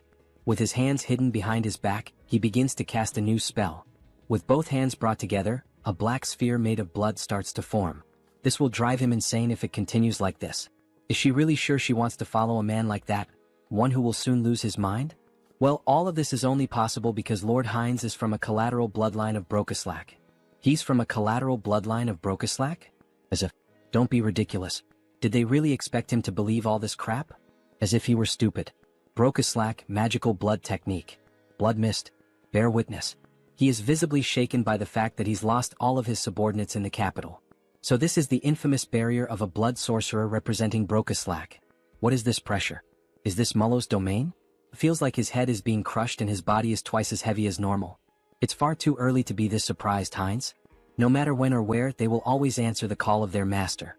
Then, by sacrificing a bit of blood into the magical seal on the ground, a vampire wielding a scythe begins to emerge from beneath it. Serve your master, Obeyer. Ah, what a headache being woken up so suddenly. Then we see that it's actually just a vampire child holding a massive scythe in their hands. Why did you summon him so suddenly to this place, Lord? Even though he can see a lot of blood scattered across the floor along with some vampire corpses, what the hell is going on here? Why was a child summoned alone this time? Damn it, Obeyer is already realizing this is a complete mess. No time for chit-chat. Obeyer, kill those two bastards right now. Leave no trace of them behind, wipe out their very existence. Alright. Understood, just give him a moment. He's still waking up from the deep sleep he was in, but he quickly comes to and suddenly appears behind Frisia and Heinz, both of whom are caught off guard by his sheer speed. So this is Obeyer, right? Heinz had noticed how fast he was, so he must be some kind of pure-blood vampire assassin. Obeyer tries to strike Frisia first, but she dodges the sudden attack. However, he can't afford to be held up here, so he activates his ability, Acceleration. Now it's Heinz who appears behind Obeyer, who is taken aback by his speed. Heinz grabs him using a blood claw. What is this? A binding spell? How are you using blood magic inside the Lord's domain? Meanwhile, Heinz charges toward Mullo, who is also caught off guard by his acceleration ability. However, Obeyer manages to break free from the claw and shouts, asking where the hell he thinks he's going. Their fight isn't over yet. He then quickly attempts to strike Heinz again, but Heinz narrowly manages to dodge the furious swing of the scythe. Holy shit, he was right in front of him. He could have killed Mullo if it weren't for that damn kid. Looks like he has no choice now. He'll have to deal with that bastard first. So he uses the acceleration ability again, and the two begin fighting all around the area. All that can be seen are flashes of light moving rapidly. Not even Mullo can clearly follow what's happening. Unbelievable. Obeyer's agility is simply the highest ever recorded, not just in Brokeslack, but compared to any vampire they've ever known. And even so, that other vampire is keeping up with his speed? Seriously, who the hell is that guy? In the heat of the moment, while the two were locked in combat, Frisia took the opportunity and attempted a surprise attack on Obeyer, which ends up being successful, allowing her to completely overpower Obeyer. That damn child, she never liked his irreverent attitude, not even back then. Now is a perfect moment to settle this. He shouldn't overstep his limits. Why doesn't he have some fun with her instead? She's dying to kill him with her own hands. Wait, something's wrong again. Even Frisia is managing to keep up with Obeyer's speed?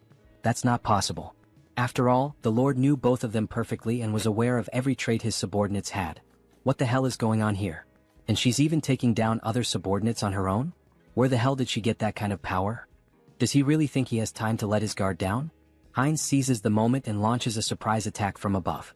Mullo is caught off guard, but in truth all of this was part of his plan. After all, did Heinz really think he entered this barrier of his own free will? What foolishness. He'll never be able to dodge his attacks here. Then, forming symbols with his hands, he summons a powerful strike. But Heinz was laughing. Dodge. He never planned to do that in the first place. Then his arm is brutally torn off, yet he keeps advancing straight toward Lord Mullo. And finally he manages to press 3 fingers right into Mullo's chest. That bastard, he actually dared to sacrifice his own arm just to win this battle and get close to him. As if he knew how frugal he truly is. But Heinz's arm regenerates quickly. He wouldn't be foolish enough to actually lose a limb. What do you mean his arm regenerated instantly? Even among vampires, very few possess the ability to heal that quickly. Don't worry, Lord Mullo. He's not planning to kill him. Not planning to kill him? What's that supposed to mean? What the hell is he trying to do? What do you think? He's inheriting his lordship. Then he begins to drink the blood of the former lord. In the next scene we see a spiraling staircase that leads down to a coffin at the bottom. A fairly typical setting with 2 statues of guards standing watch. However, the coffin slowly begins to open, and we see a girl emerging from within. A beautiful vampire with long dark hair and ears resembling those of an elf. Her arms are held close together, and she wears an extremely elegant dress, with a crown of thorns resting on her head. She lets out a yawn but finally rises. She's so tired, she wishes she could sleep a little longer. We get a better look at the coffin, wide and large. But she thinks that can no longer be allowed. After all, something happened, something changed while she slept. Her gaze is shown, completely red and unlike anything seen before. This vampire clearly appears to be someone powerful. Something has happened to her son. It's time to act. Then back at Lord Mullo's castle, we see a commotion unfolding. Step forward. Don't move yet, stay still. We see him summoning more magical crystals. Raffalashi injection. Both Mullo and Frisia watched the process they had both gone through, but now it was time to do the same for the remaining subordinates. Those who have finished, step back. There's still much work to be done. Next. Finally it's over. He took an eternity to finish marking all the remaining subordinates. So this means all the subordinates in the capital have been accounted for? That's right. The rest can be summoned in order. It will be more efficient that way. What? Watch your tone, alright? Ahem, it will be more efficient. Heinz takes the opportunity to tease. As expected, having a clan lord nearby really does make things easier. This visibly irritates Mullo. His hypothesis about the marks was correct. Injecting a Raffalashi into a high-level vampire seemed too risky, so he forcibly drained their blood, which ended up lowering their level. And finally he extracted the Brokeslack, the source of their blood. It feels like just yesterday that he was bitten and accidentally became a vampire. And now, he's rising from the very bottom all the way to the top of the hierarchy. It really seems like a whole different world. Along the way he's gained numerous useful allies, ranging from simple vampires to ladies and lords. Hey Mullo. Yes. He will be responsible for gathering the remaining Brokeslacks from all the regions. Understood. And one more thing. Damn it. Alright, and now what else do you want him to do? Then Heinz begins to move the globe of the world map. He wants Mullo to start gathering information about the continent. Wait, information about the continent? Yes. He wants him to build his own intelligence network, or make a deal with an existing one. How he does it is entirely up to him. This is an important task, so he is counting on him to carry out this mission. As he leaves the room, Mullo seems restless and finally he asks. He heard from Frisia that he said he would unite all the vampires and become king. He has already proven his abilities well enough, Lord Heinz, so he will give him his full support. Good to hear that. So he is counting on him. As he exits the room, Heinz pauses for a moment and becomes thoughtful. Why the hell did he say something like that? About becoming the king of vampires? He probably just let it slip in the heat of the moment. Well, he thinks having more subordinates to command isn't such a bad thing. Lately, he's been saying a lot of these catchy phrases, whether with Hans or now with Heinz. The path of the vampire king? It might be time for him to start laying out a serious game plan. One where he dominates all the vampires and maybe even becomes the Holy Blood. Then, snapping back to reality, we see our protagonist excitedly fiddling with something. Yes. Almost perfect. Define the jawline sharply, shape the orbital bones so they curve upward nicely. Now that's just right. He was using the new customization option to modify Hans. After all, he is the immortal king, so this is the least he can do, to have a fearsome appearance. And let's be honest, my subscribers, doesn't this new design for Hans look amazing? What do you think? Comment on the video and take the chance to leave a like, as it really helps the channel keep posting this manhwa. Well, I finished customizing Hans, now let's focus on something else. Finally, it's done, right? The conquest of the Brokeslack kingdom by the vampire Heinz, it's all coming to an end. Or at least, this is just the small beginning of what's to come. Which means now the long-awaited moment to profit. Karma Shop. When opening the Karma Shop, we see that he managed to accumulate quite a lot of money thanks to Heinz's conquest. As expected, he amassed a considerable amount. Well, normally taking control of an entire clan is something most people couldn't even dream of. What will he do if he upgrades this time? He's wondering. Then he presses the option, Upgrade Exclusive Skills. However, something strange happens this time. 2 system windows appear simultaneously. 2 status windows appeared? Does this mean he's receiving 2 updates this time? What? The usual increase in the number of avatars isn't here? Actually, another window showed up instead. Media selection. The avatar's potential will increase drastically. The entity's growth rate will become even faster. I can't believe it. This enchantment cost 900,000 in the Karma Shop, after several days of saving up his hard-earned money. This isn't right. Just as he was starting to enjoy collecting different races. What a shame. Then he analyzes the second update he received. What is this? Entity projection. Entity projection. It can be used once a day. It allows the user to project one of their avatars onto their own body. What did that say? Does this mean he can use the power of all the clones he's created so far directly with this body? Right? Surprised by this new update, which allows him to become one of his clones through a specific power, he begins to look through all the information about his clones. Hans the Immortal King, Heinrich the Paladin, Heinz a Vampire, and even Harley and Harris. All of them are available for use. Seeing them all together makes him very proud. After all, he built each one from scratch. He completed missions, spent points, changed part of some world, whether for good or for evil. Entity projection can be used once per day. Allows the user to project one of his avatars into his own body, so he can become one of his own clones. What a spectacular ability. Wait, if he uses this skill wisely, does that mean there could be 2 immortal kings at the same time? That's incredible. Having 2 Heinrichs at once, even Heinz. This is definitely a skill he'll be using a lot in his future plans. But this could turn into a complete disaster if he's not careful. So Hans is out of the question for now. Having 2 of him at the same time could mean the end of the world. Well, as expected, the first one to use this ability will be him. He will transform into Heinrich. Then he taps on his notification window. His body begins to undergo a transformation. Even the armor and weapon are exactly the same. The hair, the voice. This is incredible. However, not everything is perfect. The divine power is about half of what it was in Out Erica. Is this what it feels like when an awakened one returns to Earth? Then a notification appears on the screen. Duration time, 9 minutes. It's a shame he can only use it for 10 minutes. Well, I'll head out for a bit. That should be more than enough. In the next scene, we see a hospital at night. The classic shadow of Hans appears inside a room. Then we see Hans and Hyun emerging from the darkness. So, shall we begin the work? Before Hans leaves, he gives a like. Just like you, subscribers of the channel, make sure to subscribe, like the video, and comment if you want us to keep making videos about this manhwa. Then we see the hand of an elderly woman. Grandma, he's finally here. We see how weak she is, needing machines to help her keep breathing. He holds her hand tightly, almost in tears. She remembers him, right? He's Song Hyun, the one who used to play, go out and party a lot with Tae-san, her grandson. He had wanted to visit her a bit earlier, but he was only able to get out and come here now. Starting today, he'll begin visiting more often, so she'd better not get tired of seeing his face. Then we see him beginning to use identity projection. Target selected, Heinrich. So please just hold on a little longer, Grandma. Let's activate the Uterican divine technique. He holds her hand as he takes on the form of Heinrich and begins to pray for her. The divine power starts to flow from his hand and moves toward her heart. Pour out all the divine power to restore energy, boost resilience, and cleanse the body. May God save this poor soul. As he says these words, the room begins to shine even brighter, as if a miracle is unfolding through Heinrich's hands.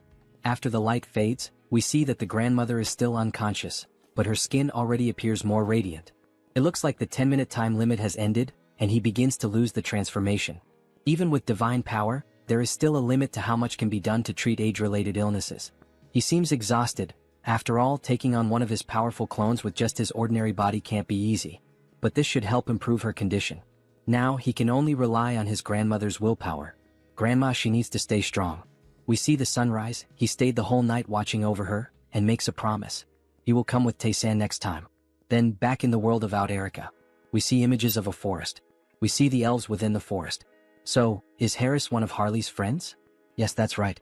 We see Cecily quite curious about the relationship between the two. Meanwhile, the other elves continue walking. It was a brief meeting, but we got along so well that we became like family. She begins to sniff him. Is that why? She senses a familiar scent coming from Harris. Harris is caught off guard. She's saying the same thing Diana says to Heinz. They're not going to figure out we're the same person, right? It's a scent similar to what she smelled on the branch of the world tree. She knows that scent well since she spent the whole day with it.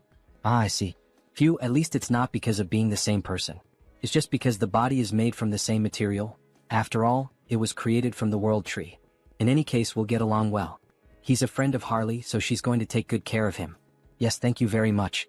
Granwood watches all the commotion from a distance, and he lets out a soft smile, as if he were watching two children playing and interacting. Alright, let's take a break and rest here. He said he still hasn't formed a contract with a spirit, right? Shall we practice some spiritual techniques?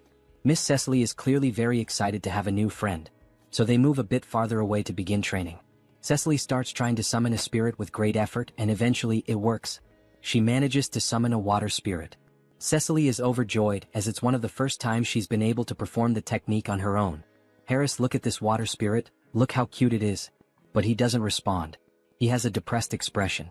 What happened? What's wrong, Harris? What? Why doesn't it work for him? We only see wind and a leaf moving around him. Even after reaching the maximum value of his affinity stat, it still didn't work. Is something wrong? Is it because he's a false elf? Spirit mages and spirits are companions who grow together. Ray Fury, he's going to help us. Before summoning them, it's important to form a bond with them first. Reveal the power of nature that exists within you and show it to the spirit. He had tried to form a bond after summoning the spirit, but it seems he got the order wrong. He's glad he followed the elves after all. First, focus entirely on affinity and release the overflowing power of nature. Then he begins to channel nature's energy, which emerges in its purest form, glowing a vibrant green. He gathers all the natural energy around him. But what is this? Why is he so good at it? He had mentioned this was his first time trying. Interesting, he has a gift for quickly picking up what he's taught. Maybe he has strong potential. Wait, he feels something pulsing in his hand, an electric sensation. Then system notifications begin to appear. Through repeated training, the entity has reached enlightenment. You have acquired the skill, Spirit Magic. That's it. We see that an electricity spirit has appeared, resembling a Pokemon. At this rate, the two of you will soon be on the same level. He's growing so fast that she almost feels betrayed. Ah, thank you. He has also taken a step forward as a spirit mage. From now on, its name will be What? A reference from real life. The What symbol, W, is the unit of power in the International System of Units, SI. It measures the rate of energy transfer. Alright, let's take a break here. Then he places his hand on the tree. From this point on, he will open the path. All forests and trees are connected to the mother tree, the world tree. And among us, the high elves who are the closest to nature, are able to travel anywhere there is a forest, opening a path that links them. We see the magic surrounding Ray Fury, reflected in the intensity of his eyes. Cecily can definitely do this as well. Seriously, she can do that too? Maybe not right now, but in the future, without a doubt. A path connected to all forests. In other words, it's a vast natural teleportation network, isn't it? This is far more efficient than the portals of the Great Divine Order, which require physical installations. This is the power of the World Tree. Alright, we've arrived. Harris is amazed by what he sees. There's no way this place is Real World 3. We see a massive tree with a structure built around it and a bridge leading directly to it. There are several houses and other buildings nearby. It's much larger than I imagined. It's your first time seeing the World Tree too, right? But Cecily doesn't respond to him. Upon coming into contact with the true tree, she enters a deep trance. Then, with no control over her body, she begins to float toward the tree, while Harris and Rayfury watch in silence. She moves toward the tree, which radiates natural magic. This must be the first time you've seen this as well, Mr. Harris. Watch closely and admire.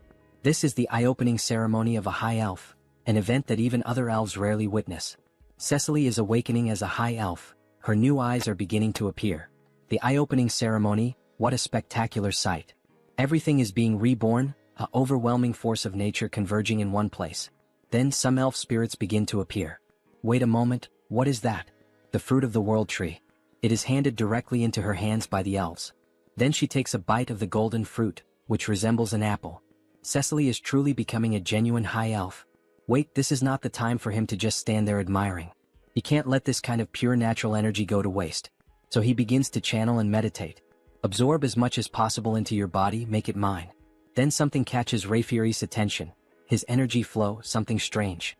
New system notifications appear. The individual has met the conditions and reached enlightenment. You have acquired the skill, affinity with nature. There it is. Now he can grow stronger simply by absorbing natural energy just like the other elves. Mr. Harris. Sir Rayfury, he wasn't just relaxing or anything. Don't worry about that. Look to your side. Then we see a plant floating nearby him. It seems the World Tree is quite interested in you, Mr. Harris. Wait, is that for him? Yes, it's a gift from the tree. Really? Normally, sacred relics like this are only granted during the eye-opening ceremony. It's an extremely rare occurrence. They can even be transformed into weapons or accessories. So you must have received a sacred relic during your own eye-opening ceremony as well, Mr. Rayfury. Could it be? No way, that accessory he gave, is it? He should return it now. I know that's definitely not the case. His sacred relic was transformed into a ring, which he used to propose to his wife. Since then he passed it down to his daughter. Proposing marriage with a sacred relic, huh? Mr. Rayfury is more romantic than expected. Look, the eye-opening ceremony is over. Miss Cecily will probably remain asleep for a while now. It's a period during which the rapidly increased energy stabilizes. Really, what a relief. He's at the age to start thinking about retirement, and now a new high elf has appeared. What? Of course he's not going to retire immediately since we're short-staffed. No need to worry. No, that's not what he means. Retirement age? What age does that guy have? In the next scene we see the capital of the Elf Kingdom, Drasha. After the eye-opening ceremony, he ended up staying at the academy thanks to Mr. Rayfury's help, and as it turned out, the environment was very different from what he expected. He thought everyone here would live like true fairies, peacefully like the trees in nature. The imagination of an elf village. But what the heck is this? What? It's an elf from the continent. Harris, you're from the continent, right? Tell us stories about the continent. He is surrounded by female elves eager to learn everything about him and the continent. After all, most elves remain isolated in this land for eternity. She heard that the continent is so wild that it's impossible to live there. Scary. Didn't the humans also kidnap Miss Cecily? The humans from the continent are completely evil, right? They keep bombarding Harris with questions. If he answers wrong, he'll be hated from day one, won't he? Well, yes, it could be dangerous. But he had good companions with him, so... Companions? He was traveling? Yes, during his time as a mercenary he met quite a few people. It's too noisy, she can't concentrate. Hey, could you guys keep it down? We see a beautiful elf with blue hair, one hand on her hip, clearly showing authority. Sorry, Lady Shapiron. We were making a lot of noise, weren't we? Sorry about that. See you next time, Harris. Finally, a little peace and quiet. Thank you. Thank you as well. Then he is interrupted by her. How low class. As she makes a haughty face, bringing some worthless mercenary from who knows where. Why is she so annoyed with him? Right. There's always at least one character like that in a school setting, isn't there? Will I really be able to get along here? Maybe she's the classic Tsundere of the Manhwa, Elf Kingdom Royal Capital. And that concludes the report on our interactions with the Great Divine Order. We also disclosed information about the new immortal king to the other races of the enameled continent. An immortal king who can move freely through space, huh? That means this time he might even cross over to our continent. Still, it's truly a relief that Lady Cecily has appeared now. For me and for His Majesty as well, Isn't it about time to start thinking about retirement? Indeed. Thanks to her, one of our greatest concerns has been eliminated. Then we see the majesty of the elves, a beautiful elf with yellow hair and golden eyes. Her skin is pure white, adorned with flowers in her hair. On second thought, she heard that the person who came with Lady Cecily is also quite remarkable. It's true. He has already caught the attention of the World Tree. His talent is exceptional and his growth rate is incredibly fast. If we provide him with proper education here in the Elf Kingdom, he will undoubtedly achieve great things. Sir Rayfury, you seem exceptionally enthusiastic. Ah, do I really? He is also scheduled to complete his basic training at the Academy for now. Oh my god, the Academy? That means Sir Rayfury's Academy. Let's pray everything is going well with Harris. If he's that kind-hearted guy, I'm sure Mr. Harris will be a great help to you. Then back at the school near the great tree we see Harris feeling sleepy. What a beautiful day, maybe it's thanks to the blessing of the World Tree. The weather is perfect, the air is fresh, and the elves sing beautifully. It's pure healing. Maybe he should just give up on everything and keep living as Harris. Hey you. Books suddenly fall from the sky toward Harris, hitting him hard on the head. You really don't have the luxury to just lie around intoxicated by the World Tree, you know? Intoxicated by what? As a former mercenary, she thinks he probably doesn't even know this kind of basic common sense. This place is the closest to the World Tree itself, which is nature itself. Elves with high natural sensitivity are especially prone to becoming intoxicated by this comfort and harmony with nature. They become lazy. So all of this is because Harris has a great affinity with nature. He starts to feel his vision growing heavy again. Are you listening? Yes, he is listening. He possibly still doesn't know much about being an elf or these interactions with the World Tree, so because of that, she will lend him her book. She made sure to organize everything so that even an elf without roots like him could easily understand. Listen carefully. If the class average drops because of him, she will never, ever forgive him. Scary. Are you understanding me? We see one of the first Sundra traits in this manhwa. Goodbye. Well, at least she doesn't seem like a bad person, he thinks. That ring. He can feel the energy of the World Tree within it. There's no way a sacred relic would be carelessly left lying around. Is she from some noble family? She seemed familiar from the beginning. Somehow, there's a strange feeling of déjà vu. Then he remembers what Rayfury told him. He gave his to his daughter, though. Wait, that can't be true. Could she really be his daughter? Why are you placing your hopes on that idiot father? Then Harris starts to think more deeply about this matter. This is ridiculous. Shapiron is Rayfury's daughter? They don't look alike at all in terms of personality, do they? He is so calm, but she is like a caged beast. Well, she seems not to like him, but her explanations are very kind. It feels like a private lesson about spirits. Alright, should he try it like this? Then he begins to channel the magic into his hands. Wind and fire start to emerge as the two main forces of nature. The fire spirit is called Kali, the lowest grade fire spirit. The wind spirit is called Pascal, the lowest grade wind spirit. Now that he knows the trick, this is not so hard. Even the one he summoned last time, has already been promoted to a lower rank. Low-grade lightning spirit, what? To think they could grow this fast. Coming to the elven realm was definitely the right choice. Alright, he just has to keep his head down and adjust properly without causing any trouble. Well, as long as he doesn't get involved with Shapiron, there shouldn't be any problem. Or at least that's what he thought, until he ended up having to sit right next to her like they were two stubborn kids. Somehow, he got himself tangled up in this situation. We see a flashback. 10 minutes ago, the teacher started to explain the lesson's content. Let me repeat, forming bonds with spirits is extremely important. And traditionally, there is a secret to maximizing this connection. It is done through dance and song. Just like our ancestors used to do in the old days. Dance and song? That is an interesting theory. Soon, there will be a festival for the new High Elf, Lady Cecily, right? On that day, we will rent one of the main stages in the capital for the evaluations. It will be a performance that Cecily herself will be able to watch. It has been a while since he has done something like this, so wouldn't it be better to show his coolest side? Now, as everyone knows, we have a transfer student. Therefore, this time we will do a group project for the new student. Each group will work together to create their own performance. Your ability to connect with the spirits will be evaluated on stage that day. They can't believe what just happened. Then we see two together and two other unknown elves forming a group of 4 members.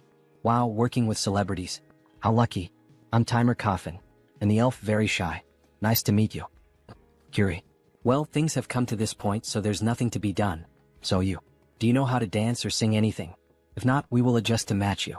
He has no idea what to do, so I'm in. Me too. They are being so blatantly dismissive that now he is starting to get annoyed. From what he heard in class earlier, as long as it helps build bonds with the spirits, it doesn't have to be traditional elf music or dance. In that case, thank you for your consideration. At that moment he remembered a song he used to sing often in his hometown. Ah, it's a song from his hometown, so it must be from another continent, right? Yes. His parents loved it too, so it's a song he could never forget. Ah, he's confident, isn't he? Of course. Even though he lived a reclusive life for a long time, there was a time when he never scored below 90 in karaoke. It's time to show them the skills he polished at karaoke. However, even as he shows confidence, Shapiron still remains suspicious of him. She does not approve of him at all. What would a mercenary know about elven music? Someone like him being acknowledged by my father and by the world tree? All these stares are burning me up, Harris comments. She will never accept this. Fine. Prove your worth. But if you mess up, you will be held responsible. Alright then. But he has one condition too. A condition? If they get good results, would he be willing to teach him about elven culture? There is still so much he doesn't know. What a strange request. Alright, it's a good request. But only if they achieve a good result. Then he starts to sing a song from planet Earth itself. By my light. Find my light. To the paradise that I will find. I will embrace you, one that will never disappear. While playing an instrument, the spirits danced along with him. Then a system notification appears. The entity has reached enlightenment through repeated training. Acquired the skill Melody of Harmony. Melody of Harmony, huh? The tone definitely sounds more stable now. It feels like the power of nature is keeping his vocal cords steady. It's the first time he has heard a song like this. And these instruments? He has never seen anything like them before. Wow, congratulations. The shy elf claps her hands, meanwhile, Shapiron stays silent with her head down. This is ridiculous. Her spirits really reacted to that rootless, baseless song. They actually connected with the music of an outsider? Shapiron, why that face? You were shaking your shoulders just now. When did she do that? Then the system shows another notification. The spirits are evolving in sync with the melody. Low-level fire spirit. Low-level wind spirit. So now Callie and Pascal have also evolved, just like what? Then he starts to hear a strange noise coming from the forest. What the hell is that? It feels like he's being called. Wait, could that be a sound spirit? He begins to channel magic into the palm of his hand to feel the call. Suddenly, a magic portal opens right in front of him. A spirit manifested in the physical realm. This is something you almost never get to see. They resonated so deeply that even a sound spirit responded? Alright. Its name is Decibel. Sound spirit Decibel. This spirit looks like a small ghost-type Pokemon, like a tiny Jengar. What an incredible gain. Shapiron said that spirits from the phenomenal realm can perform a wide range of tasks. To think there is a song that moves the hearts of the spirits like this. Let's do this one. It will definitely be a huge success. She thinks so too. Sound spirits are only attracted by beautiful sounds. So what did you think, Miss Shapiron? Alright, I admit that the sound was very beautiful. Great. Then, shall we start planning the rehearsal schedule and the stage production until the day of the performance? Yes. Well, could he teach her how to play the instrument he used earlier? It seems interesting. Haha, with a mischievous look he says, of course I can help, miss. What is that expression? That is not appropriate for elves, so stop that right now. So, shall we split the parts first? Then the day of the main event finally arrived. You said your daughter is in the same group as Mr. Harris, right, Mr. Rayfury? That's right. You must be very nervous. Not at all. Why would he be nervous about a simple performance? Ah, he is very nervous, it seems. So, shall we listen to the song that Mr. Harris prepared? We see the four members up on the stage. Harris is holding a guitar, Timer Coffin is playing the drums. Then the show begins. Harris starts playing the guitar, creating a beautiful sound that even makes the spirits around them start to dance. Timer Coffin and Curie follow along with the rhythm. And of course, our dear elf, Shapiron, is playing the acoustic guitar in a very shy way. Harris notices this and starts playing more strongly to draw everyone's attention. Among the green bushes. If we run together, the spirits will guide us. As Shapiron and Harris keep singing, everyone becomes moved and amazed by the quality. Even Rayfury is enchanted. The beautiful singer is showing all her talent for culture. It's the first time she hears this song, but it makes his heart race. The tone is also very beautiful. In search of the miracle of connection, let's find it together on our new journey. Shapiron can make that kind of expression? What song is this? It's the first time she hears it, but it's amazing. My ears are sensitive, but this music is really good, isn't it? Walk under that light, take my hand. Sir Rayfury, look over there. To think they are using the spirits this way. It's incredible. We see all of them together on stage, singing and smiling, a true show. Then, when Cecily was about to speak again with Rayfury, she noticed that he had vanished. Where did he go? That child over there is my daughter. She is my daughter. Yes. The woman is confused. Who would have thought he had this side, the overprotective father? Let's go together toward a new light. I'm not afraid. Shapiron helped a lot with the splendid stage production and the tuning of the instruments. As expected from an elite, her spiritual knowledge is incredible. Since we are together. After being so irritable, she is the one enjoying it the most, isn't she? They keep singing, everyone happily putting on a big show for everyone in the elven realm. At the end of the show, everyone gives a round of applause. Sing another song again. Her breathing was more stable than usual, and the music flowed smoothly. Who would have thought she would become so immersed? System notification. Melody of Harmony Skin is in action. Target, Shapiron Sylvest. Looks like it works well on other people too. He used the new skill to support Shapiron. So even her father was there watching her. Shapiron is moved. Shapiron, what do you mean? This is... Sir Harris, she has misunderstood you all this time.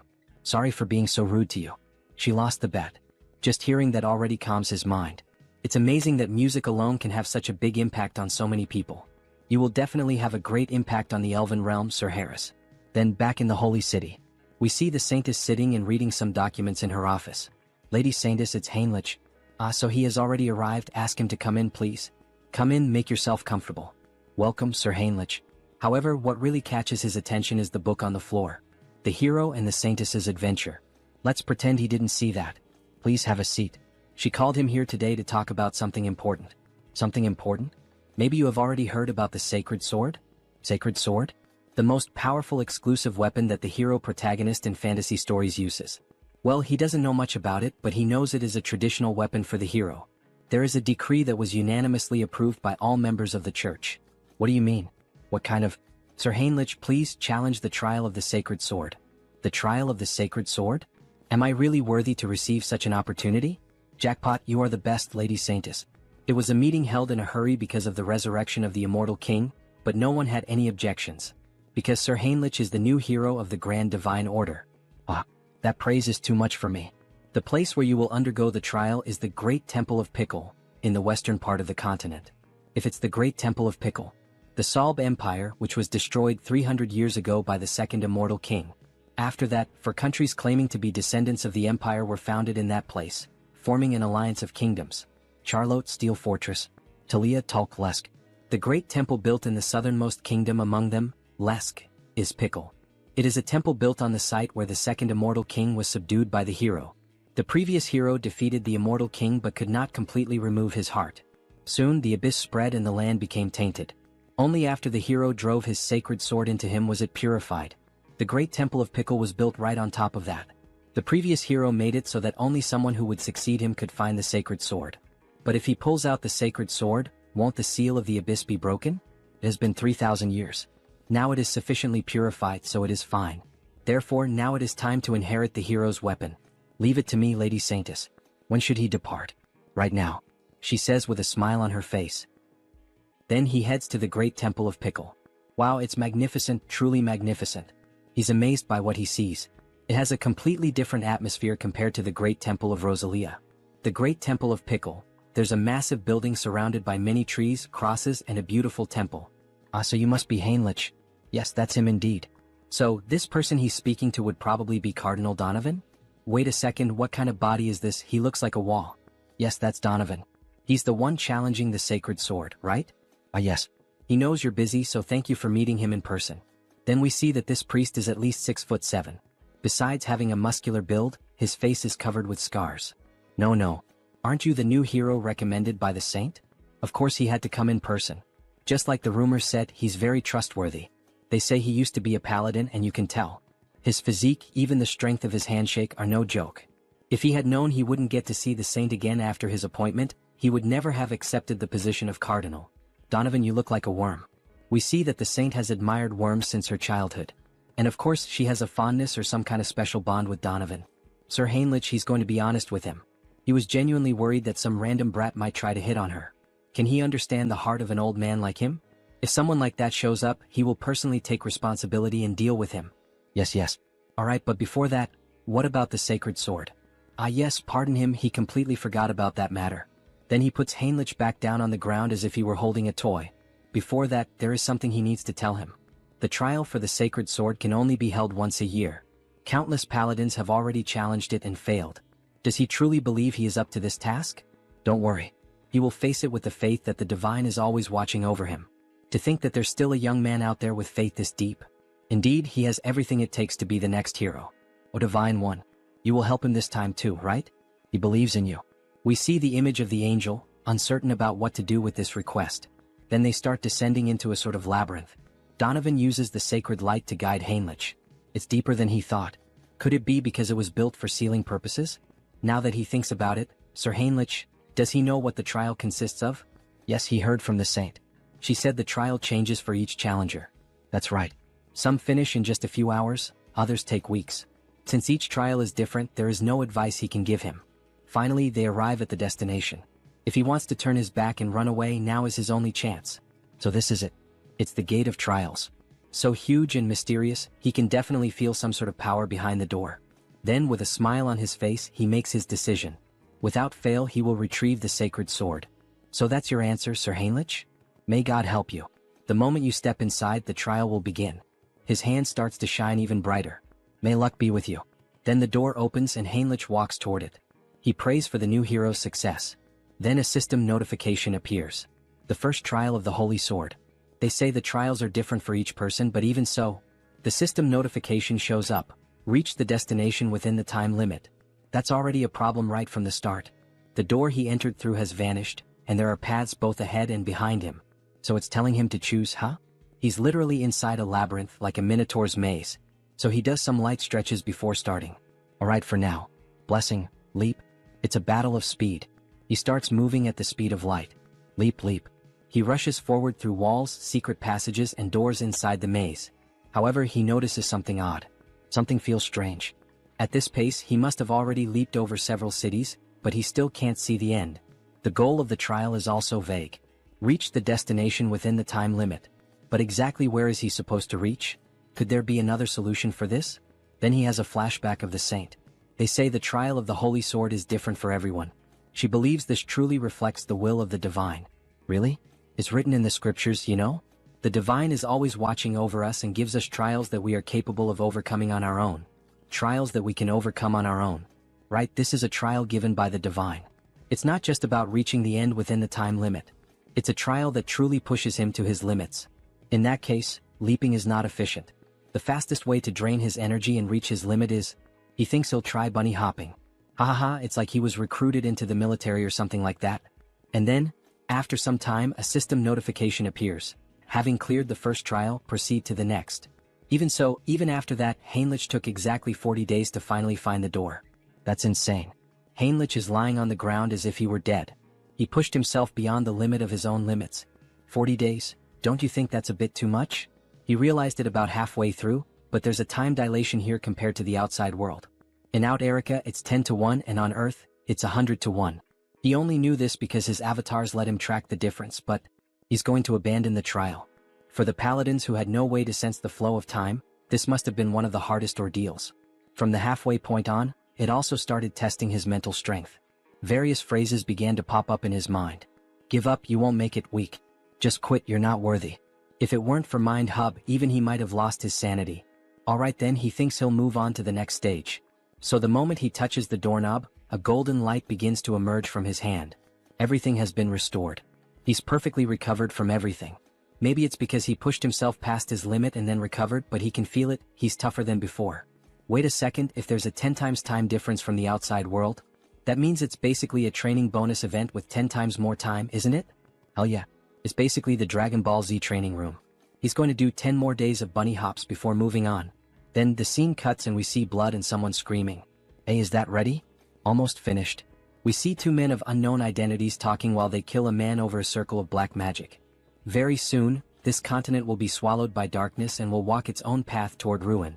Now that the immortal king has been resurrected, just a little push is enough. The rest he will handle on his own.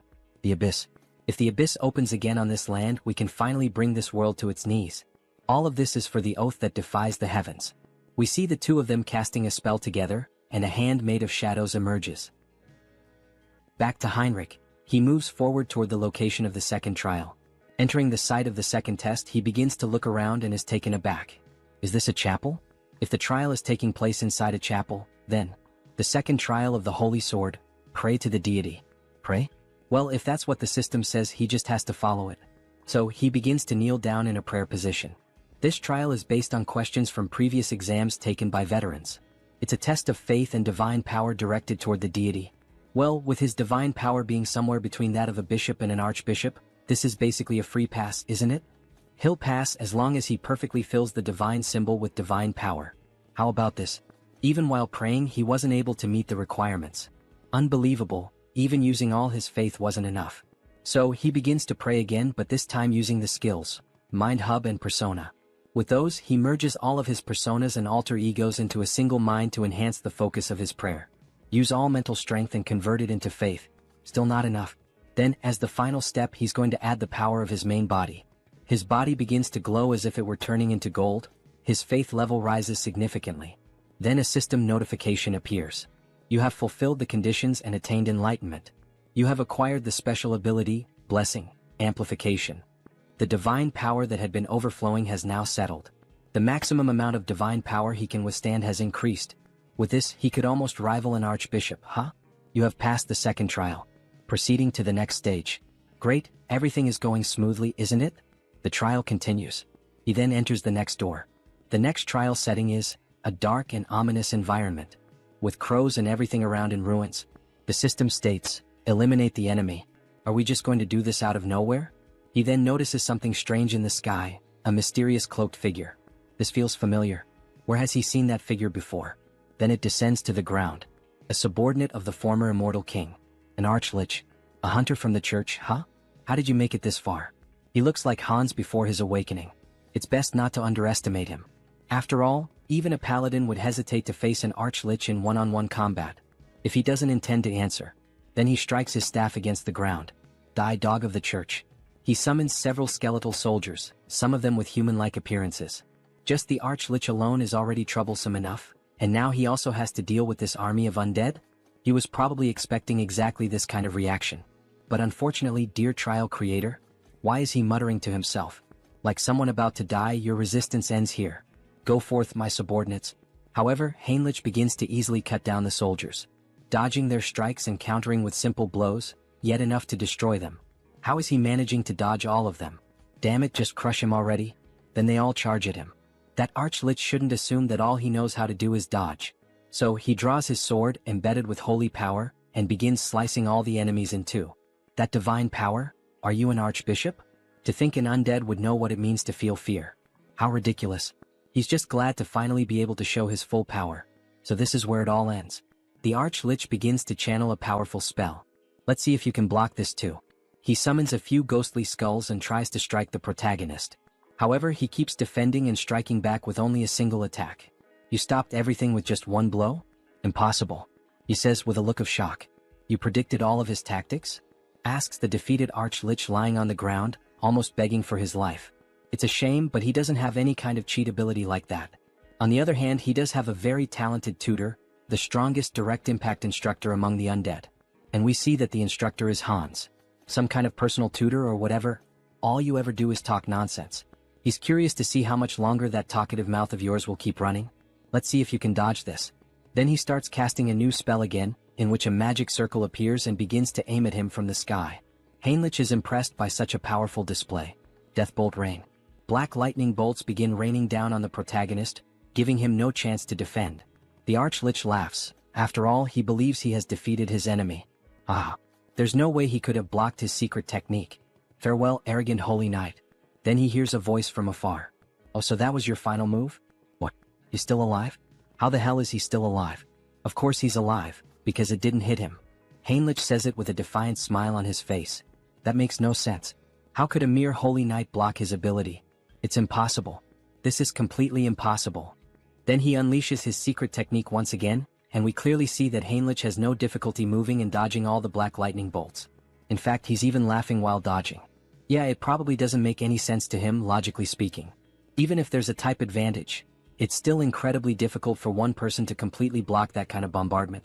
But with Hans's knowledge now being his, he can see every single weakness in the dark magic.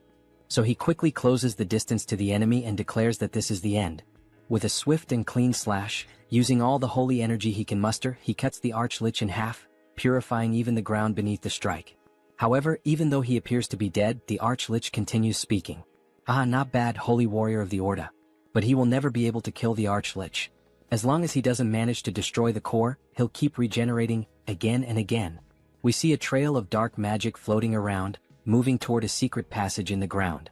Fufu. The Order really has created an impressive holy knight.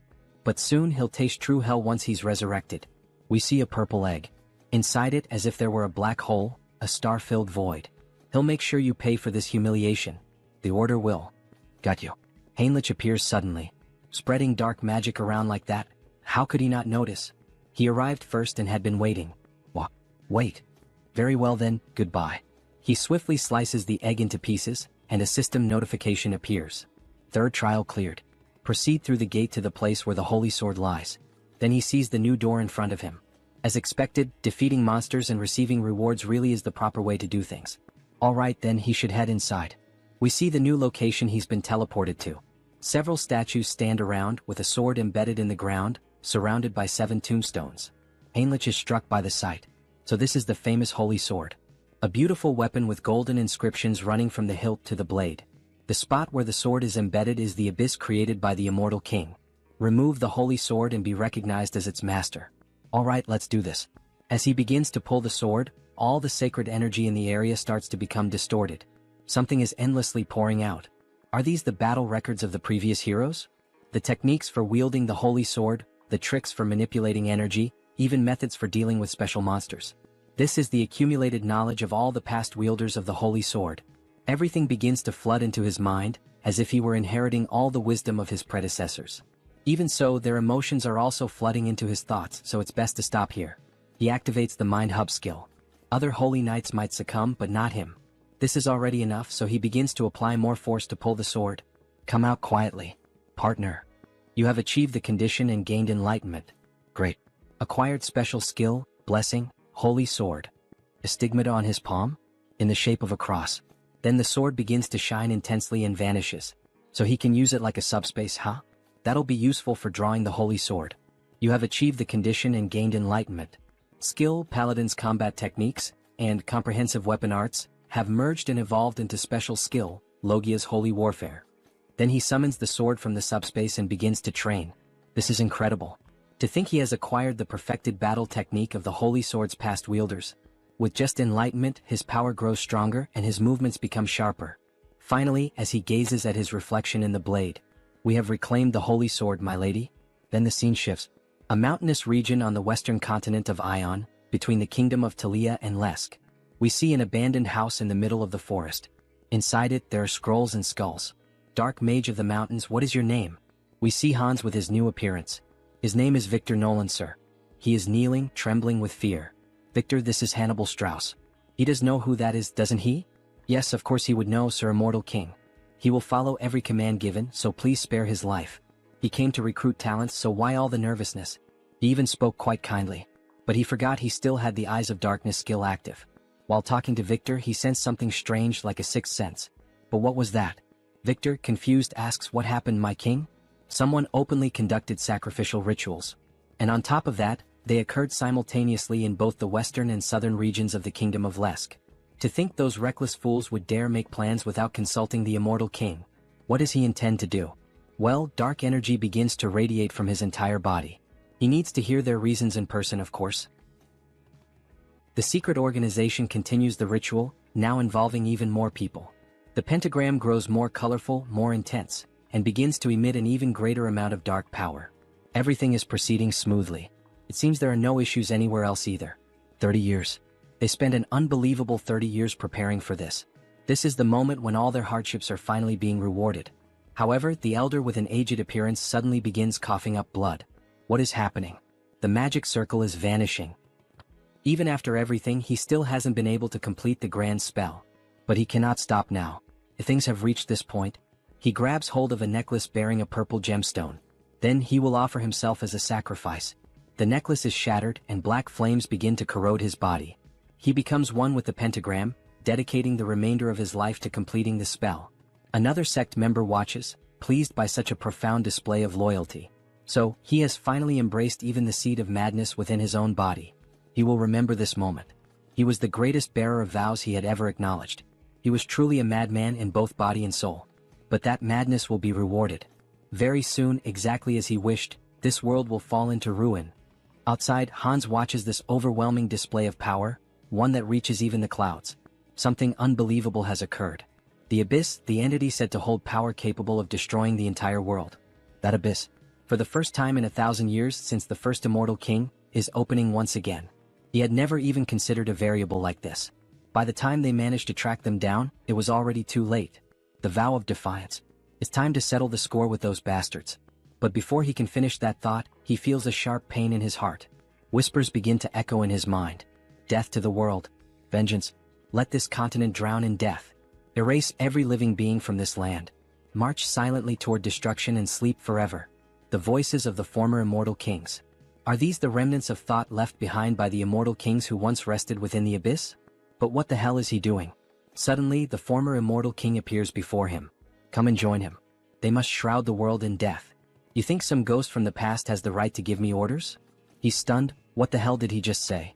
He has absolutely no intention of obeying the orders of a loser. He begins to laugh like a demon. Ah. So, you broke free from the will of death, didn't you? Even after becoming an immortal king, you managed to keep your consciousness intact. This junior of yours truly turned out to be a prodigy. That makes their blood boil with rage and envy. We are still chained by death. Chain, he says. Now he thinks he understands. That impurity he'd been feeling in his heart all this time, was it the lingering thoughts of them? We are bound by resentment, forever unable to break free. We too seek liberation, O new immortal king. Liberation. Liberation from these emotions. These guys are getting way too noisy. Wait a second, emotions? So, in the end, he's still shackled by the emotion of death. Why don't you all just shut up already? He'll grant their wish. And erase every last one of them. If he truly grants them an eternal death, then he will give them a gift. Something they should have had but never could. Something he should have had, but never obtained? What the hell is he talking about? Well, in any case, he'll find out for himself soon enough. Activating skill, persona. Persona allows one to control specific emotions, targeting the lingering thoughts embedded in the heart, and expelling them from the body. He's coming apart. He's being erased. At last, eternal death is approaching. Farewell, you pathetic old fools. He finally manages to erase every trace of the former immortal kings. And because of that, black words begin to fly toward him. He starts absorbing those words through his hand, gaining even more knowledge. He admits it, this really could be considered a gift. Who would have thought he had left traces of the immortal king's legacy scattered everywhere? The first immortal king laid waste to half a continent, and the second brought down an entire empire. That's a feat that, no matter how powerful one might be, could never be achieved alone. Naturally, there were followers who served him. An undying army that marched at the forefront, carrying out the will of the immortal king. Most were wiped out by the order, but many managed to escape thanks to the discretion of their commanders. And the method many of them chose was to seal themselves at the edge of the abyss. And now, it seems the first of those legacies has begun to crawl back out. Back to Heinrich. He had just obtained the holy sword, and the moment he was leaving, he felt a strange energy. The ground began to crack. The abyss was opening once again. Royal Guard of the Immortal King. Dwell McCain, Archlich, the very same enemy he had just faced, emerged from the abyss. Those filthy bastards from the Order. He can't let it end like this. Not now that he's returned to the world of the living. And when he looks up, he sees the same knight who had recently defeated him. We've met before, haven't we? That stinks. Sorry, it's just, he only just returned to the world of the living. Talk about bad luck, coming back to life at a time like this. So he kills the Archlich again, who ends up dropping the same stone that had appeared in the other world. So the source was trapped between the holy sword and the abyss, huh? Normally, he'd be destroying that source right about now, but he'll be merciful and hand it over to Hans. Make sure to serve him well as your new master. After all, he's a very good boy. Then Hans finally arrives at the location where the explosion occurred. However, he doesn't find anyone there. The ones known as the Vow of Defiance have already fled, huh? This must be the source of the abyss that shot up into the sky. He's sure of it, since the energy is definitely most concentrated right here. To open an abyss so immense that it could pierce the sky. But as he looks down at the ground, he notices a fragment of a strange object lying there. Upon inspecting it more closely, it turns out to be nothing more than a piece of metal. Did those bastards drop this? The energy is unstable, so he can't track where it came from, but he'll keep it for now. The flow of leaked energy from the abyss continues to increase. The madness seeping from the abyss is resonating. Even though it's an unstable gate, that alone will already have a huge impact on the continent. He activates the skill, Eye of Darkness. Well, So this is the origin of the dark magic contained within the heart of the Immortal King. If he does this properly, he might be able to control it. He then begins to gather and concentrate all the abyssal energy into his hand, just like when he absorbed the ancient knowledge of the Immortal Kings. He's going to focus all his power into a single point and absorb it. He merges with all the energy present at the location. He can feel it. The abyssal energy clinging to his heart and bones. It feels like his power has been greatly amplified. Those bastards from the Vow of Defiance have done him quite a favor. Should he add them to the list of villains? As he was thinking about it, a presence startled him. Something began to emerge from the floor of the abyss. Wait, could that be? A dragon made of bone begins to burst through and tear apart the ground. Yes, is that the bone dragon in Trejo? He bursts out of the ground in grand fashion, breathing fire from his mouth. Or at least, something like fire seems to be leaking out of it. Excellent. This is truly magnificent. However, he doesn't recognize Hans as his new master. What's this? You don't recognize your master in Trejo? Then, staring straight into the dragon's eyes and overflowing with dark energy, the dragon finally acknowledges him. Ah yes. He's finally recognized his new master. Now that he gets a good look at him, he's actually kind of cute. It's like having a pet. This isn't the end of the Immortal King's legacy. He's excited for what comes next. And again he senses something as if it were a sixth sense. You felt it too, didn't you? Some people are envious of our little meeting and are heading this way. The timing isn't ideal. He still hasn't learned enough about the abyss. Running into the Great Divine Order under these conditions is a bit... No, even in real life when you buy a new car you call a friend and go out for a test drive. The abyss that was opened after 1,000 years, and the appearance of the bone dragon. This is a chance to gather a massive amount of karma. He endured so many hardships in such a confined place. Then the dragon begins to flap its wings. Now fly as much as you want. Show them what kind of being you truly are, Hans shouts. Meanwhile, the paladins approach on horseback. Let's hurry. The energy of evil still lingers in the abyss. Yes. Even though we are an elite force, we departed too quickly, so our numbers are few. If the enemy is capable of releasing this kind of energy, we may need to prepare ourselves. The sky has darkened. Could it be because of the abyss? However, one of the paladins watches the sky closely. No, that's not it. Everyone prepare for battle. It's the bone dragon. Look above it. It's the Immortal King. What brings the henchmen of the Order all the way here? Immortal King. We came upon hearing that the abyss had been opened. I see. And what do you intend to do about it? Are you serious, even after the disaster that unfolded across the continent just to open the abyss? Tens of thousands were sacrificed in a ritual. Tens of thousands. He knew rituals were happening all over the continent. Those bastards from the Vow of Defiance are even more insane than he thought. And that's not all. The damage the continent will suffer due to the abyss's influence is beyond imagination. Of course, all of this is your fault. No, it wasn't. He's curious about that too. But he must play his role as the villain here. That's a question not even worth answering. Who else but him could accomplish something like this? As expected. He will bring judgment upon you this very moment. Don't get carried away, dogs of the Order. Today he intends only to give you a warning. A warning? What nonsense. Let's shut that mouth of yours. Everyone stand down. Archbishop Latius. What do you mean by this? None of you have noticed? He's maintaining a constant distance in the sky. The Immortal King wouldn't simply want to have a peaceful conversation with us. This is clearly a trap meant to kill us. Wait, what the hell is this lunatic talking about? What kind of warning could the Master of the Abyss be giving us? The Holy Knight Heinrich Landgard, the one who pierced his heart. This is a warning for him. What? A warning? What does that mean? What kind of warning does the Immortal King want to give? Perhaps it's because of their faith in Heinrich that the heavens are lending me their aid. It's so easy to get into character. This is his victory. A warning for Sir Heinrich? Yes. I, Hannibal Strauss, acknowledge his power. Next time we meet, he will take your life and make you his subordinate. You dare to defile the hero of the gods like that. This is intolerable. For the climax, he needs to emphasize Heinrich's name. And his own name as well, Hannibal Strauss. Perhaps he should wrap things up for now. Enough of this commotion. All of you have your roles to play too. In Trejo, show them your strength. Prepare your defenses. All the paladins begin to pray and invoke divine power. Faith will overcome all evil. Bone Dragon's unique skill, Breath of Death. He releases a black beam toward the paladins. Latius steps forward, trying to absorb as much of the damage as possible. Endure it, Knights of the Gods. Sir Latius, any more than this and... Suddenly, the black beam is halted. We managed to stop it. We're alive. We survived. Don't lower your guard. Immediately return to battle formation. Sir, the Immortal King, he's gone. What? Damn it. Did he really think that the elite of our great divine order would be defeated by a single breath? He clearly underestimated us. Immortal King. What exactly is he plotting? What kind of wicked plan does he have in mind? Intrejo, your smoke was masterfully done.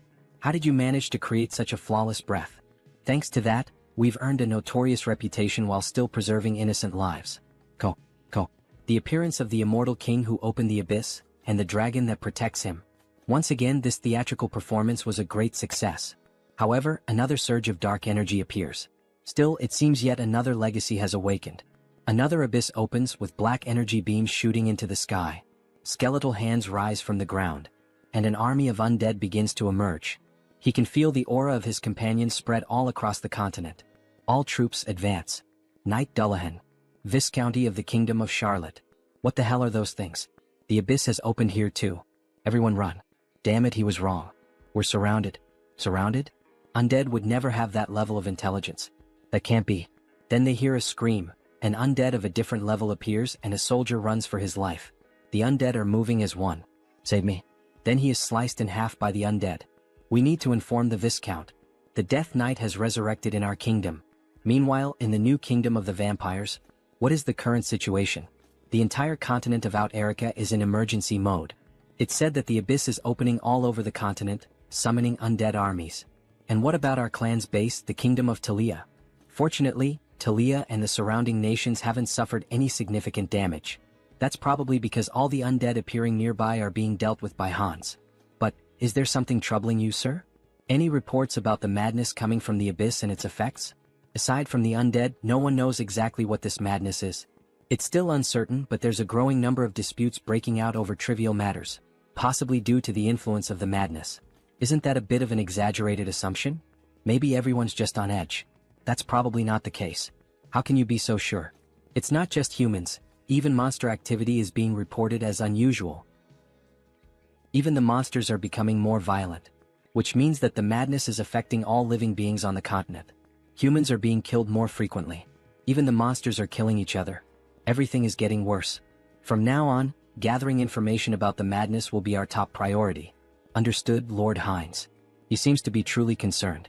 Hans is busy trying to regroup the Immortal King's dormant army. And he also can't leave his post. At this moment, the place with the most information is the one and only Grand Divine Order. In the end, Heinrich has to take action. Then Heinrich finally reveals his beautiful, large and thick sword to our saint. Jokes aside.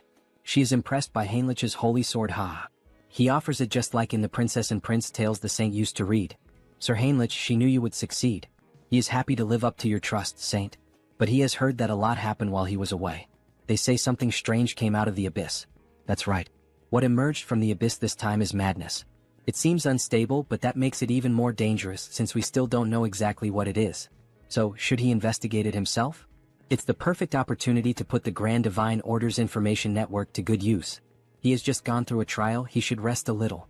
Now that he has received the blessing of the Holy Sword, he wants to fulfill his duty. Heinrich's eyes shine brightly, showing complete confidence, and he would be able to gather information about the madness. The saint thinks for a moment and ends up giving in to his request. He really can't be stopped, can he? In that case, she will leave it in his hands. Please uncover the truth behind this madness, Sir Heinrich. Yes, saint, he will. Before that, there is a ritual you must perform now that he has obtained the Holy Sword. Then he is taken to a place of consecration, where the saint, priests, and a few guards are present. Clearly, a gathering that few people can know about. O Sword of the Divine, reveal your true form. Heinrich receives the saint's honor and raises the sword to the sky, which begins to shine. This is the Holy Sword. As expected, it is overwhelming. How much divine energy is concentrated in this single blade? The saint takes a necklace and brings it directly to him. He who has proven his worth in all things. Heinrich Landgard, she hereby names him a High Paladin of the Great Divine Order. Yes, I accept, my saint. The necklace, bearing the symbol of a star and a sun, begins to emit a brilliant light. The burst almost blinds him. By merely pausing his mental core for a second, the pure divine power nearly explodes his mind. What kind of absurd strength is this? His body is being reconstructed. But what the hell is happening? Then little by little, his hair begins to change color until it becomes completely white, with a golden aura surrounding him. Scion Paladin. No way, this is a great blessing. Whoa, the grace of the divine is upon him. The entity has fulfilled the conditions and attained enlightenment. Special ability acquired. Great blessing. Knight of Light. His hair turned white? It's radiating the same feeling as the saint. She, Raystar, Saint of the Great Divine Order, formally greets him. Saint Heinrich Landguard. No, holy being. Holy being him? The great blessing can only be granted by the will of the divine, which makes it the clearest sign of holiness. Bring it. Wait. Does this mean he's now on the same level as the saint? Then the servants bring him something interesting. This is, by any chance, the Guardian of Glory. It's a set of top-tier armor, forged by the finest craftsmen of the Great Divine Order. Every part is made from rare metals like mithril and orichalcum. On top of that, it's layered with high-level holy enchantments and divine barriers. It's practically a moving fortress. You could even call it a sacred relic in its own right. As expected from this armor, just by wearing it, he can feel the overwhelming divine power. The ultimate weapon, the Holy Sword, and the ultimate armor, Guardian of Glory. With this, his gear is complete. Looks like we'll be working together from now on. It's an honor. He tries to strike a hero pose, working alongside the saint. He's not sure he deserves that. So this is how things are going to be from now on? To be honest, she has been working until dawn every single day, and it has been exhausting. She's so happy to finally have someone to share the load with. Until dawn? Isn't this just a punishment? Or is it just me? Alright. The Continental Summit is scheduled to reconvene soon. We'll be discussing plans to wipe out the undead that have been appearing all across the continent, alongside the Immortal King. She'll be counting on you, Sir Heinrich. He'll give it his all, Saint. Alright then, let's give it our all until the summit, Hans. Who do you think is going to win this fight? Heinrich or Hans? Tell me your thoughts and see you in the next chapter. Then we change scenes. We return to one of the first locations where the Immortal King's troops appeared. We see a village completely destroyed and in flames, and a demon walking over the scorched land. They are pathetically weak. We get a clearer view of him holding a huge sword reminiscent of Guts from Berserk. Several men lie dead on the ground. But if the kingdom unites its forces, the situation will be reversed. Until then, we must build our power. Arrogant humans become subjects of the new kingdom. Then, using black magic and his sword, all the dead humans begin to rise again in the form of skeletal zombies, literally a necromancer warrior. It seems he is a bit late. Jem? Who is saying that? The one flying? Is that by any chance? Karam, it's me. He gives a small display of power, frightening everyone. Ah, that power running through his veins. The new Immortal King. All kneel before Hans. Hail our king. He has finally returned. The new Immortal King. Karam. Just by looking at him, I can tell he's an important figure. Power beyond that of a master swordsman, the leadership to command an army, and even necromancy to raise the undead. There's no mistaking who he is. My lord, it is an honor to be recognized by you. But, Karam, it seems you caused quite a commotion. I offer my deepest apologies. It so happened that the place where he first awoke was right next to a human settlement. What's done is done. But now it's time to strengthen our forces and gather power. For now, we will retreat. He will follow your order. He vanishes like the wind and is imprisoned in Hans's hands, both he and his army. Hans begins to assess the situation around the village. The damage is quite severe. This entire area was completely devastated. He cannot leave it like this. And soon we will be eliminated one by one. A continental summit is scheduled to be held again soon, said the saint. But our forces are so scattered that it will not be easy to gather everyone in time. In that case, he begins to focus the dark energy in his hands, forming a sort of black hole. He wanted to avoid this method because of its strong side effects, but there's no other choice. By channeling black magic into the ground, he manages to connect with everyone in the army of the former Immortal King. Hear me, my children. Your lord, the Immortal King. He is here in the flesh.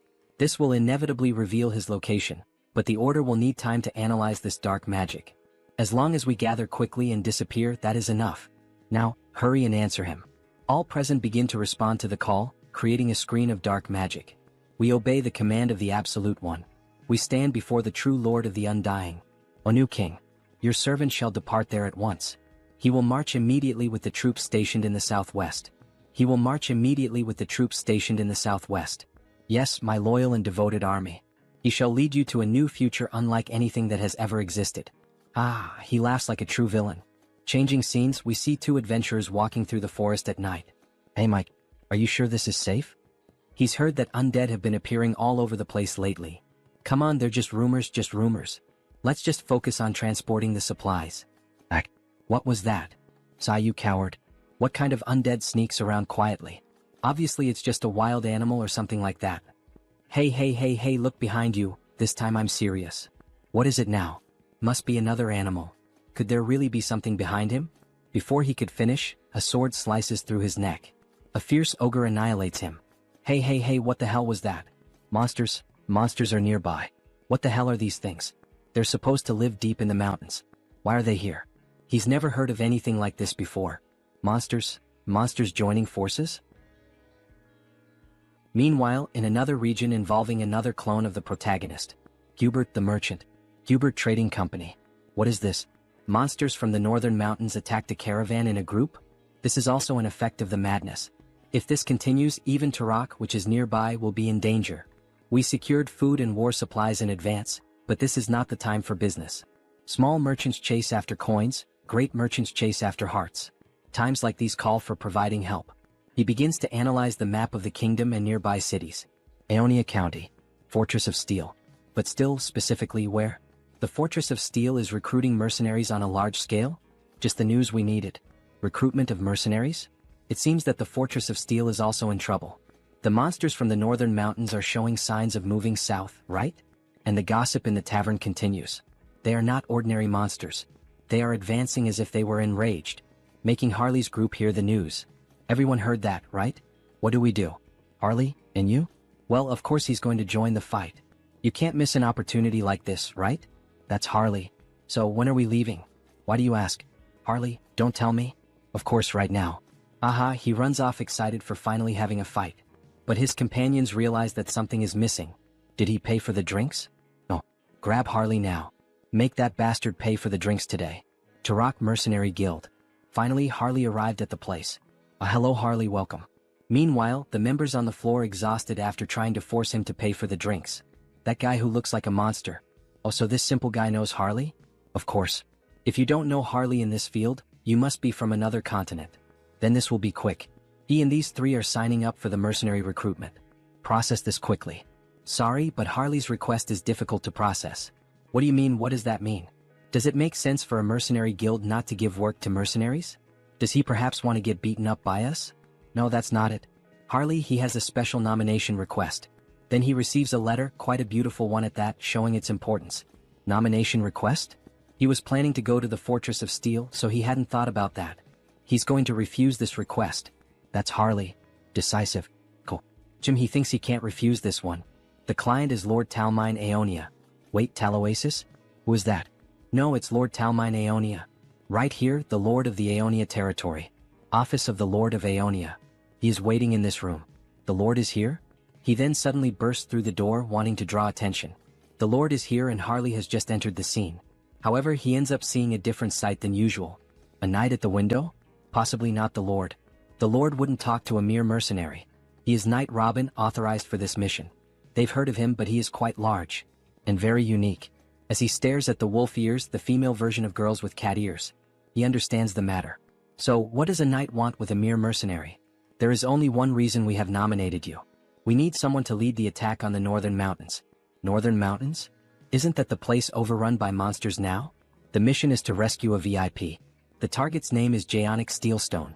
He is a blacksmith from our territory and his race is dwarf. We have images of him in some mine, mining some kind of bluish crystal. Switching scenes, we see a hospital in Seoul. We should go now, Grandma. She's fine, so don't worry, go ahead. He is happy that she is feeling better. Right? The doctors were also surprised. It seems she may be discharged soon. But there is something strange. Strange. According to the doctor, it is as if a high-ranking priest had poured divine power for days.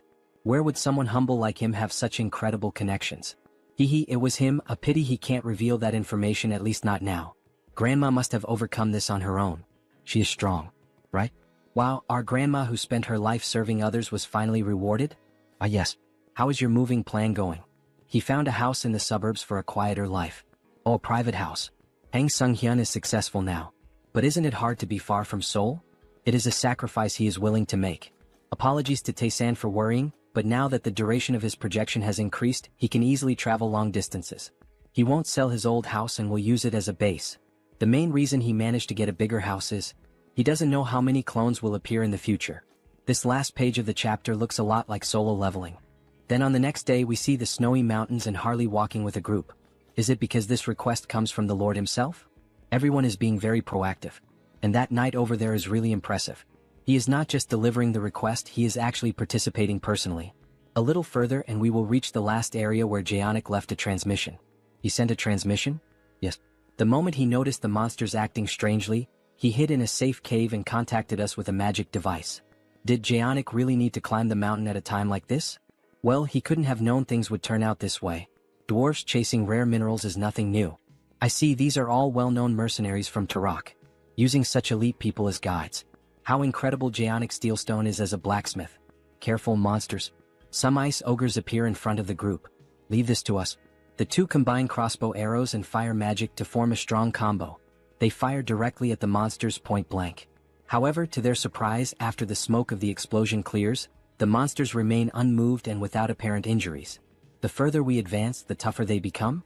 Their vitality and defense also seem unusually high. Looks like he'll have to intervene. He activates the marks on his body to increase his base strength and, using all his power, leaps directly at the monsters, grabbing both their heads and smashing them together, making an instant double kill. Two others try to advance against Harley, who with 2 punches smashes the monsters' heads. Harley, watch your back. 3 of them at once? Bare fists might not be enough. If he used Wild Instinct, he could finish this easily. But they might mistake him for a monster disguised as a human. In that case, he puts strength into his legs and jumps directly at the enemies. Charging power into his hands, he pierces one of the monsters with his bare hands. The other ends up making a huge cut on his chest, and the last monster using both hands together. He's going to finish this before even landing. Invisible hand operation. What? He just punched 3 of them at once? Now they don't know who's really the monster here. Is something like that even possible? He's already seen this several times just today but still can't get used to it. Harley starts consuming the magic stones. Wait, Harley? What are you doing? Sorry, he was so hungry that he did it out of habit. Out of habit? He can't believe it. It's the secret magic of our tribe. We absorb energy by eating magic stones. She has never heard of anyone capable of doing that. There's no way eating something like that wouldn't harm you. Nah, he's fine. He's used to these crystals. However, something strange happened this time. Blood starts coming out of his mouth. No, he's not fine. What is this nausea? Annoying. It feels disgusting. He wants to crush everything. Should he just annihilate everything? Yes, let's kill them. Such violent emotions. Thanks to the mental link, he is holding himself back, but that's not all. Every muscle and sense is becoming more active. Could it be? He starts to see a red smoke coming out of the monsters as if it were some kind of aura. Madness spreading throughout the whole forest. Switching scenes, we see Hans. Quite a sight, isn't it? Several ghost soldiers and a lady in black kneeling before the immortal king. She pledged her loyalty to the king. Banshee Queen Olivia. A high-ranking officer of the undead army, a Banshee Queen with a ghost unit. What an incredible achievement. A lineup worthy of the history books like in Trejo or Karam. Well done, Olivia. She has gathered far more strength than he expected. As the king commanded, she minimized clashes with humans and gathered the children. Olivia, there is something he needs you to do. Command it and it shall be done. That people's organization. Extract every fragment of information you can from the Oath of Reversing Heaven. Her ability is perfectly suited for this. It is an honor. Olivia will do her utmost. What is it he most desires from them? Why, of course, absolute obedience. Hear me, my children. Hunt down every last remnant of them and drain their souls, and dedicate everything to the king. I would like to thank the support of our subscribers and say that our latest video of this manhwa is close to 100,000 views. Thank you very much to everyone. Keep subscribing and commenting and I will keep releasing this manhwa. See you in the next video. Meanwhile, their vampire analyzes the latest news. Hans managed to unearth this kind of information about the Banshee Queen, obtaining details that most would not even dare to search for. Information about the state of the nation coming from the Brokaslak clan, about the underworld coming from the Banshees, and he can count on Harley for anything related to madness. But why does he have this feeling of fear? As if he were having a migraine. Suddenly, his subordinate enters the office. Lord Hines. What happened? A short while ago in the Demon Forest, a report arrived that the monsters started attacking. He sent 2 of the purebloods there, so it should be all right. That is not all. Ichem? The monsters in the northern mountains started descending to the south with full force. This spreads in all directions in an instant. This is madness. Something that cannot be seen, as if it mixed with the air. Everyone is being corrupted by madness just by breathing. Wait, what about his companions? The effect is small, but they are not completely immune. It seems the effect is lighter on humans at least. We are about to reach our destination, so let's hurry. Just a little more. Even so, this is really dangerous, isn't it? His body keeps having spasms. His physical abilities are becoming explosively stronger, but in exchange, it seems he is losing control of his own body. Then a system notification appears. controlling the physical transformation with the skill body mutation. If it were not for this skill, he would have become a lunatic like the orcs. Everyone stop. What, there are more monsters? At least he is dressed like a monster. It suits me quite well, don't you think? Some plants start moving. They are already here. He was waiting. Blacksmith, Zaonic Steelstone and another unknown. He dug a cave there. He will escort you to it. He is curious but he cannot. Hallie, don't tell me. That's right. Monsters are coming. Let's go down there now. Several orcs appear with different types of weapons. All possessed by madness. Everyone cover our rear as we go down the mountain. While they run, the dwarf starts falling behind. After all, he takes short steps. One of the orcs is approaching to wound him. Someone please save me. Harley appears, cutting the orc in half using only his bare hands, leaving the dwarf impressed. They are so big it is satisfying to cut them. Hey, this is not the time to have fun. At this pace they will catch up to us in no time. Then Harley has an idea to run with the dwarf just like he did with the elf he saved months ago. How ruthless. Those monsters run fast too. They are right. At this pace we will be exterminated. Except for him. Don't say such frightening things. Isn't there a better way? Hey, Mr. Knight, he is running out of energy. Could he receive his share of the magic stones now? What? He does not know what he wants to do with this, but if it is necessary for the mission, he sees no reason not to. He gives a bag full of magic stones from monsters. Thank you. For now, he will leave this dwarf with them for protection. Harley, what the hell is he doing? It is dangerous, he has to get out of there. Ah, wasn't it them who asked if there was a better way? He opens the bag full of red fragments and starts ingesting them all at once. He can feel a madness far greater than before. It seems that each magic stone contains a different amount of madness. If he absorbs the power of the madness from the magic stones while controlling it with his skills, theoretically he can become infinitely stronger. In that case, he will devour all the madness that has arisen in this world. He screams and his voice echoes throughout the mountain. A system notification appears. The individual has met the conditions for growth. The skill wildness has evolved into the special skill frenzied beast. His whole body starts to turn slightly red, even the tattoos begin to gain more colors. Upon opening his eyes, we see that even his eye and his breath leak madness. He became slightly mad, although he can still control himself. Alright then, now it is showtime. He equips the 2 axes and goes alone against all the enemies. Let the carnage begin. His whole body is boiling. It is unbearably hot. It reminds me of Goku's first transformation. Whoever guesses it right in the comments, I will put a heart. 5, 4, 3, 2, 1, Kaioken. He charges directly at the monsters, simply destroying them all without them even being able to react. Die all of you, looking like a true barbarian. In the end, from all that crowd, not a single monster was left to tell the tale. This is the power of the frenzied beast. She can barely see his movements. How can he be like this? The rumors that he was the strongest mercenary of Turok were not an exaggeration. Not the strongest of Turok. The strongest of the whole continent. Other monsters keep coming, however, nothing is capable of stopping Harley's carnage. He toys with his opponents using the axe in incredible ways. This basically settles the matter. Skill Jewel Eye, Severe Winter. That was amazing, Harley. Is he alright? Everyone runs off seeking to obtain information about him. He has the bravery of a dwarf. After begging for his life and running away. Suddenly, Harley feels some kind of strange energy. His whole body is screaming for him to flee. This is the first time he feels so tense. Harley, what is that face? Don't tell me more enemies are coming? Kah. This is really bad. If we encounter the monster that is coming now, it will be a total extermination. Well, except for him. We have come too far to give up now. Do something, muscle friend. Old man. When he saw them before, he dug a burrow to hide, right? That's right. He very bravely dug that burrow. So can he hide all of us now? Within 10 minutes. 10 minutes? 5 minutes are enough. With your beautiful tool, Ellen. A radiant pickaxe looking like diamonds. Ellen? Just by looking at it, it shines? Is this a magical tool? Now everyone get ready. Get ready? Yes. With a simple strike of the pickaxe on the ground, everything starts to shake. The ground is shaking? Several cracks begin to appear. He strikes again with the pickaxe, making the ground collapse and everyone scream in despair. And then what do you think? Quite cozy, isn't it? They make a bonfire while hiding from the monsters. He made a place like this with just a few blows of his pickaxe. He really is an incredible dwarf. The system issues a new announcement. A usable medium for skill customization has been discovered. A medium? An item here is on the same level as the branch of the world tree that created Harris? Medium name, Ellen. A pickaxe reborn as a magical tool, imbued with the secret soul of the dwarf craftsman Zadnik, refined over 20 years. This thing is much more incredible than it looks. It carries 20 years of Zaonic's history, the master craftsman. If that is the case, he will devour it one way or another. The dwarf can feel Harley's malice from meters away. Some stones start falling on the team. Something noisy coming from above. Is it the monster he mentioned before? Judging by the presence, it just sat above us. Probably trying to eat the bodies of the monsters we killed. Maybe we should escape while it is distracted. Not a good idea. It would probably catch up to us quickly. Ah, Harley? You had a good idea. The biggest problem is that thing sitting right above us, right? Then what if he lures it far away?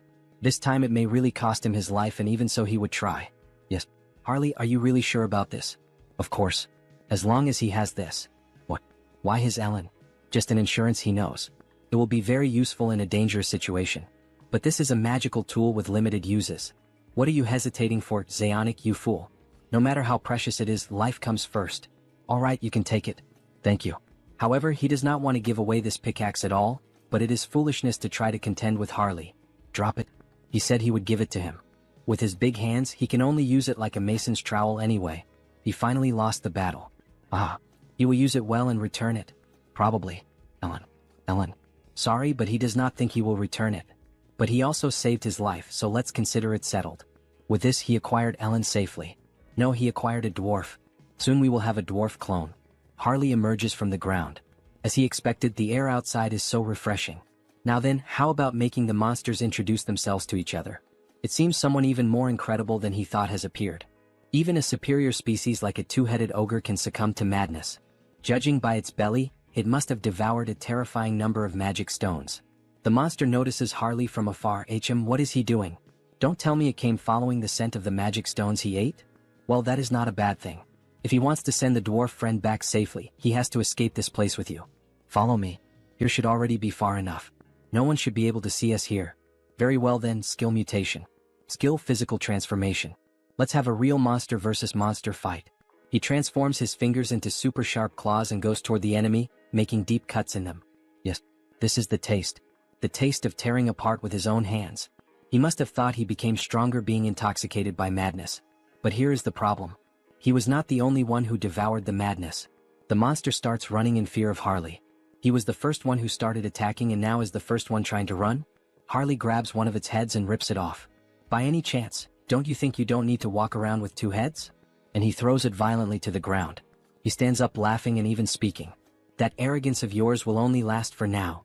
His subordinates will certainly arrive here as reinforcements. However, when he looks around, they are already lying lifeless on the ground. How the hell did this happen? Thanks to him, he was able to relax a little. He was here just completing a task. And it was already becoming boring. He starts gathering blood on his finger and releases it like a laser beam, thus destroying the monster's last head. Now without the two heads, the monster finally falls lifeless. Ah. As expected, it is more comfortable with two instead of one. Good thing he called Heinz. Although he had originally called him for something else. But the gift from Lord Zaonic will be very useful. While Heinz stores the pickaxe in the dimensional gate, Harley is drooling with hunger. How strong will he become if he eats this? He will finish you off before the madness evaporates. Very well then, how about he also tastes the blood tainted with madness? However, before they could enjoy the banquet, something catches their attention. What is this feeling? A volcano on top of the mountain begins to erupt. It is the same energy he felt from Intrejo. Then from the fire, a dragon begins to emerge. Red Dragon Heratos. He will devour everything. Hunger, he is starving, he is going insane. This is a real living dragon. Depending on the era, they can even be revered as sacred beings. But that one was completely devoured by madness. There is no point in expecting a rational conversation. A half-breed human and a vampire? What fine snacks. They might be enough to sate his hunger. Who should he eat first? No, it is better to devour you both at once. They prepare for battle. Harley and Heinz pierce the dragon's eyes at the same time. However, the dragon only laughs. As expected of a dragon. Already healed. With such thick skin and on top of that this regeneration ability? That is totally unbalanced. Inferior beings. In his eternal life he was only defeated once. Well yeah, who did you lose to? The King of Death. The King of Immortality.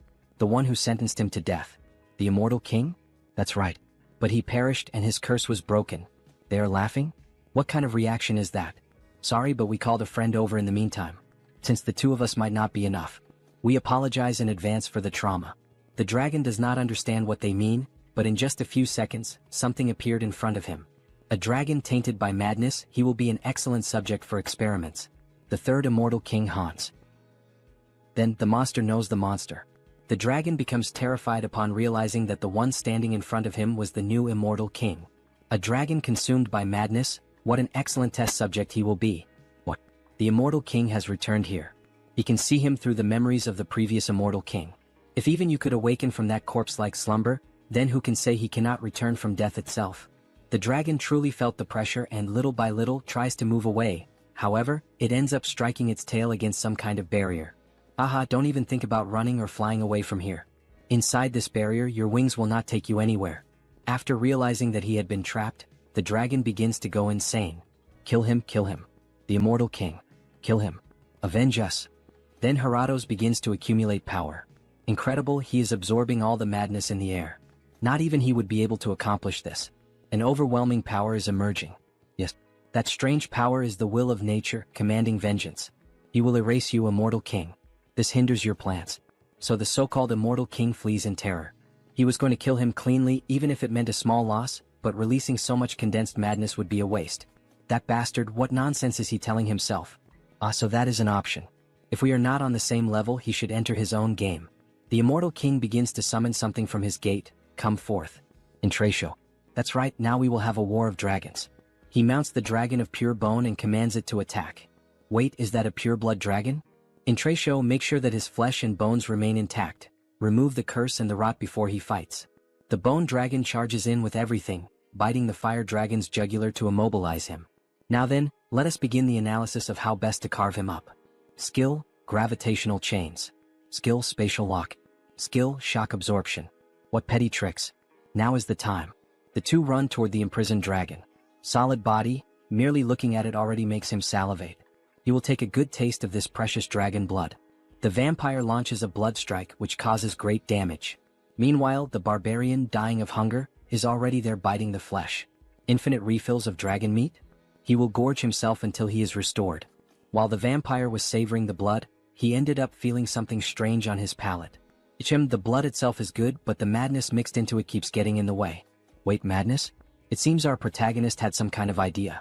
Heratos manages to free himself from the chains. Did those insects think he would just sit and watch? Breath. At this range there is no way to dodge. But they did not use it. He is not the only one with a breath attack. To keep pestering me like this, burn you cursed dragon. After both dragons charged their unique abilities, they fired red and blue breaths, causing a huge explosion in the middle of the ice mountain. Meanwhile, the vampire begins to prepare something. He focuses every drop of blood in his body and pushes the mysteries of blood to their extreme. Great sword of blood. He prepares himself, uses the acceleration skill, and delivers a tremendous strike to the dragon with his new sword. That worked. Useless insect. Useless. An injury like this is nothing, he can simply regenerate it. Sorry, but that is not his goal. What? An insect, huh? That is the perfect word. What is this? Your stockpiled madness looked far too appetizing, so he simply slipped a parasite into your body. One so vicious that not even dewormers will work. That's right, Harley entered inside the dragon's body. And the texture? Not bad at all. Let's see how much he can get this restaurant. See you next time, guys. Inside Heratos, the feast seemed endless. The deeper he dug, the richer the nutrients that surged through him. The dragon's body reacted violently, muscles convulsed, straining to crush the parasite gnawing within. The pressure threatened to shatter bones and rupture organs, yet retreat was not an option. He would keep devouring until the beast's body refused to move. As the consumption continued, notifications flared in his mind. The creature's regeneration had surpassed its natural limits. The skill had advanced into something far more dreadful. Ultra regeneration. Lost vitality surged back with overwhelming force, and its meaning became clear. This was the dragon's true gift, a power that could restore the impossible, even without feeding on a magic stone. For Heratos, the wound was nothing more than a scratch. For the invader, it was proof that every effort seemed worthless against flesh that endlessly rebuilt itself, while the dragon dismissed all resistance as the pathetic tricks of an insect. Once again, the notifications surged before him. The creature had fulfilled the conditions to evolve. The skill Devour transformed into the special ability known as Gluttony. Gluttony, just like the 7 deadly sins. A shiver rippled through his body as the change took hold. Scales suddenly began to form across his skin, undeniably dragon scales. The realization struck hard. From now on, through consumption alone, he could absorb traits. Every single one of them would be his to claim. The dragon grew restless, its rage boiling as the parasite dug deeper inside. If the intruder refused to leave on his own, Heratos would rip him out piece by piece. Yet the fight shifted before he could act. The immortal king and the vampire launched a coordinated strike alongside Horacio, who tore into the beast's neck, while Heinz's blade carved through with relentless force. That was the effect of gluttony. With Harley suppressing the madness, even the dragon's bloodline fell silent. Just one taste, and a torrent of power erupted within, flooding him like an unstoppable tide. And at last, the notification appeared for the vampire.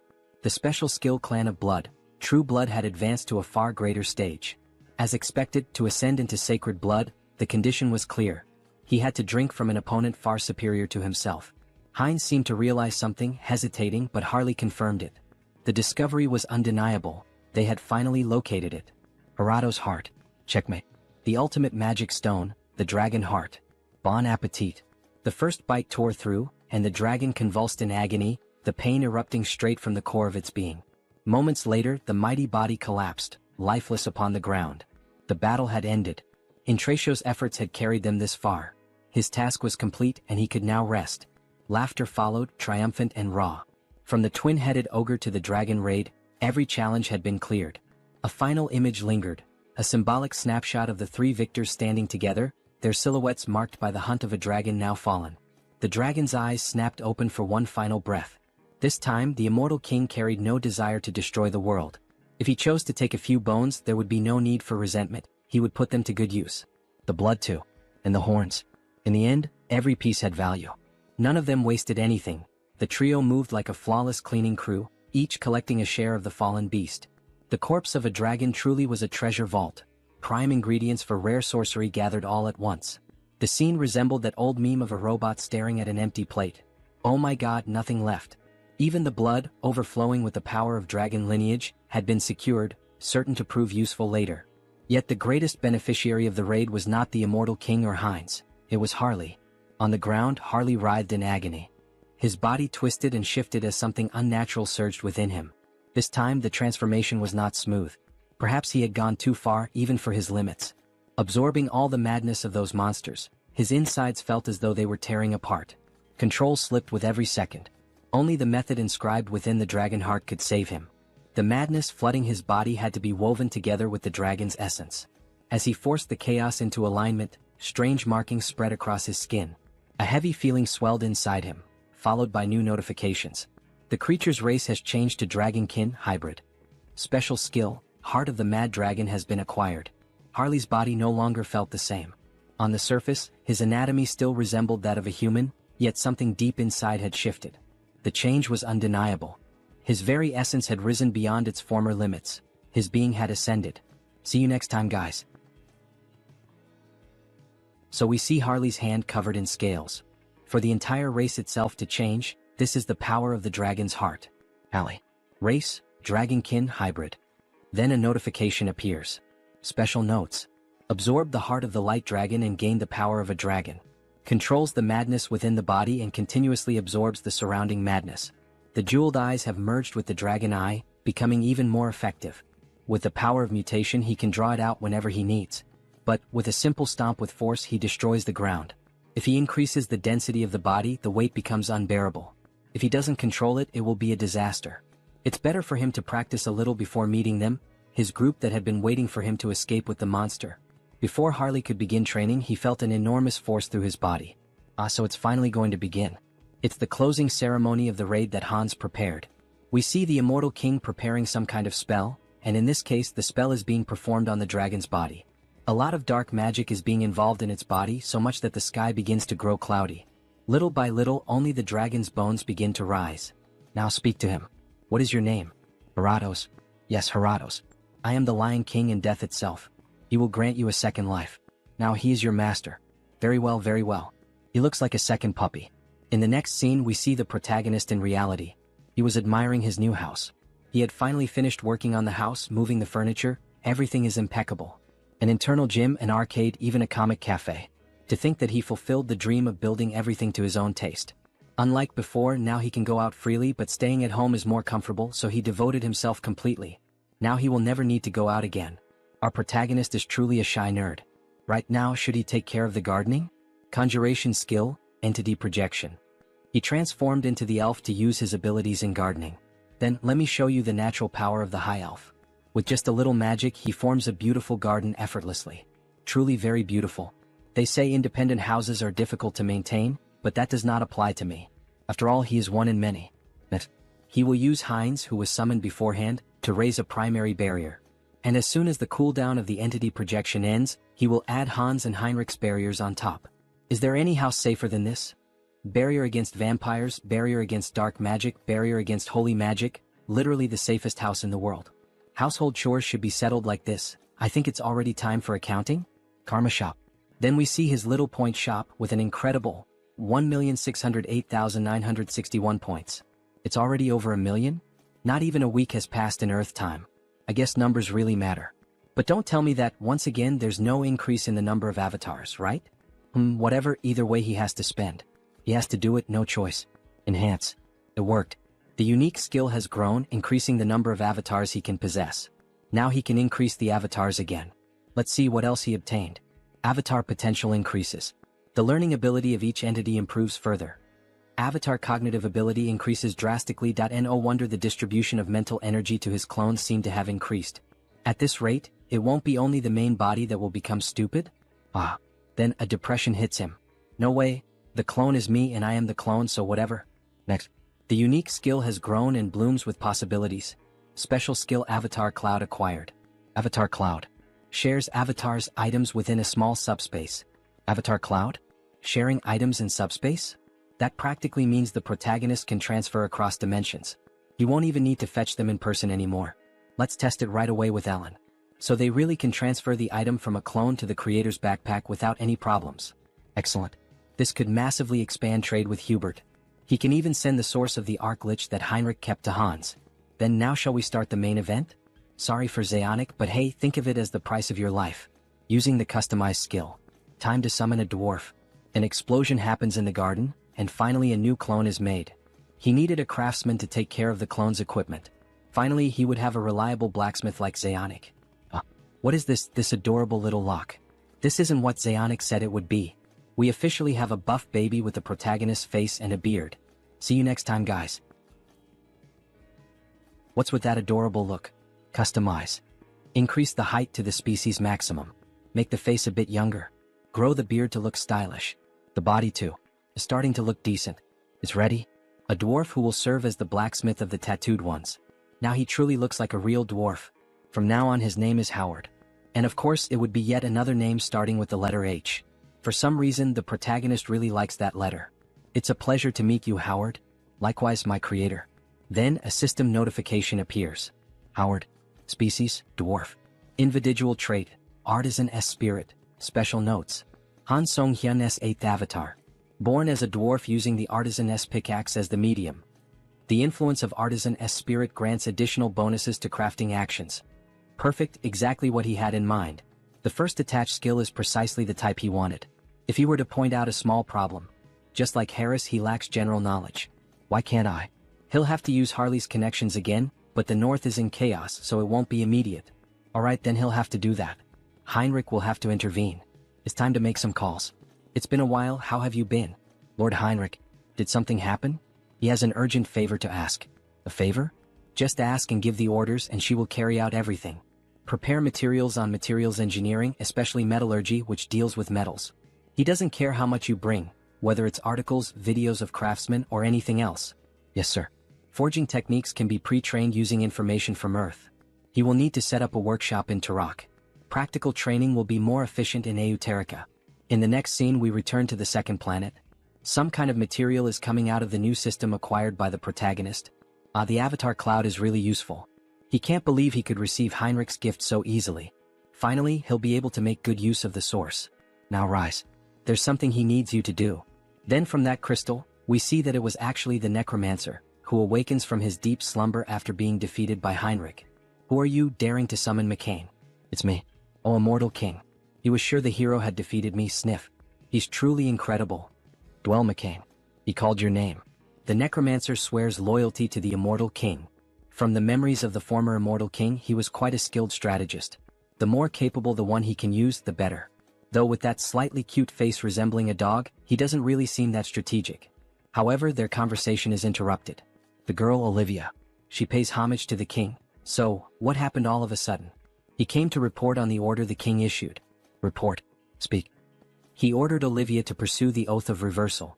Extract every piece of information she can from the Oath of Reversal. Her ability should suit that task perfectly. In that case, they expanded their investigation westward across the continent and extended it into parts of the Central Empire.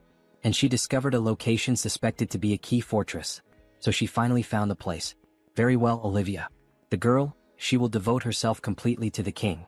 However, the necromancer seems confused. Olivia has no bones, how can she devote body and soul? That kind of reminds me of Brooke from One Piece, haha. Obviously, she becomes very nervous and shoots him a deadly glare. Olivia has no bones, how can she devote body and soul? Well, there's something he needs you to do immediately. Help Olivia. What? He really got nervous about going out with Olivia. After all, she is bloodthirsty. Yes, immortal king. He will follow your order. Olivia. Make sure to force them into submission. If necessary, you may bring Karam. Yes. Everything according to the king's will. The trail of the Oath of Reversal was finally detected. Just a bit, wait just a little while. He will come find you soon. In the next scene we see several souls in a city. Tabishi, Agirian Empire, Central Continent. In one of those houses we see a woman with pink hair. For a moment she thought she smelled Olivia's scent. Well, that was probably just her imagination. There's no way to find me now. Current leader of the Oath of Reversal. Immortal King. She will never live as your slave again, not twice. Former succubus of the Undying Army. See you in the next chapter. Don't forget to like and subscribe. Then, that beautiful succubus hears someone arriving at her house and decides to return to her standard human form. Please come in. Hello, Sienna. We see a drunk man introduced as Pledge of Defiance, Andrew Weaver. Oh, you look as gorgeous as ever, my queen, perfect. Enough talk, Andrew. Have you already identified the new leader of the Brokosla clan? Of course.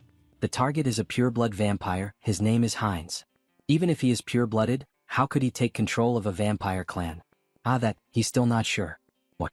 She gets irritated by the empty answer, however, something funny happens. Sienna. Her horns are showing. He has already explained it several times. His skill trajectory is approaching clairvoyance, but to see in more detail he needs to refine it with karma. And this information is very important, my listeners. Could this Andrew also be a human from planet Earth like our protagonist, since he mentioned using the shop upgraded with karma? It seems this story is getting even more interesting. Enough. She doesn't need to hear his excuses. She could at least provide some data. As good as a long-range surveillance skill is, without any information the sight will be only blurred. In any case, it's fortunate that the new Lord of Brokosla is not of sacred blood. We should be able to eliminate him easily. Will she handle this personally, Sienna? As if she could. Then Sienna looks at a very old clock, apparently embedded with magic and a seal. The most powerful vampire clan on the continent, Persia, will wage a war of conquest. Back in the world, we see the protagonist's new avatar already working, the dwarf. She gathered the data quickly. Right? Well, after all, it was a special order from the Lord. She put all of Heterosai's resources into it. The metal's properties, how to hold a hammer, and its practical application. He can't really understand just by looking at the data. But a dwarf is a dwarf after all. Howard should be able to understand it, shouldn't he? As soon as the cooldown time of the teleportation circle ends, he must send it to Hubert's workshop. Alright, she has one more thing to report to the Lord. What is it? She confirmed that Bianchianho is in contact with other factions. Other factions? She will investigate a little further to find out who they are. Bianchianho, what the hell are they planning to do? Well, there's no need to worry and try to deal with it now. He should be able to handle them when the time comes. Time is on our side. In the 10 months that his clones grew stronger, only 1 month passed on Earth. Back in the second world, we see a castle and someone approaching. A child. He asks what business brings her there. She came to see Mullo. Show the way. How dare she speak so informally about Master Mullo? Did she have an appointment? An appointment? Does she really need one? They will know who she is if she simply says, Breaky. How insolent. He will inform Master Mullo then, so please withdraw for now. Mullo quickly appeared behind the servant. There's no need for that, you may leave. He then kneels down, leaving the servant bewildered. Welcome. Master Brokaslak. It's been a while, Mullo. Master Brokaslak, he said. Then, could this person be the founder of the clan? The sacred blood, Brokaslak herself. He apologizes for not being able to greet her properly while serving tea. Master Brokaslak. Frisia was not present. She told him to call her Breaky. Brokaslak sounds too formal. Right, Miss Breaky. This is a big problem. There should still be at least 20 years left until her scheduled visit. Why did she suddenly appear like this? But it's so strange. That child at the door earlier. His essence hasn't changed, but there are too many incomprehensible changes. He didn't even recognize his own master. Is that so? He's not sure. Don't try to deny it. The same goes for you. He can't fight against Lady Breaky, nor does he want to. For this to happen precisely while Lord Hines is away, of all possible times. He definitely inherited her blood, but could it really change this much? Well, anyway, where is the one who made him like this? She knew everything and was merely testing us. So it has come to this. He is currently away. Then she supposes she'll stay here while she waits. Have the guest quarters prepared. Of course. How truly interesting indeed. She had always dreamed of this. The strengthening of a bloodline through evolution and the transmission of superior blood. If something like that were truly possible, he believed that we vampires could also take a step toward the light. And yet, to think that upon awakening from her slumber, she would find someone who had actually opened that possibility. It's truly fascinating. His praiseworthy descendant. And the traitor who dared to defy his own blood. See you in the next chapter. Then, in the middle of the ice forest, a madman starts shouting. Now, everyone who can hear me, all of you can come out of hiding. Harley arrives, jumping and making the ground shake with the dwarf and the girl. You scared me, Harley. It seems you succeeded in the subjugation. Are you okay? Ah, it was a tough battle.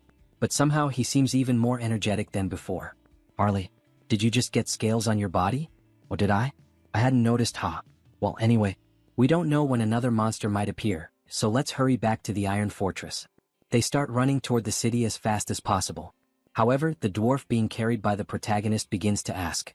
So Harley, you really are a very strong warrior, and even though you went alone to fight that monster, you came back even stronger. That's right, isn't it? But for someone as strong as you, why can't I feel Elin's presence? You couldn't protect her? Or was there some kind of accident? The time has finally come.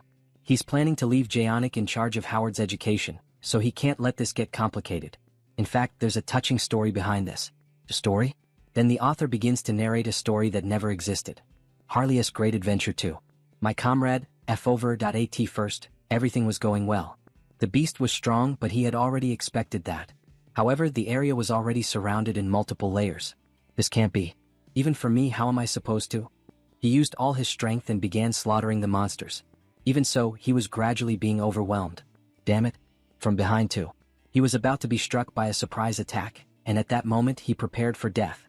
And then, suddenly he just heard a sound and saw something broken on the ground. When he approached, he saw that it was the enemy's attack in Elin. She had saved him from the deadly strike. Don't die, Eliane. She will definitely be avenged. He will never, ever forget that debt. Then, with a ferocious roar looking like a super scion, he summoned a red aura around his body and scales appeared. The monsters were terrified at first. However, there wasn't even time to react. He simply obliterated every enemy in front of him. This is revenge for Elin. Meanwhile, the dwarf was sobbing uncontrollably. What a sad story. At the moment when his thirst for revenge reached its peak, he realized something, that the blood of a dragon flows within him. He only discovered that thanks to the last chance Elin had given him. In that case, it seems you had a dragonkin ancestor. Probably around 300 years ago, and the knowledge was lost after the Great War. So that's what it was. Thanks to you, my doubt has been answered. Oh, I like that past. He's going to use it. The blood of a dragon, awakened in the midst of a crisis. That's truly the stuff of heroic tales. He knew there was something extraordinary about Harley. Aha, you really think so? While everyone was talking, the knight noticed something in the distance. Everyone please look over there. Just beyond that ridge lies the Iron Fortress. But why did he stop? Please look closely. At the entrance of the city, it was a true war scene. Monster corpses were scattered all over the place. And above them all stood a creature that stood out, a mutant minotaur. It has already reached the Iron Fortress. We must hurry. At this rate, everyone inside the fortress is in danger. Right, let's hurry up and eat. No, he means let's go save them. To think it so easily took down the priests of the Holy Order and the mages of the Magic Tower. Even the mercenary company gathered from across the continent can't get close. He's here. He's here. Harley approaches the monster from the sky. Before the poor creature could even realize it, the protagonist was already on top of it, grabbing its horn. The monster of Tarak. A monster, huh? In that case, he'll have to show this bull what it truly means to be a real monster. He equips the scales and, using all his strength, rips off the monster's horn without mercy. How's the taste of this monster, you monster? Oh, you want to have a contest of strength? Like bull versus human, just like in rodeos. Fine, let's do this, damn it. The two charge at each other at a speed beyond normal. Only blood can be seen flying, with a guard watching everything. In the end, the bull is seen standing. But in the next scene, in truth, it was on its knees, missing an arm and its horns falling lifeless to the ground. Well, you were pretty impressive. But you are beneath me. All the guards cheer ecstatically at his victory. We won, we managed to stop the monster. Meanwhile, Harley stores one of the enemy's horns in his inventory. This guy's horn should be useful. So big, it even looks like your friend's in real life after getting betrayed by his ex-girlfriend. Maybe Howard can turn it into equipment later. And the biggest reward. Harley begins to devour the creature's body and mana gem. Meanwhile, the notification window appears. Madness Control is controlling the madness that has entered your body. When you think of Minotaur genes, it's definitely all about the lower body. The clash was over, and in the end, Harley finished devouring the monster while the others celebrated their victory. It had been an incredible performance. The king's warrior congratulated him. They had won thanks to him. It was nothing. Lord Tarmin Aeonia was here. He said he would like to see him in person. The Lord really called for him this time. He had just finished the fight, so he should rest a little. However, while they were speaking, Harley had already disappeared. That bastard was already on his way there. The king's castle came into view, covered in heavy winter snow. The protagonist began to open the door, but the guard stopped him. He had already told the Lord about him many times, but it would be good if he were a bit more careful. Is something wrong with me? He imagined Harley as a fool. Is the Lord here? It's me, Harley. Please be as polite as possible. There's no need to worry about that. When it comes to manners, he's the best, right? Just go in. Then the protagonist finally entered and was received by the king. So this was the famous strongest mercenary in the entire kingdom. The king was introduced to us, Tarmin Aeonia, Lord of Aeonia County. Come and sit here. Hello. The guard nudged Harley with his shoulder to remind him to be polite. Hello, sir.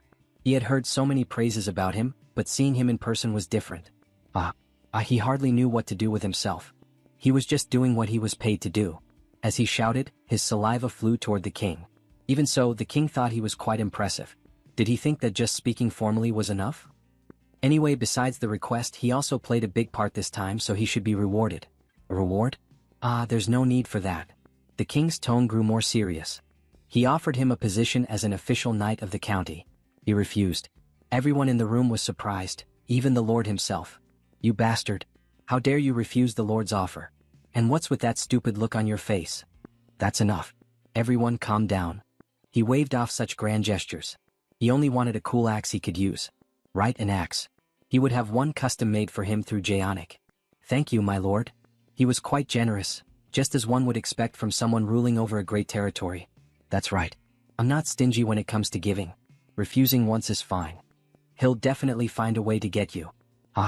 As if I'd let you have me for free. He'll just keep dragging you along and wearing you out forever. In the end, the two were simply trying to outsmart each other. Suddenly he felt a chill. Switching scenes, we return to the merchant character. Lord Merchant, they said Mr. Howard's workshop has been completed. Really? I trust they put great care into it. Of course. We prepared state-of-the-art facilities and personnel to assist him. From now on, if Howard needs anything, the Merchant Guild will provide it. Just treat him as you would treat me and Harley. Yes, Lord Merchant. As they walked through the neighborhood, there were 4 guards assigned to the merchant. However, he soon noticed something strange. What? 4 escorts? Lord Merchant.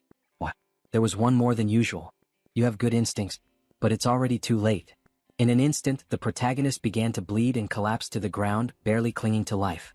Lord Merchant. What the hell is happening all of a sudden? Lord Merchant. What the hell is this? Why is a vampire after me? Snap out of it. He finally died and a notification appeared. You have sustained a fatal injury in a single blow. Suddenly the merchant came back to life. Lord Merchant, are you all right? Take him somewhere safe now. Another notification appeared. Instant death immunity has activated, reducing the fatal injury to critical damage. Instant death immunity will be sealed for 1 day. If it weren't for that skill, he would have died. The assailant was a vampire. Judging by his abilities, he was at least a pure blood. Such a high-level agent going after a mere merchant like him? What in the world was he after? If they find out he isn't dead, they will definitely come back to finish the job.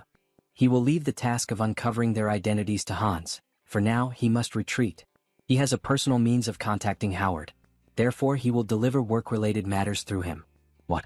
But in this state, how? They are talents recommended by the 3 warriors of the south, so he should be able to trust them. He needs to get medical treatment first. Then he suddenly vanished before the guards. Sir Hubert? Hubert is unsummoned from the Oterica dimension.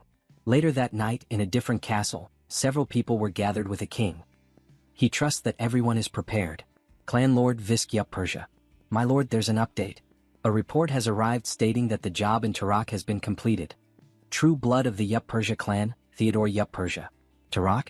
By killing the merchant who was secretly cooperating with the Brokasla clan, we managed to divert their attention. Well done, Klein. You have opened the gates of war. Finally, things are about to get more exciting in this manhwa. War is approaching. Don't miss the next chapter. See you in the next one, everyone, and don't forget to subscribe to the Absolute channel. He flatters him too much. It was a simple task. The timing is good. We also just finished cross-checking the information from the challenge oath. That is not all. The blood gate is finally complete. Does he trust that you set the coordinates correctly? Yes. We plan to stop in the city of Rapella to regroup before heading to Teleria. We should be able to reach it in half a day from there. The king begins to think. An unknown vampire has taken control of Brokasla. He is already eager to face this unknown figure. Everyone prepare yourselves. We are going to Teleria. Meanwhile, Our Lady continues searching for information for the immortal king. However, their souls seem tired. My lady, they will die from overwork at this pace. But she ignores their complaint. While tracking the challenge oath, is she also supposedly meant to find the vampire who murdered Hubert? My banshees are scouring the entire continent, and they are telling her there is not a single trace. Today she will only check up to the city of Rapella, and just when she looked she saw something unusual. From afar, a suspicious portal appeared, filled with red energy, and suddenly, a few completely pale people came out of the portal. The souls become happy with the discovery. It seems these are the children, my lady. She must report this to the king of the undead. From a great distance, the immortal king is able to observe the situation. An invasion by another vampire clan. In that case, hitting Hubert must have been an attempt to divide our forces. Of the three great vampire clans, the other two are the Opepo of the east and the Yup Persia of the central region. The one with the strongest forces is the Yup Persia clan. Olivia also suspected the same. If that is the case, Brokaslak's current power will not be enough. He will have to send reinforcements. Meanwhile, in Heinz's castle, his servant is filling out paperwork, and then the princess calls him Mullo. She is coming in for a moment. Lady Breaky, welcome. However, she notices something strange in the air. Is something wrong? Of course, he must prepare for battle immediately. Battle? What do you mean, what is happening? Nothing has happened yet. It is just a premonition. Just prepare yourself when she tells him to. Stop chattering. Do I look like someone who is speaking nonsense? It is hard to believe, being ordered to prepare for battle so suddenly. But the premonition of sacred blood is absolute. Although she is sacred, she looks more like a demon, especially in combat. Heinz has not arrived yet, so unfortunately we cannot count on his help. We must prepare our defenses immediately. 4 true bloods, 44 pure bloods. We gathered our entire army. They are all our best elites. Brokasla will be purified in an instant. There is no need for long speeches. We depart for Teleria immediately before they notice. Yes, king. But before they could depart, the vampire king felt chills. He begins looking at the sky, and one of the servants asks if something is wrong. Only the moon is in the sky, and even so he is suspicious. This unsettling feeling must be his imagination. We are only dealing with rabble that do not even possess a sacred blood. It is nothing. We are finally introduced to the vampire king. Yup Persia clan lord Visk Yup Persia. Sacred blood. We will wipe Brokaslak clean by the end of the day. From high above in the sky, the immortal king observes everything using the ability, Eye of the Abyss. They have begun to move. A sacred blood from Yup Persia HM. This will be complicated. And Heinz's summon is still on cooldown. It will be too conspicuous if he intervenes. Heinrich also cannot leave the holy ground. In that case, the mercenary warrior who holds a grudge against the vampires for what happened to Hubert is the right person for the job. So hurry up and get here, Harley. On the other side, we only hear the guards screaming with Harley. Capture that suspicious ogre. A brute of that size cannot be human. He told them he isn't. He even has identification from the order right here. Shut up, ogre. Damn it, how many times does this make? While Yup Persia analyzes the city, he discovers something interesting. This has gotten interesting. Is something wrong, Lord Visk? He knew he felt something unpleasant. Brokasla. It seems that Ghost has returned from the dead. The servant became nervous and began to stutter. Don't tell me you mean the sacred blood Brokasla is here. However, the king only grew more irritated. And what is the problem with that ghost being here?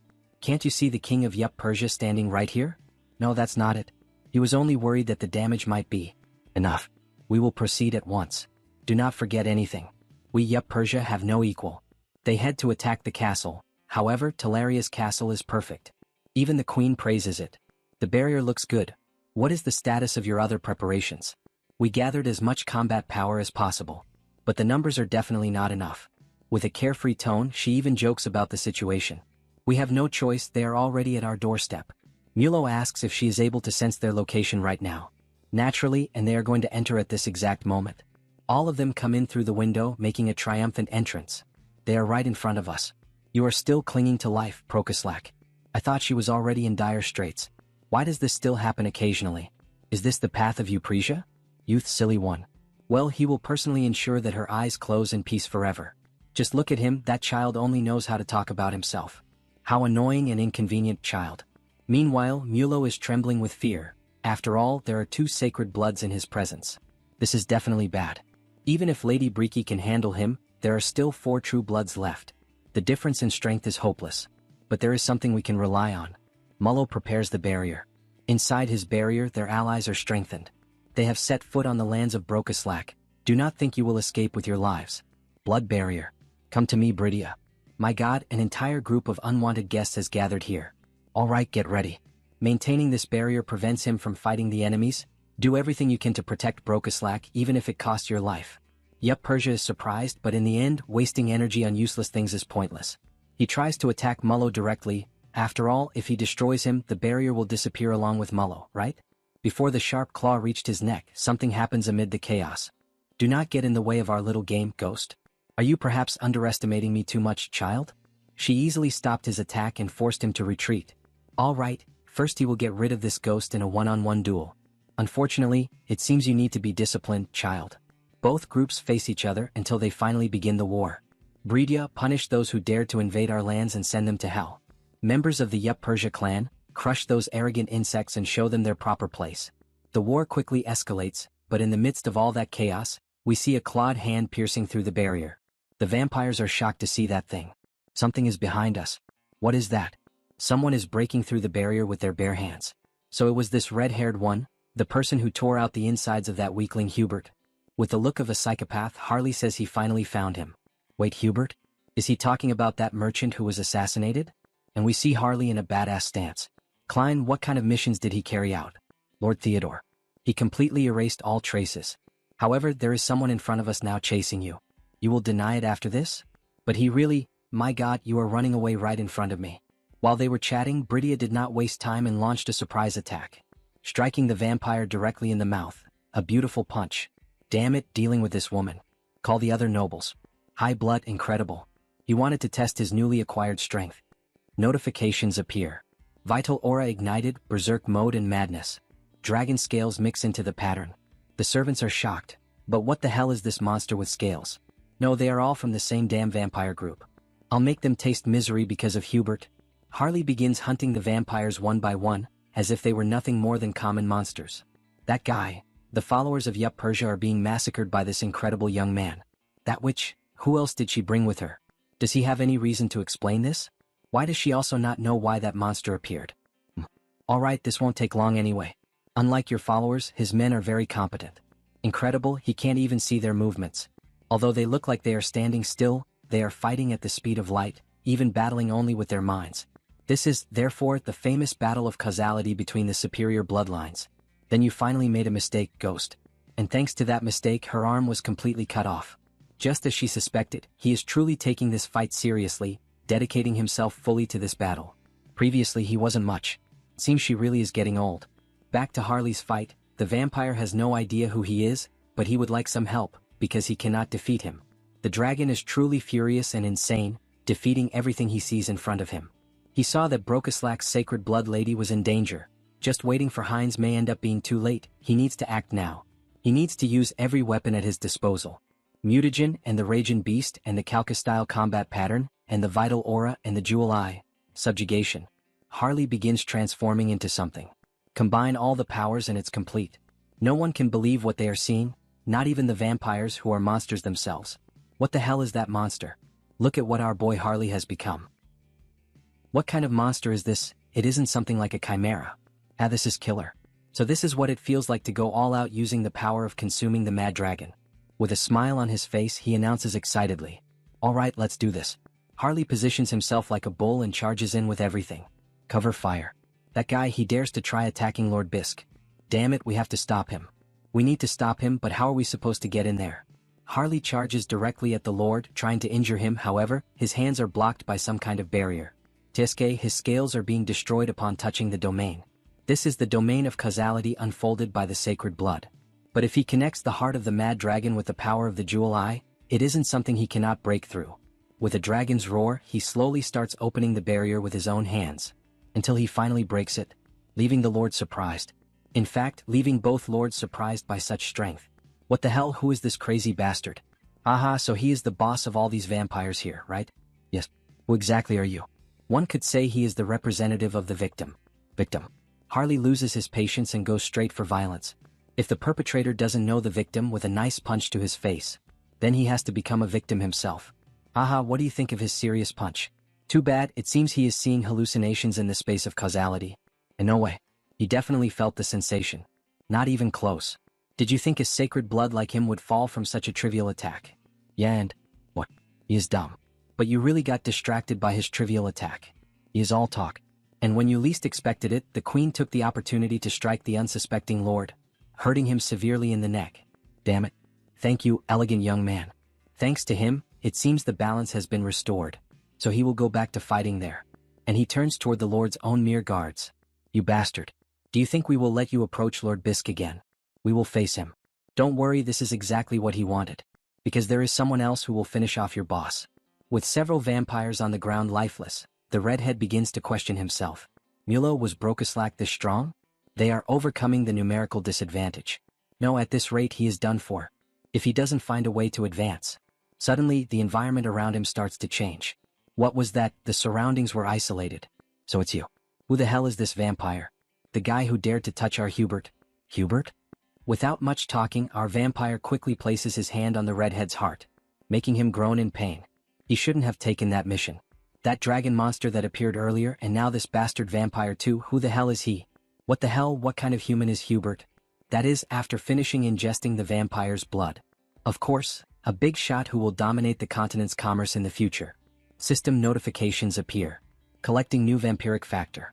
Due to the effect of the special skill mixed blood factor, the individual's physical abilities are enhanced. It's the first time activating this skill in Auterica. Come to think of it, this is the first time sucking the blood of a vampire other than Brokeslack. He is getting anxious. Activating skills. Concealment, invisibility, mystery of blood. Then we should go solidify our victory. Meanwhile, the bespectacled vampire is suffering pressure from our maiden. It is very annoying how his expression changes from moment to moment. Everything is far outside his calculations. Brokeslack could not have been this strong. A third voice appears. Are you the second in command of the Yupersha clan? Leaving the two frozen. Lord, he has finally arrived.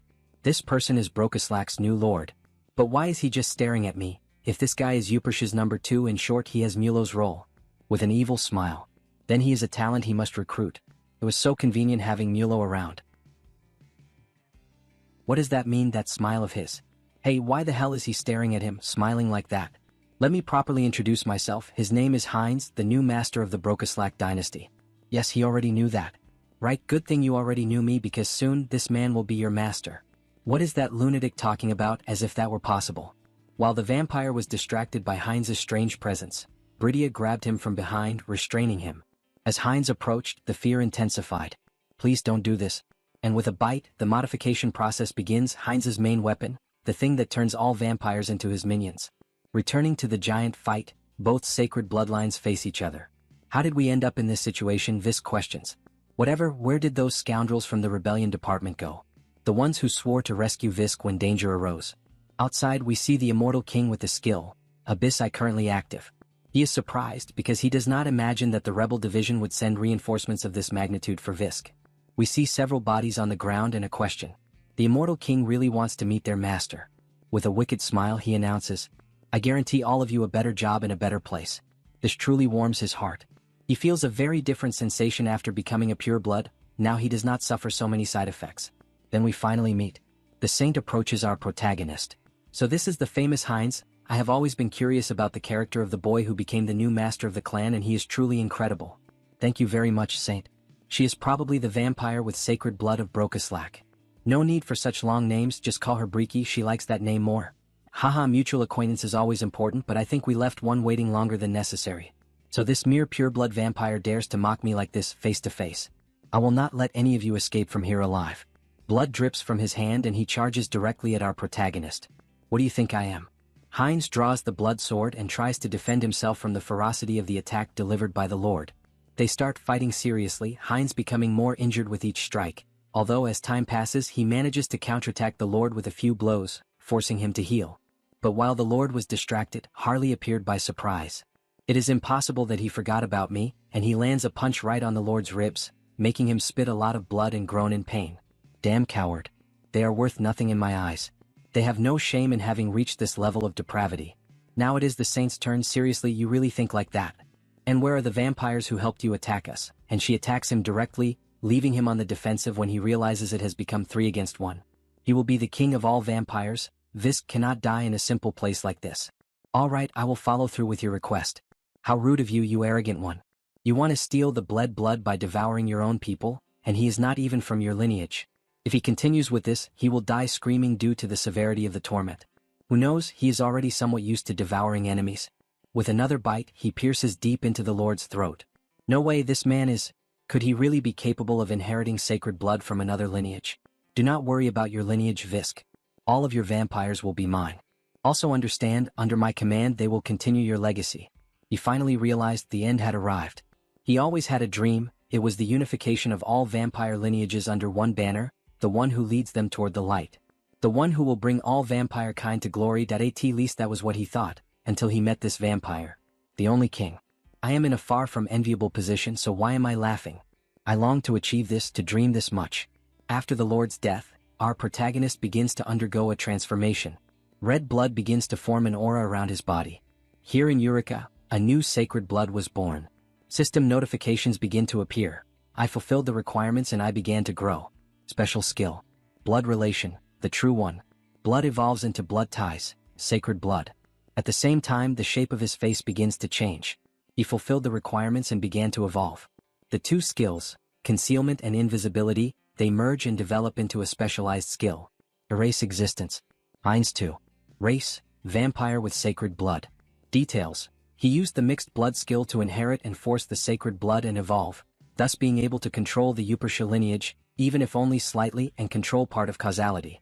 The capacity for transcendental perception reached a level that resembles an overlap of the senses, surpassing the limits. I consider the place and time easily reachable. I feel the flow of causality. Could this be the power of the bled blood? If it were not for her, he would not have won the battle. She becomes confused by the sudden look. Maybe he wants to eat her too. Ha ha ha, double meaning joke he could not resist. Haha, thanks to you Harley saw something rare. Now that I got my revenge, I will return. I quit my job to come here, haha. Thank you Harley, he helped a lot. There is no need to thank me. They understood who hurt my friend first. We are not on Hubert's company's side. So I will return to Turok. And we see Harley flying back to his city. She looks at him suspiciously. Can we really let him go like that? He introduced himself as a suspicious young man. It is fine, he already researched this before. Then it is all right, whatever you say. Upon noticing those vampires on the ground, still breathing, Heinz becomes happy. After all, we gain new members for the family. Moments later, an explosion is seen occurring in an unknown location. Tulka Kingdom, the hideout of the Pledge of Challenge. 3 apostles are shocked by what appeared before them. Karam. Why is a legion commander of the undead army here? With more branches losing contact, he thought it was the work of the holy orders. Does that mean it was the undead army's doing? One of the skeletons laughs. They are only realizing that now. How foolish. Until the message from the immortal king arrives. Dwell and Karam, do not let a single one escape. We shall obey the king's command. Meanwhile, the protagonist is reviewing and searching for something in the hideout, until the queen appears.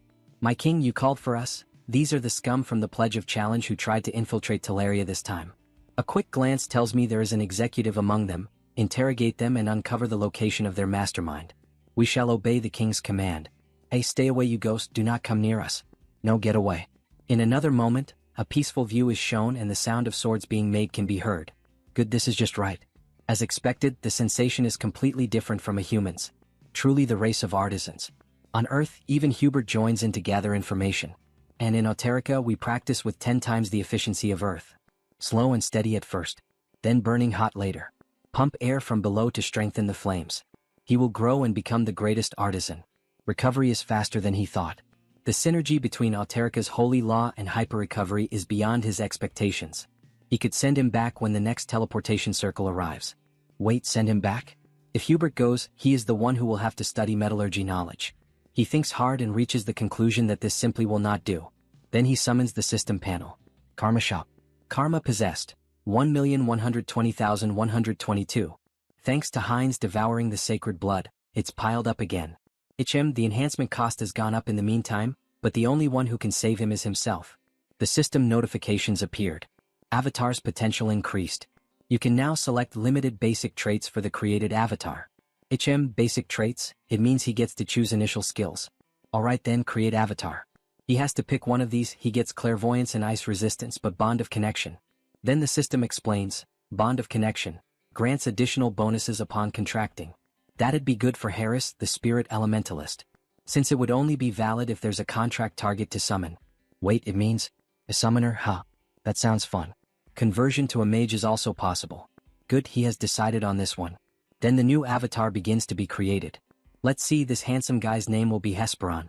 He's destined to become the greatest summoner, so he's counting on you. Again, the environment shifts, now focusing on the Saintus. Saintus, they say not a single group is missing from today's continental summit. Only after the madness intensified across the continent do they all gather.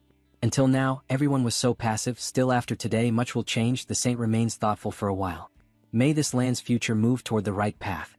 Meanwhile, there is a commotion in the church at the back. We're short on food. Is the lodging tidied up? Meanwhile, all the important members of the church wait for something in front of the gate. Finally, the Continental Summit is opening.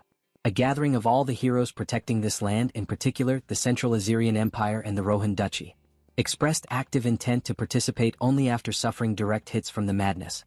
It won't be an easy meeting, that's for sure. After the portal is opened, we finally see who is arriving. They are finally here. Elven Kingdom. Capital of the continent of Ainamil, Drasha. We have a vision of the past, of our elf relaxing in the forest. Ah, how gentle this breeze is and how delicate the sunlight is. This is relaxing for the body as well as for the mind and soul. Then come here. Ah, this is so good, my new treasure, a beautiful bough. Wow, how wonderful. For him, it is enough to embrace his poetic reverence in the embrace of nature. The name of this bough is Themis. It is a bough under a branch that the world tree gave with its own hand, then strengthen it with the power of the spirits and fairy fire, and we have a beautiful weapon for all situations. He became extremely skilled and handsome. It is a treasure that only the most demanding can possess. How wonderful. He even kisses the bough. While he was admiring the bough, system notifications appear. He fulfilled the growth requirements. Developed the skill familiarity with nature into the special skill integration with nature. Hey, the simple act of relaxing already impresses him deeply with the power of nature. He would like to be able to stay there, forever admiring the beauty of the world tree, but he will have to leave. Before he realized it, he ended up dozing off for a bit and was awakened by his spirit. Hey, Decibel, someone is approaching. Remove the soundproof barrier. Medium sonic spirit, decibels. Ever since this spirit was promoted to the medium level, its isolation ability has become very useful. Hello, Harris, what is keeping you from sleeping at this hour? Savron, the daughter of the current king. She is getting more beautiful with each passing day. It seems our elf is falling in love. The situation is slightly different from how it was. Look at those beautiful eyes of hers. What the hell are you staring at so much? He sees her differently today. Ah yes, because today we will participate in the Continental Summit. So, she tried to prepare herself based on stories. The stories that he told her about the continent of Ion Harris. Do you perhaps think that I exaggerated? Wait, she prepared herself based on his stories. Could it be that she prepared like this, influenced by what I told her? Sapphire also changed a lot. She started asking about him constantly. She greets me kindly whenever we meet. She does not even seem like the same elf who mistreated him at the beginning of the school. So what is your opinion? I brought a bit of everything, including your share, Harris. We do not need all of this, besides we are not going to travel. Right, what should we do? We will go through the wind route, so we will not need much luggage. But it is fine, let Sapphire enjoy the moment. Right, this is amazing, Sapphire. Thank you. So let us go, hurry up, let us go. Everyone has already gotten ready and is prepared, only we will be the last ones. What a beautiful and cute smile. I think I, the narrator, have found my favorite girl of this manhwa. So let us go. Anyway, is this not too heavy for you to carry alone? Do not worry about that, let us go already. So we finally return to the present. Welcome to the great temple of Rosalia. Thank you for the warm reception, Saint. It is regrettable that our meeting is about such a serious matter. I hope everything ends well. Meanwhile, the small elf is thoughtful and shy. Hello, Saint. I am Cecile Granwood. a high-ranking elf of the Elven Kingdom. Oh my god, look at her, so cute and adorable. It is very good to see you again and in good health. Thank you, Saint. Although she is praising me a lot, meanwhile the portal continues to operate and bring more people. Both clones of the protagonist greet each other. And here they are, becoming available one after another. The Magic Tower Alliance arrived. The Assyrian Empire arrived. The Mercenary Guild arrived. And here it is, all the leaders of Eureka gathered in a single place. This means that I am. If they make a good impression on them, this could be my chance to obtain a treasure with karma. Aha, both of them are happy. The knight leads them to see the place. The Elf King received the new information about the Lord. Heinrich. Yes, that is true. The Supreme Ruler granted me his grace. This is truly comforting news. They are eager to work with him. They can count on me. Right, this is the place where you will rest. Thank you for being so kind. The meeting will begin soon, just arrive at the specified time. What is it? She is not disappointed or anything like that because she knew from the beginning that it would be like this. Take it easy. Right, I will pretend that I did not see anything. So, finally everyone sat at the table. Elf Kingdom, Assyrian, Titania, Wildlands, Central Swamps, Duchess of Rohan, Crown Prince of the Duchy of Rohan, Dennis. Our duchy is in danger, but everyone is silent as if nothing is happening. For the beasts are gentle from the northern mountains. He needs to take something useful from this meeting. Then finally the moment arrives, the Saint and Heinrich enter the scene. These are the closest associates of the rulers. It is as if this place were a world apart. Right, that is the newly born Saint. She is a little nervous. It is no wonder, since a meeting like this is a rare occurrence. The Heavenly Order. Thank you all for coming from far away despite your many commitments. And now the Continental Summit has begun. We see detailed images of everyone present, all the kings and emperors. Then the meeting finally begins. They announced the start of the Continental Summit. As all of you know, the third immortal king revealed himself to the entire world. The Celestial Order was manipulated to incite the vampire clans to fight among themselves. He conducted malicious biological experiments in the monster forest. Then he invaded the Great Temple, causing many casualties. Everyone in the room is taken by surprise. Even Heinrich. He realized that this so-called Hans is truly terrifying. However, the root of the problem is abyss madness. It has spread throughout the entire world like wildfire. After our investigations, we concluded that our only option was to find and seal off the core of that madness. The core of madness? Did such a thing even exist? And how do you intend to seal it? If it has come to this, it is undoubtedly in the possession of the Immortal King. That's right. And since it's clear that the Immortal King is the one who spread this madness, we intend to use your strength to deter him. A voice echoes through the meeting hall. Are you asking for our help? Are you placing the responsibility on our shoulders? Then we are introduced to who it is. Crown Prince of the Assyrian Empire, Simon Cart Assyrian. If the Heavenly Order had handled the fragments of the Immortal King better from the beginning, none of this would have happened. And these strong words shake the representatives of the church. This serves my interests anyway. He initially intended to reduce the regime's influence in order to strengthen the empire's power. For I am destined to become the emperor who rules this land, and none shall be above me. He understands what he means. Did he interrupt me without hesitation just because you agree? Breaking a promise is the most cowardly of acts. However, our system, the system of the Supreme Ruler, has never shirked its responsibility. And our history is stained with bloodshed. 1,000 years ago and 300 years ago. We knew no cheese and we never ran away. And so it's now. We are not denying our mistake, but I promise you that he will lead the front lines in the fight against the Immortal King, because that is the message we carry to the world. Everyone in the room is taken by surprise by such wise words, seeming almost like a messiah, a person sent to resolve the world's current conflict. The saintless and the kings of other countries are left perplexed. As expected of the saint, he has always trusted in the Heavenly Order. And who dares to question their integrity? Damn it, he's gotten the better of me. Okay, let's wait and see. Oh great ruler, I hear your words. Own karma. The reward of karma increases at an astonishing rate. Oh saint, thank you, and what you said was truly heartwarming. You're welcome, and more importantly, he sees everyone is excited, and perhaps the situation has eased up. The Duchy of Rohan, meanwhile, is in dire need of help. What are you saying? Our alliance is in a worse state. We are surrounded by the northern desert on 3 sides. We know you're all worried, but we must stand together in times like these. Do you have a plan? Yes, otherwise, we wouldn't have gathered you here today. Our system suggests forming the heroic commando brigade to fight the Immortal King. Everyone is surprised by the announcement, even the protagonist, since he had no knowledge of this plan of the church. The Commando Heroes Brigade, the official designation, is Anti-Immortal King Special Strike Force. As the Continental Alliance Army prepares the battlefield, the band of heroes, gathered around the saint, rises as a historical force entrusted with the burden of direct confrontation with the immortal king and settling the conflict by defeating him. But the commando unit? Isn't it a unit sent to its death? Outstanding talents will be recruited from every country. Squad of heroes. If that is the case, then the Empire has talent we would like to nominate. Oh, and who is she? Viscountess Isaiah Prieston. She is a great young witch and a treasure of our empire.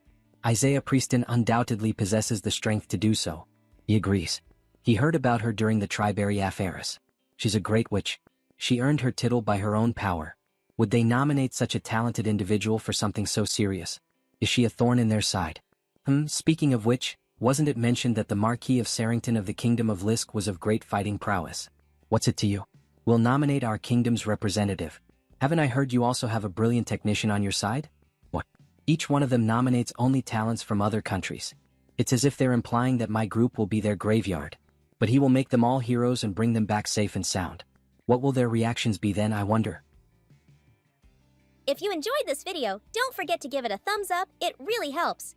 And for more content like this, make sure to subscribe and hit the notification bell so you don't miss any updates.